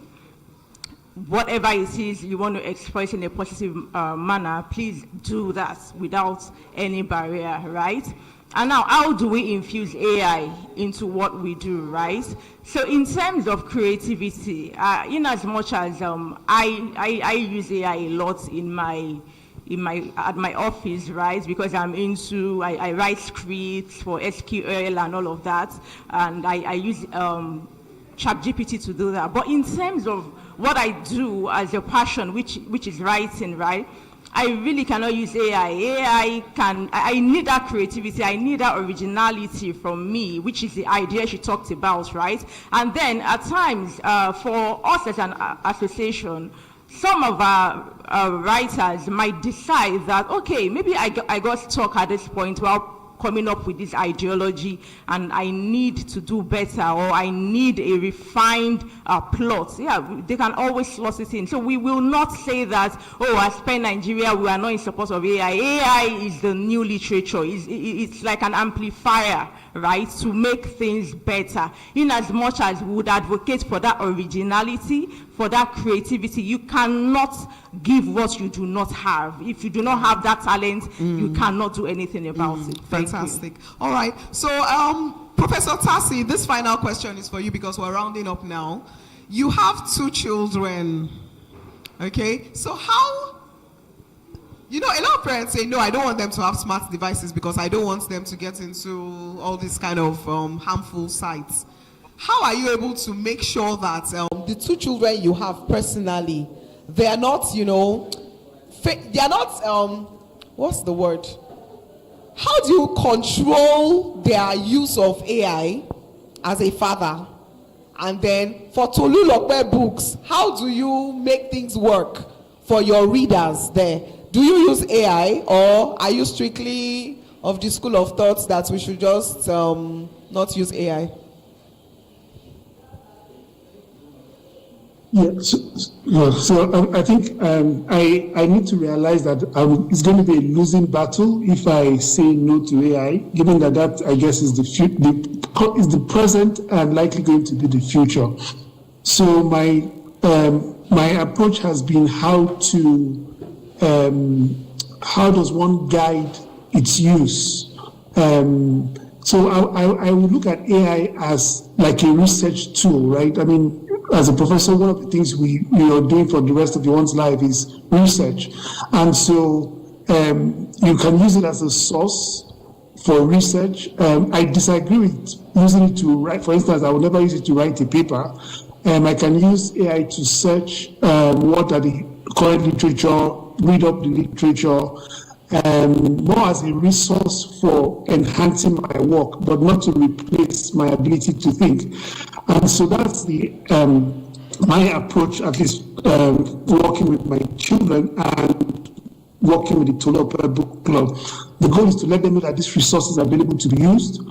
Say, for instance, you would not use Wikipedia as a resource, irrespective of what is there, because it's not peer reviewed. One of the speakers today had talked about peer reviewing. AI has some kind of algorithm that does some peer reviews, but if you look at it in-depthly, you see there are lots of errors. So I'll encourage, we do encourage children to know that this resource is available, but use it sparingly. Do not attempt to use it to replace your ability to think, your ability to, because there's joy in doing your analysis, there's joy in putting in your own effort in it. If you allow AI to take that from you, then it takes away the joy of being of scholarship. So use it, but use it in a responsive way. Fantastic. But the question is, what is the definition of responsive way? So that's ambiguous again. So I guess that's each person has to define. It's like salvation. Each person has to define his own path. Thank you. Oh, fantastic answer. Please put your hands together for Professor. When I'm with, this is the first professor I'll be with, and I'll not feel like I'm having a headache because of he makes complex things easy. So please, that's a very good point. So I would like to say that, to answer his question, if you take my phone now and you go to my ChatGPT, I have fed it information about Nigeria, Sapele, where I'm from. That thing knows plenty things about Sapele. It knows about Banga and starch. What you put into AI, it will give you. So most times he said, are we making sure, like what we are doing, I like the Nigerian spirit. When you sow a seed in Nigeria, give it time. There's this celebrity that some things have been happening to her recently. Do you know how that thing has blown up? I was reading some comments. They were not even Nigerians posting her. And I was like, anything that comes to Nigeria, it blows out of proportion. Now, I set up the African Writers Tribe for this purpose. I just realized that, imagine if me, I'm in Nigeria, I'm a Sapele girl, I put all the information on ChatGPT. Where are you from? I'm from Ogun State. She's from Ogun State. She puts everything about Ogun State in the ChatGPT. You come, where are you from? Those states, my mommy's people. You put all those things. There is no, we Africa, we Nigerians, we are table shakers. So my encouragement to everybody watching this, take your ChatGPT and start feeding it with information about where you are from. Give it videos. Me, for what I do now, I take pictures. Let me, before I get there, I take pictures. I go to places like this. I feed pictures about some places. It tells me this is what Festac look like. I said, no, this is not what Festac looks like. I snap pictures. I put it on my ChatGPT. It recognizes it. How was I able to write this book? It's a book about Apapa. How was ChatGPT able to know that Apapa is a seaport? It is the information I fed it. Do you understand? So most times we come up with we can come up with a lot of things, but let's sow the seeds. The seeds are small, but keep sowing it. Sow it on all your AI devices, even your pictures. There are times when you say create an image of somebody, they will now create an image of a blondie. I say no, make her black like me. Then I'll now put a picture. And all of a sudden, if I say create pictures for me, it creates from my nationality. It could create from death. Death could say, do a picture of a handsome dude, you know. It will create the handsome dude looking exactly like death. Do you understand? So it's what you feed it in. The African Writers Tribe, we are doing researches, we are doing a lot of things. So as a member of the African Writers Tribe, as a member of the African Writers Tribe, it's a mandate for you to go and push out information. They've told us our stories. It's now time for us to begin to tell our stories. And how do we do it? Let's sow the seeds. I was here last year, and I said we're taking books to everywhere. Do you know that all these books now, by the grace of God, all the local government areas in Lagos, they've started saying it's true. Because we're documenting what they've done. Have they worked in the past 100 days? That's what basically this book is about, revamp. Now, have they worked? Yes. Show us pictures. So all those things, we are documenting the real things. So when we come back next year again, let it be that your seed that you've sown has become a large plant, such that at least some people can come and say, okay, this AI that they've come up with, it will work in our advantage. So you wanted to say something? Yeah, when it comes to data feeding for AI, it's a major industry on its own. Yes. So it's not something that individuals, in fact, I know some companies that invest billions of dollars in just data. Google itself sometimes for XAI, they're even thinking they don't have enough data to feed.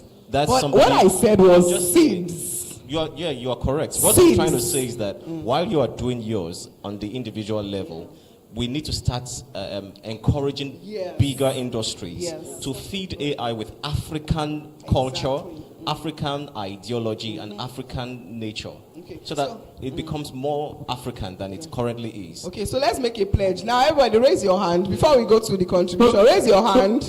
Say, I pledge. Sorry. We just want to do a pledge. Then we'll come back to you. We'll come back to you. Now, let's say, I pledge to sow my little seed to make AI.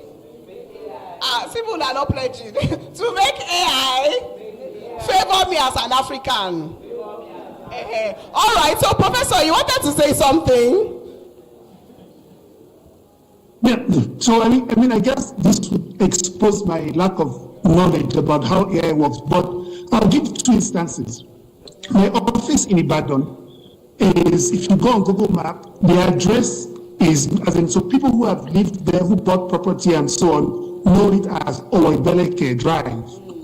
Now, but if you put on Google, Owebeleke has been mapped in a different location, right? And so if you want to come to my office, I have to give you the location that Google has mapped it as, and not the location that it is known as. Now, why am I saying this?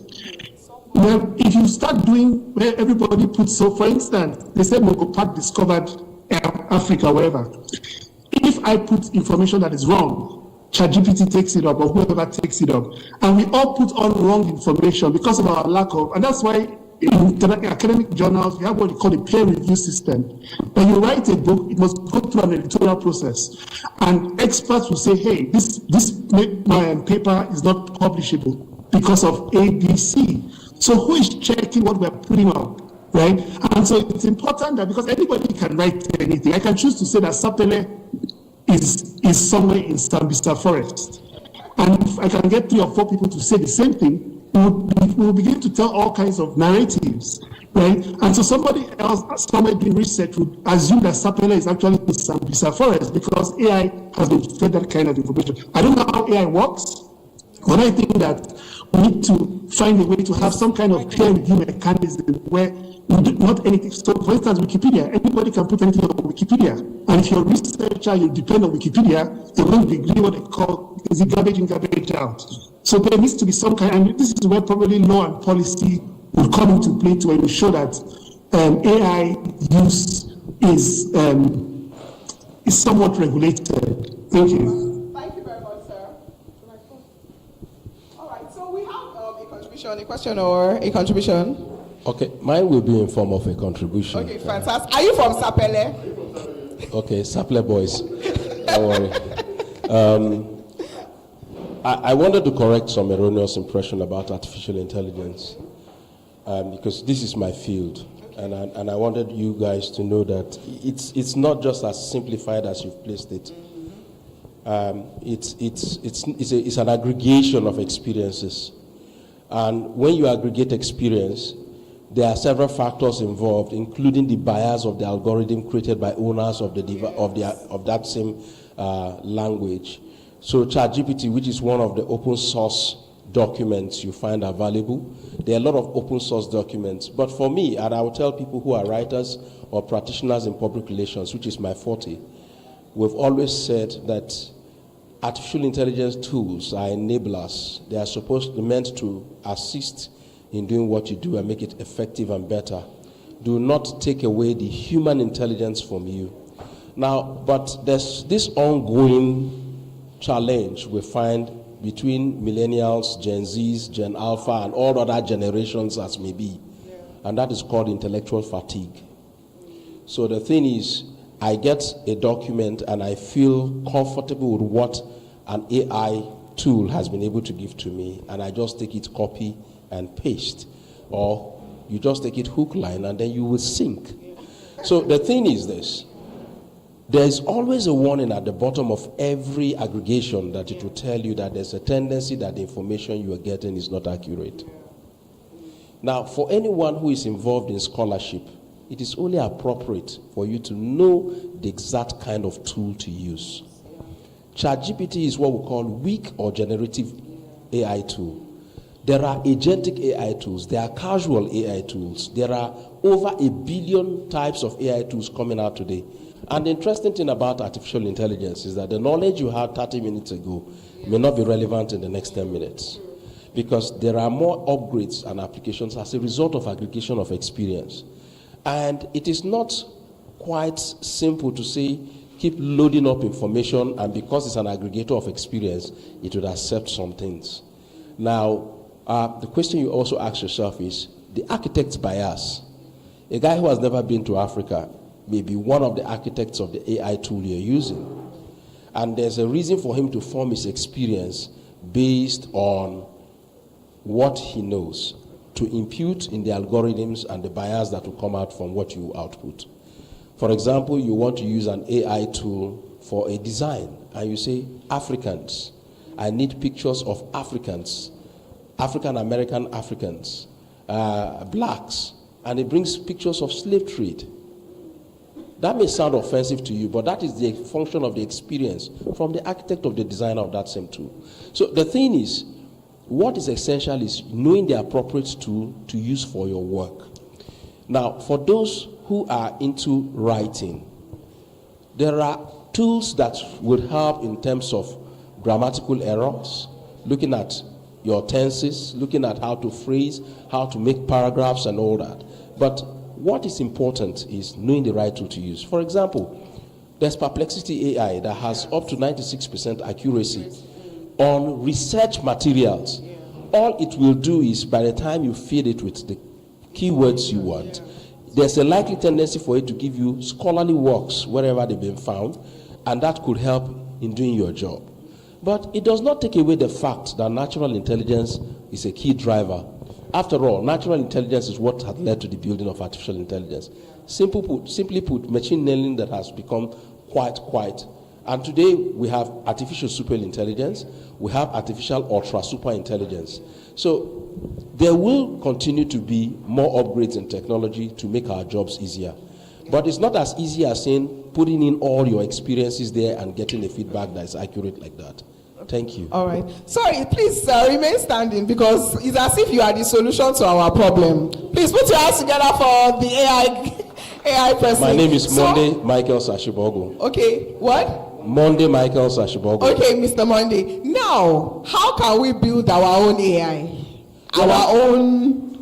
No, a lot of AI tools have been built here. I'm talking about LABAF AI. Like you just go online. As we see ChatGPT, we'll now see LABAF, GP or something like that. Yeah, we have, for example, for story writing, yes. Even for journalists now, you have Tori AI, locally developed here. No, that's not what it was. No, I'm coming to LABAF. You see, what you will know is to build first, what is your guide? What does LABAF seek to achieve with the AI tool that you are creating? Is it to enhance scholarship in fictional writing or non-fiction writing? And how do you start writing a story? Now, these things are parameters you need to impute. For example, so if you're using, possible for us to yes, build it's possible. Instead you of can use a lot of open source documents. That's what I'm saying. Now, for example, your ChatGPT, if you're using the premium package, not the free package, yes, you have the right to take ownership of your intellectual work. Yes. And you could. I'll give you, for example, I run an online news site. Okay. And I have a house style. We have the way our stories should be written, our paragraphs, our font size. Once a correspondent sends a story, because we've imputed it there, we will just simply give the prompt. Kindly rewrite in Quick News Africa's news format. What it will do is it will follow those instructions. What should be on the first paragraph, what should be on the second paragraph, not more than 4 paragraphs, not more than 800 words. Fantastic. And now the thing is, when LABAF is going to create its own AI tool, yes, what is it creating the AI tool for? To achieve what?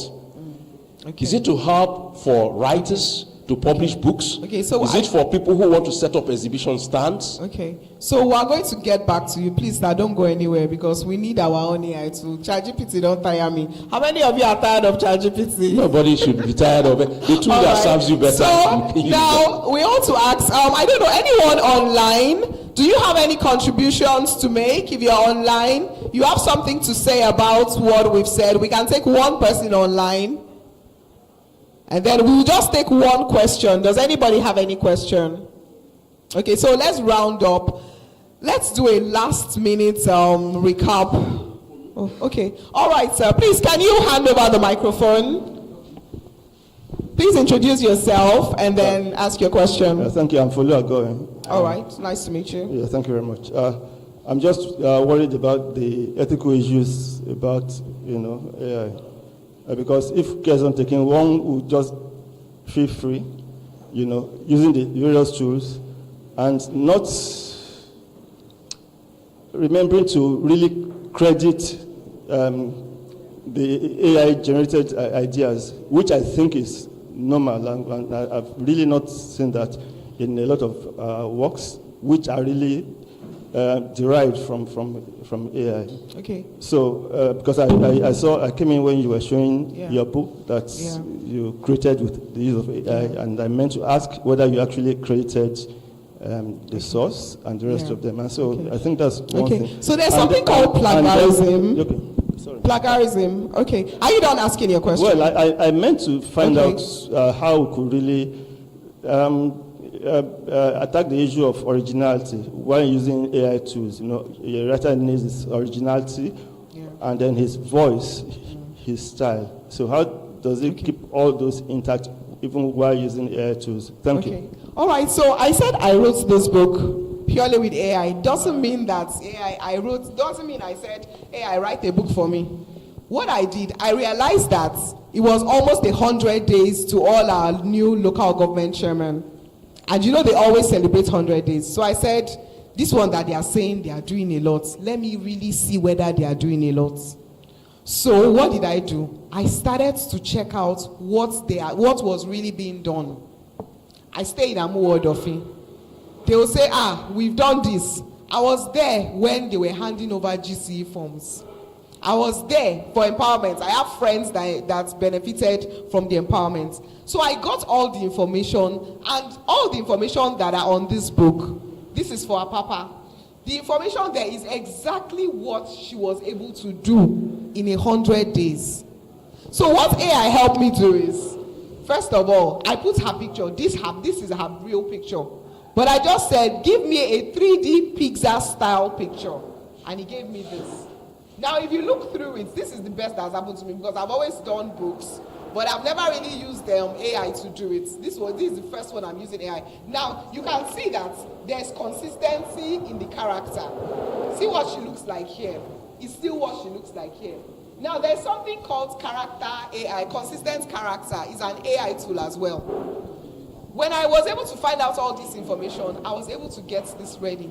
So the thing is, it is my story. It is me that wrote. I went and I said, what has this woman done in Apapa? And I now started to find out the things she had done. So I now wrote it in simple language. So what AI will do for you is to work on your tenses and then work on your punctuations. Not that it will give you the idea of the thing. If you don't put in stuff, it's what you want to get done that will be done. So I don't know whether I've answered your question. For plagiarism, a lot of times, some people just go and say, write a book for me about how to make money.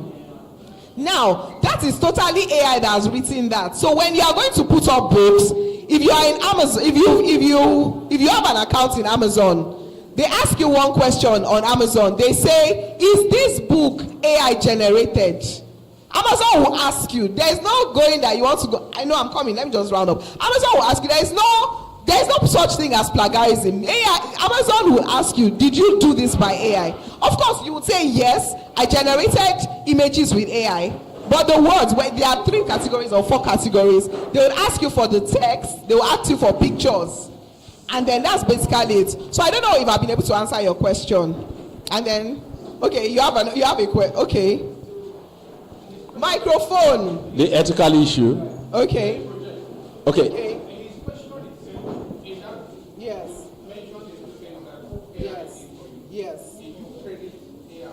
Yes. Yes. You must credit AI. Why did I? Now the whole world is watching. The whole world is watching. What was the first thing I said? I said this one. I use my brain to do everything. There is no single picture. There is nothing. You can't see any picture in this book. But this one, most times, whether you like it or not, or even people, they have sense. So they would actually let you know that these things that you are doing, if you are going to use an AI tool, make everybody know that you are going to use an AI tool to do it. Don't credit it to yourself. You've used the AI tool and you're saying, I wrote this book. We have the apps to check whether those things that you wrote, whether they are AI generated or not. We just need to just put it there, bam. We will know how many percent. Some people's books are 100% AI. So there is a way to check it. So when you write books, let everybody know this is AI generated. So that's basically it. So I want to jump on what he said, right? Yes, I know. Okay, so I wanted to ask that in the book, actually, did you put the credits there that images were derived from? Yes. Okay. As in, there's no how, because most times, even when you go to get your ISBN, there's some information they would ask you. There's so many things that checks all these things. So we're not doing things, we're not hiding to do things. Like the way people say, okay, Nigerians, they are not that smart. We are smart, we are that smart. So that's what it is. All right, so final words. You have a final word? Because we're rounding up now. Remember they gave us 30 minutes, but we've done No, I was going to speak on the ethical issues you said, and I Okay, said, all right. there's what we Just call 1 minute, yeah, what please. is called ethical relevance. Okay. You know, EU has ethical rules to use of AI. Yes. The US have that. There's even the global issue that has to do even with the GDPR, your privacy rules and regulations. But the thing is that is very fundamental is that for people in the writing community, you can also create your ethical guide. There can be an ANA ethical guide, LABAF ethical guide to publishing and writing. Public relations have theirs. And those guides will serve to the limits to which you can use AI for anything you want to do. Now, once there is none, it means that people could actually, within that convenience, escape from doing that. Okay. But however, like as you at least you give credit to that, there are tools today that the moment you write and it's AI, it will simply identify it that this is 100% AI. 100% AI. And that is the reason why giving credit is very fundamental in what you do. Exactly. Saying that, look, I did this job, but it's X% AI assisted. Fantastic. Thank you, sir. And all right, final words. And if you are the type who don't like to credit AI, you use AI for idea generation. Yeah. So once it gives you whatever it gives you, then you can rewrite or redo as it fits your perspective or your type of writing style. So that's what AI should be for you, and that's what it should do for you. Exactly. It shouldn't be taking it hook, line, and sinker. So you should use it as an idea. Beautiful. Space. All right. All right, parting words. Okay, my parting words would be that AI should not be the main thing we rely on, because if we do that, then we would lose our own authenticity, right? So we should have that idea. It's like the main idea we have, and then we can use AI to develop it. So for me, AI is that bridge that, you know, we use to bring in tradition and innovation. And when we do that, we have seen it bring in the evolution of literature. Literature has, you know, evolved over the years. So we shouldn't overly depend on AI. Rather, we should use it as an amplifier. Thank you. Now everybody say AI is makeup. Can we say it together? AI is makeup. Picture time. Now chances my see my jersey, they've come. Say AI is makeup. I will use it. But I will not forget my brain. God bless you. Let's have our pictures. Thank you, everyone.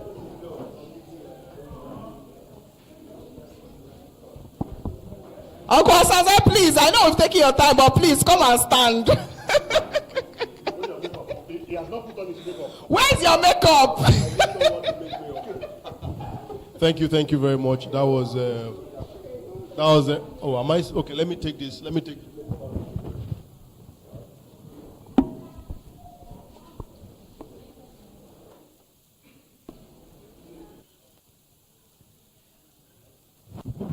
Thank you very much. That was quite expository. Thank you very much. Please, let's appreciate all the panelists. They did amazingly well, including the moderator, Josephine, Dr. Josephine, for your information, ladies and gentlemen.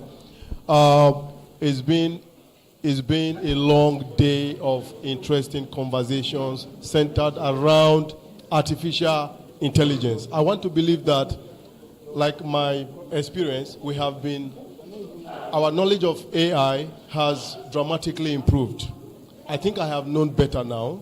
I have known how, when to use AI and when not to use AI. I also have understood the place of originality and authenticity, you know. And in all of this, it is quite important for us to be able to know when to draw the line and when to explore our human capacity and when to seek the aid or assistance of artificial intelligence. So the smartness is in between. So before we draw the curtain finally, I think it's important to call on my reliable collaborator, a partner, Mr. Richard Mama, representing NBRP. Yes, sir, I'm waiting for you, sir, very quickly. But in the meantime, we have another fantastic session that is coming up, How Depression Saved My Life, by Chude Gideowo, who's going to be here in a couple of minutes. Over to you, sir. Chude, you never reach here. All right, thank you very much. Can we give ourselves a round of applause? I think we have had a great day. I think we have, Carl, thanks everyone who has been here and who has participated in the sessions starting from 10:30 when we began. 4 interesting sessions. I think our knowledge base has grown on the subject, and I think quite a lot of issues have arisen. That's the idea. The 27th LABAF Publishers Readers session. We have had very, very exciting times, and I hope that we'll be better because we had this session. So I just want to thank everyone once again. Commend, CORA for putting this up once again, and thank everyone who has also come from the network of book clubs to provide support, and indeed everyone in the arts and culture community, Penn, Anna, and our students.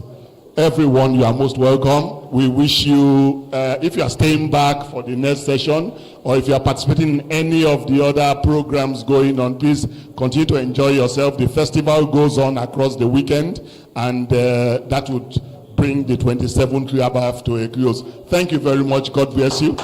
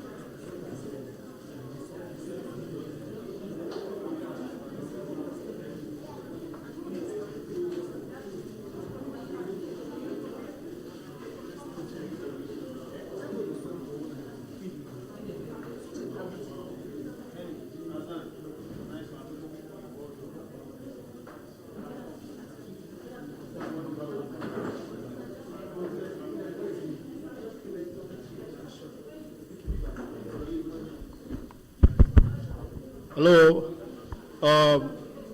Is it evening now or afternoon? I have no idea.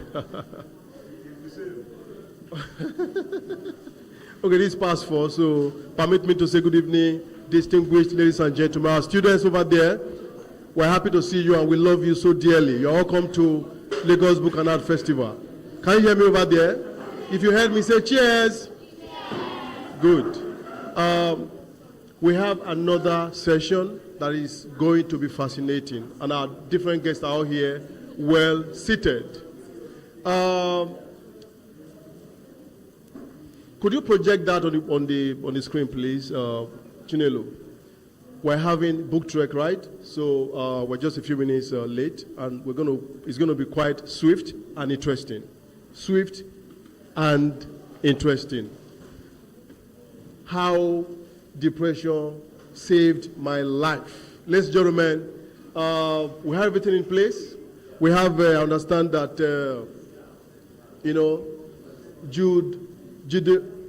Jide is ready here, he's in the house, and we have someone who's going to engage him to make sure that his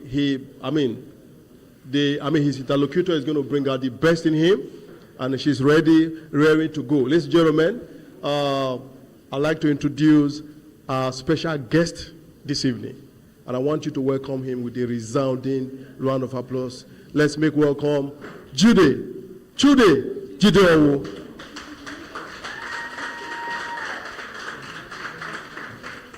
I mean, when you have people like Chude who have done exemplarily well, who have carved a niche for themselves, you'll be happy to listen to some of the stories that have shaped his life. He has an interesting story to tell, and I want you to, pay rapt attention so you can learn, take one or two things from him so that you are able to attain similar feat or even do better than he is doing right now. To engage Chude will be Jennifer Myro. Of course, let's welcome Jennifer. I don't know the format it's going to take, but I'm handing everything over to you, Jennifer. So have a field day. Good evening. Okay, yes, I can hear my name myself. What is your name, sir? What's your name? Okay, Thank you, Mr. Osaze, for that. Good evening, everybody. Sorry we're starting a few minutes late. It's all my fault. Just blame it on me. Okay, so I'm very pleased to be sitting across from Chude this evening. We've done this once before, recently at Afrif, and we had a good time. So it's going to be short and sweet, and my hope is that after this interaction, so you can ask questions if you have any, and then hopefully we all learn something, leave here feeling like, okay, it makes sense, yes? All right, thank you. Chude, are you ready? All right, so can you just quickly, I'm going to talk about you and your work and your book, but quickly, can you tell us hopefully, like what you would hope we achieve at the end of this meeting? I hope that we will not bore the students at the end of the meeting. That is the one singular hope. I say the toughest crowd to speak to is younger people in their teens and their tens, because they've not been taught how to pretend and lie that things that are interesting are not interesting. So that's my hope for this session, that we have an engaging afternoon where everybody takes something that's engaging for them. Okay. Yeah. Okay, I like that. So I knew that we're going to be spending time with students today, but I somehow thought it was, students a little older than this. So the format I had in mind, I have to switch it up some, because they have to understand what you're saying. Like if you say depression to like a 14-year-old, they may not really get it. Some might, but So I'm going to try to maybe focus more on, I guess, your recovery and how you came out of dark times. I think most of us, because even young people or old people, we've dealt with friendships and betrayals and sadness and, not being happy, thinking we are succeeding and maybe having to look the other way, etc. So I think those messages that we can all relate to is where I'll go. All right, so how depression saved my life. What kind of title is that? Like who comes up with that kind of title of a book? Yeah. That's how it came to me. To be honest, the book, I didn't overthink it. I woke up one morning and I got the title of the book. I think I'd been writing a book in my mind for a few years. but I didn't think it was time I didn't think it was time to share a manuscript with a publisher yet. Just so yet. one morning, I think last year, February or March, I just woke up one morning and I got something just dropped in my mind. Write this book, How Depression Saved My Life. So the title, and I thought the publisher was going to hate the title because I thought the title is too literal. Yes. But the publisher loved it. I tried to change it. I told them we should try a new title. The publisher just liked the title, How Depression Saved My Life. So that's how we get the title? That's how the title came. So what would have been a backup title had they come back and said no? Just based off of your journey, knowing the story you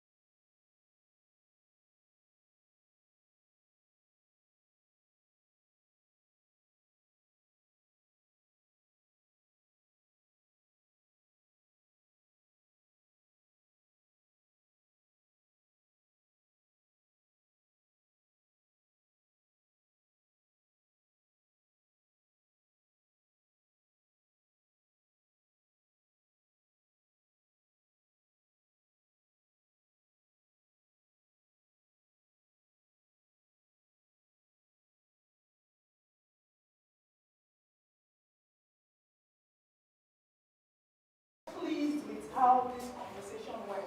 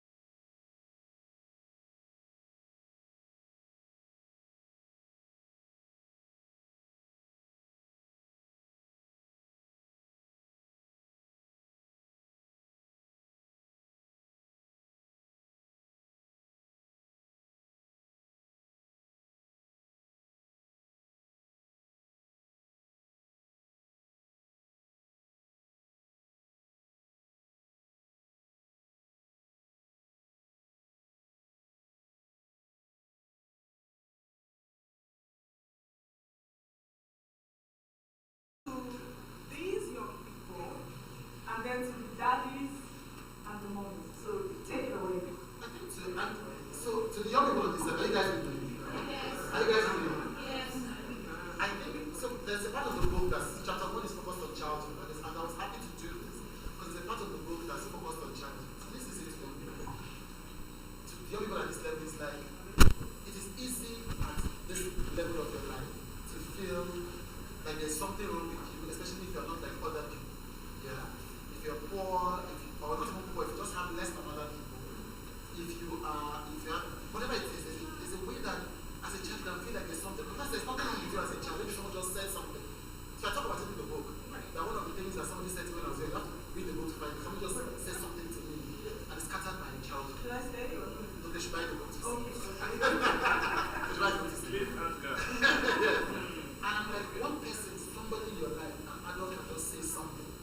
And you spend your life thinking that is you. It is not so. Whatever it is that at your young age somebody says to you, it's not you. You know, you have to find a way as a child to tell yourself, I don't know how to say it, to tell yourself, I know who I am. Yeah, I know who I am might be too big for a young child, for a child. Okay. But to say to myself, to say that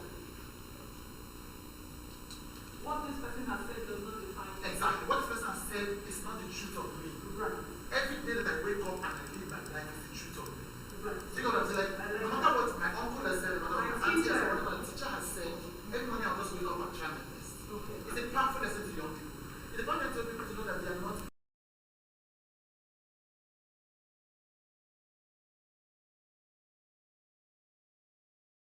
Just keep getting better as you go.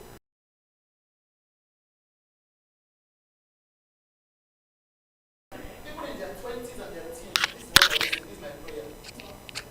I pray that they will get rich, they will fly business class, they will buy houses, they will get the job they want, so that they will discover that that will not make them happy.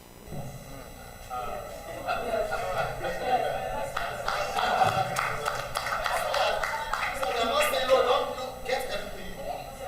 And I say to them, if you want to reverse engineer that, begin to plan your economic future at the same time as you plan your emotional future.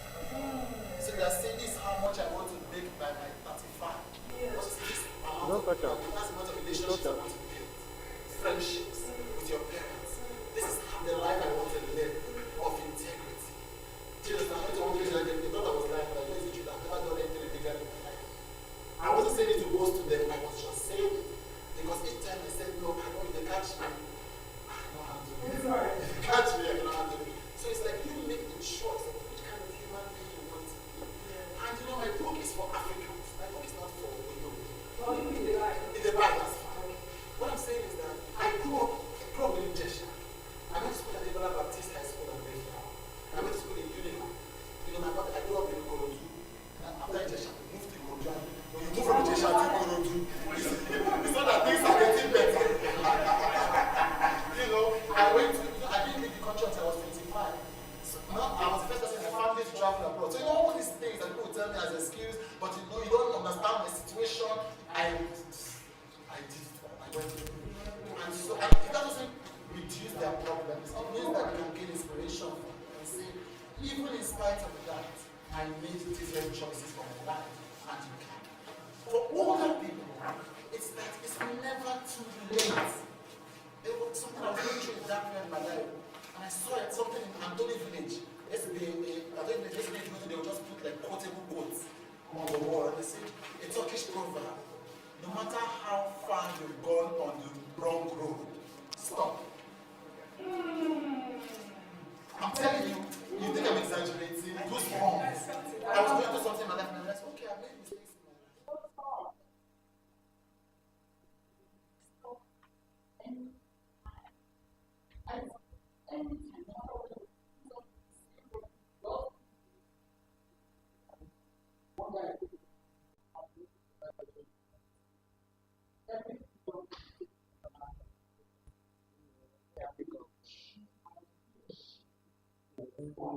To any situation in their lives. Delicious. That is so delicious. Wow. So do we have any questions? Yeah, thank you very much. Definitely we should entertain some questions, specifically from the students, because I think this is most important for the students. Yeah, please. I'm proud of myself if any of them have Ask questions. I want you to be bold enough. Be bold as the young children.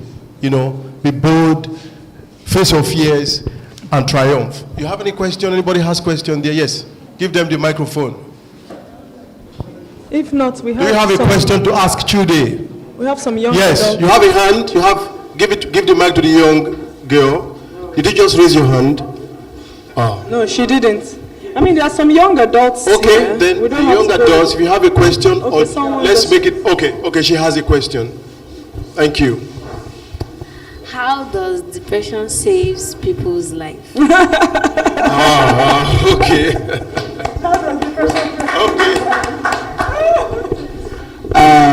Depression saves your depression, like any other problem you face in your life, saves your life if you take it and ask yourself, what can this teach me?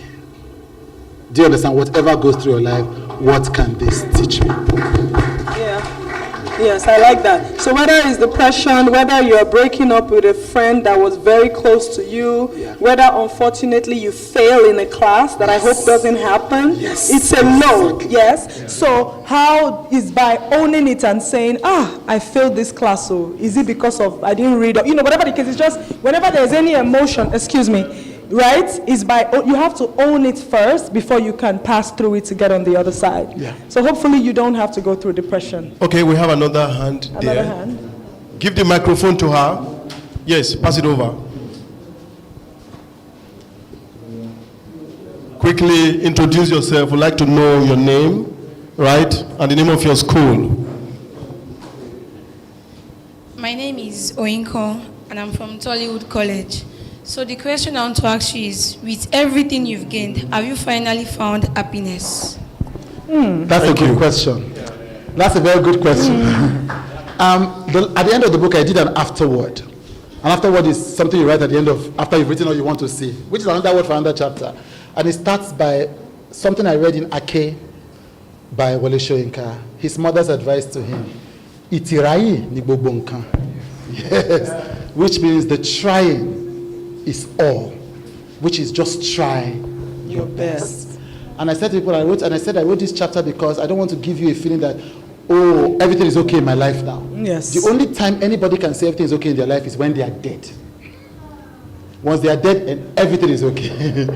But what it is that many things can be okay, and you make your peace with the other things that are not. Yeah, that's true happiness. So happiness is not the state of affairs. Happiness is your state of mind. Yeah. So for me, yes, I am happy. Actually, let me tell you why I know I'm happy because I chase my happiness every day. I track. There's a happiness tracker I do, and it's just a thing for myself to be sure. Oh my God, that sounds very true. It's very true. I ask myself, is there a problem in my life I'm hiding, I'm dodging? Is there a relationship in my life I need to confront? So what I'm trying to say is it's a daily process. It's not, are you now happy? Yes. Now, be a happy person. No. If I stop doing the things that make people happy, I will stop being happy. It's like exercise. If you stop doing exercise, you become unhealthy.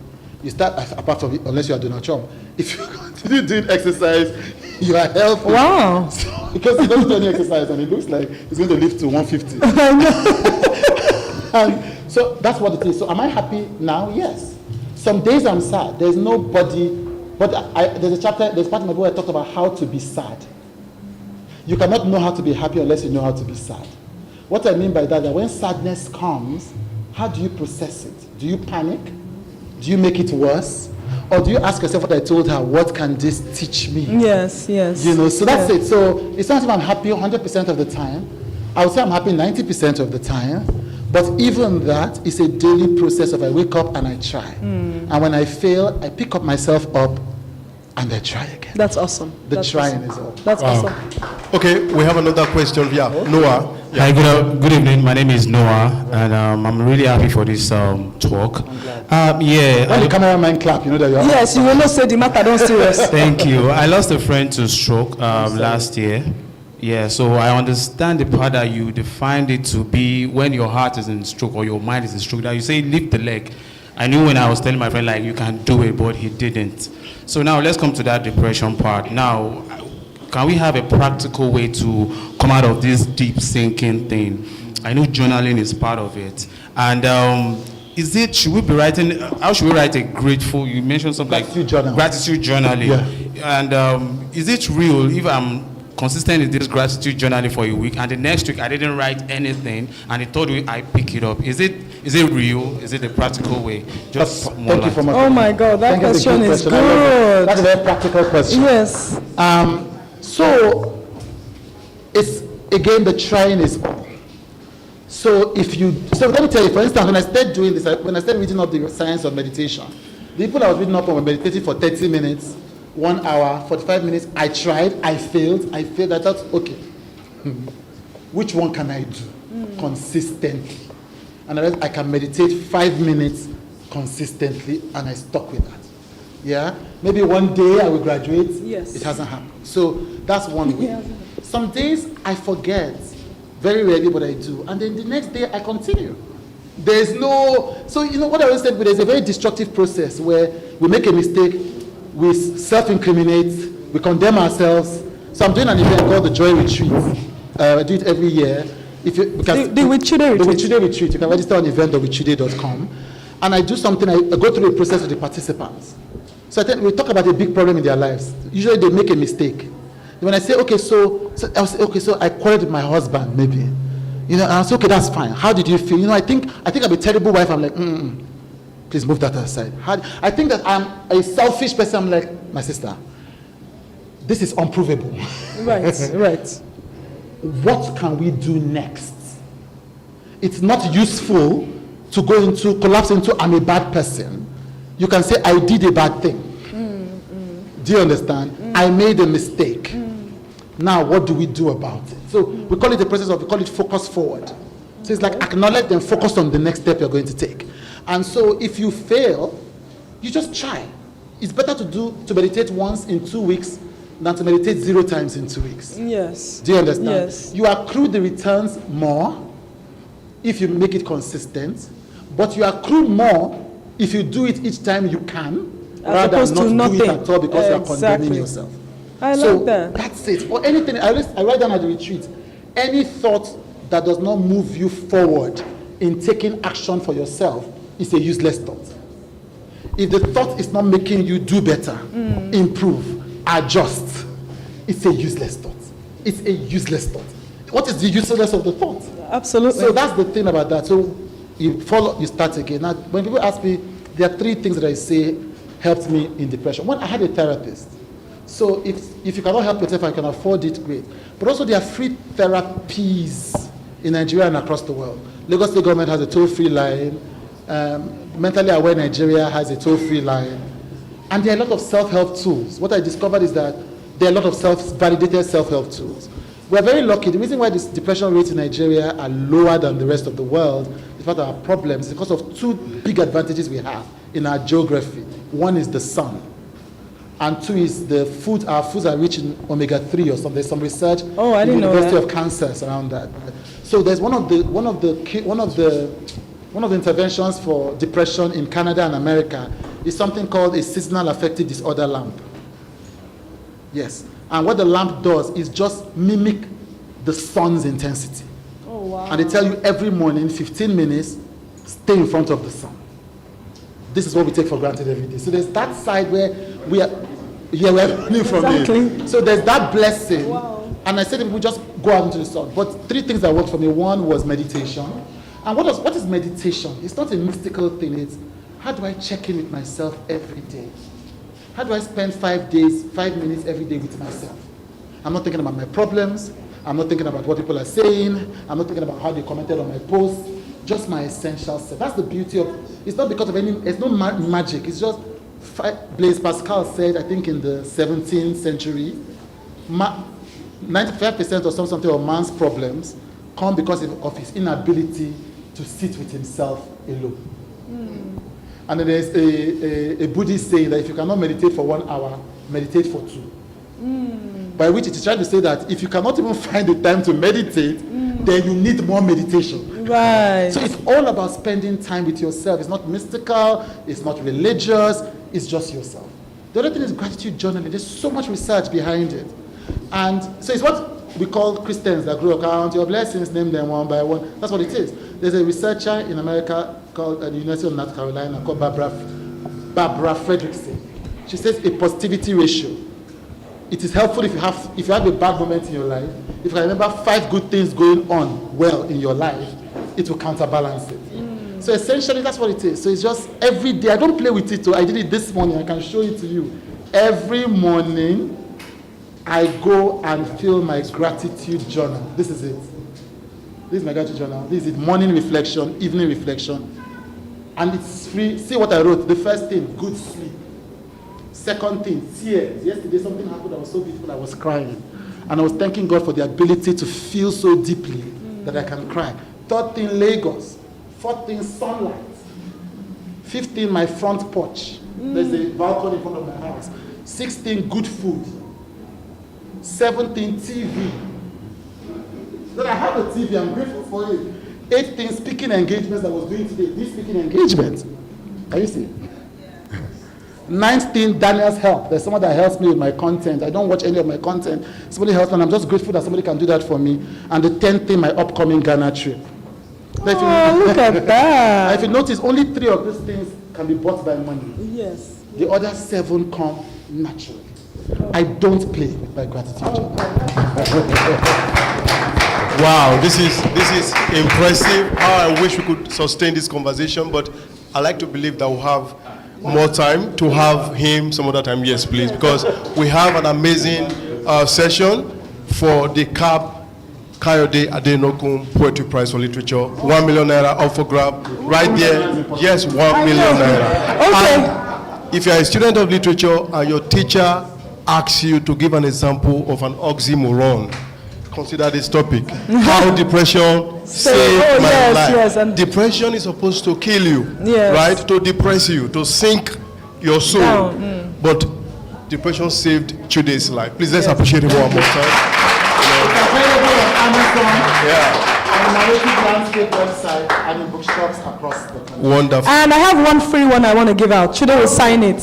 Yes. So I was thinking, I have a free It's one. going to be a quiz to get a lucky winner. I actually was thinking of how we would do it. I don't know if you have any If you idea. ask a question, But I answers. actually really connected with the gentleman that came out. Wow, Noah. So I would like to give him one Noah, copy, and then Chude can sign it. Come on here, Noah. Yes. So the book is with Spain. No, she will give it to you. Yes, she has to. The author needs to present. Oh, where? They say you should climb here. Okay. Yeah, well. So I can get out of the frame. 2 of them. Let's do one, and then we'll do one alone.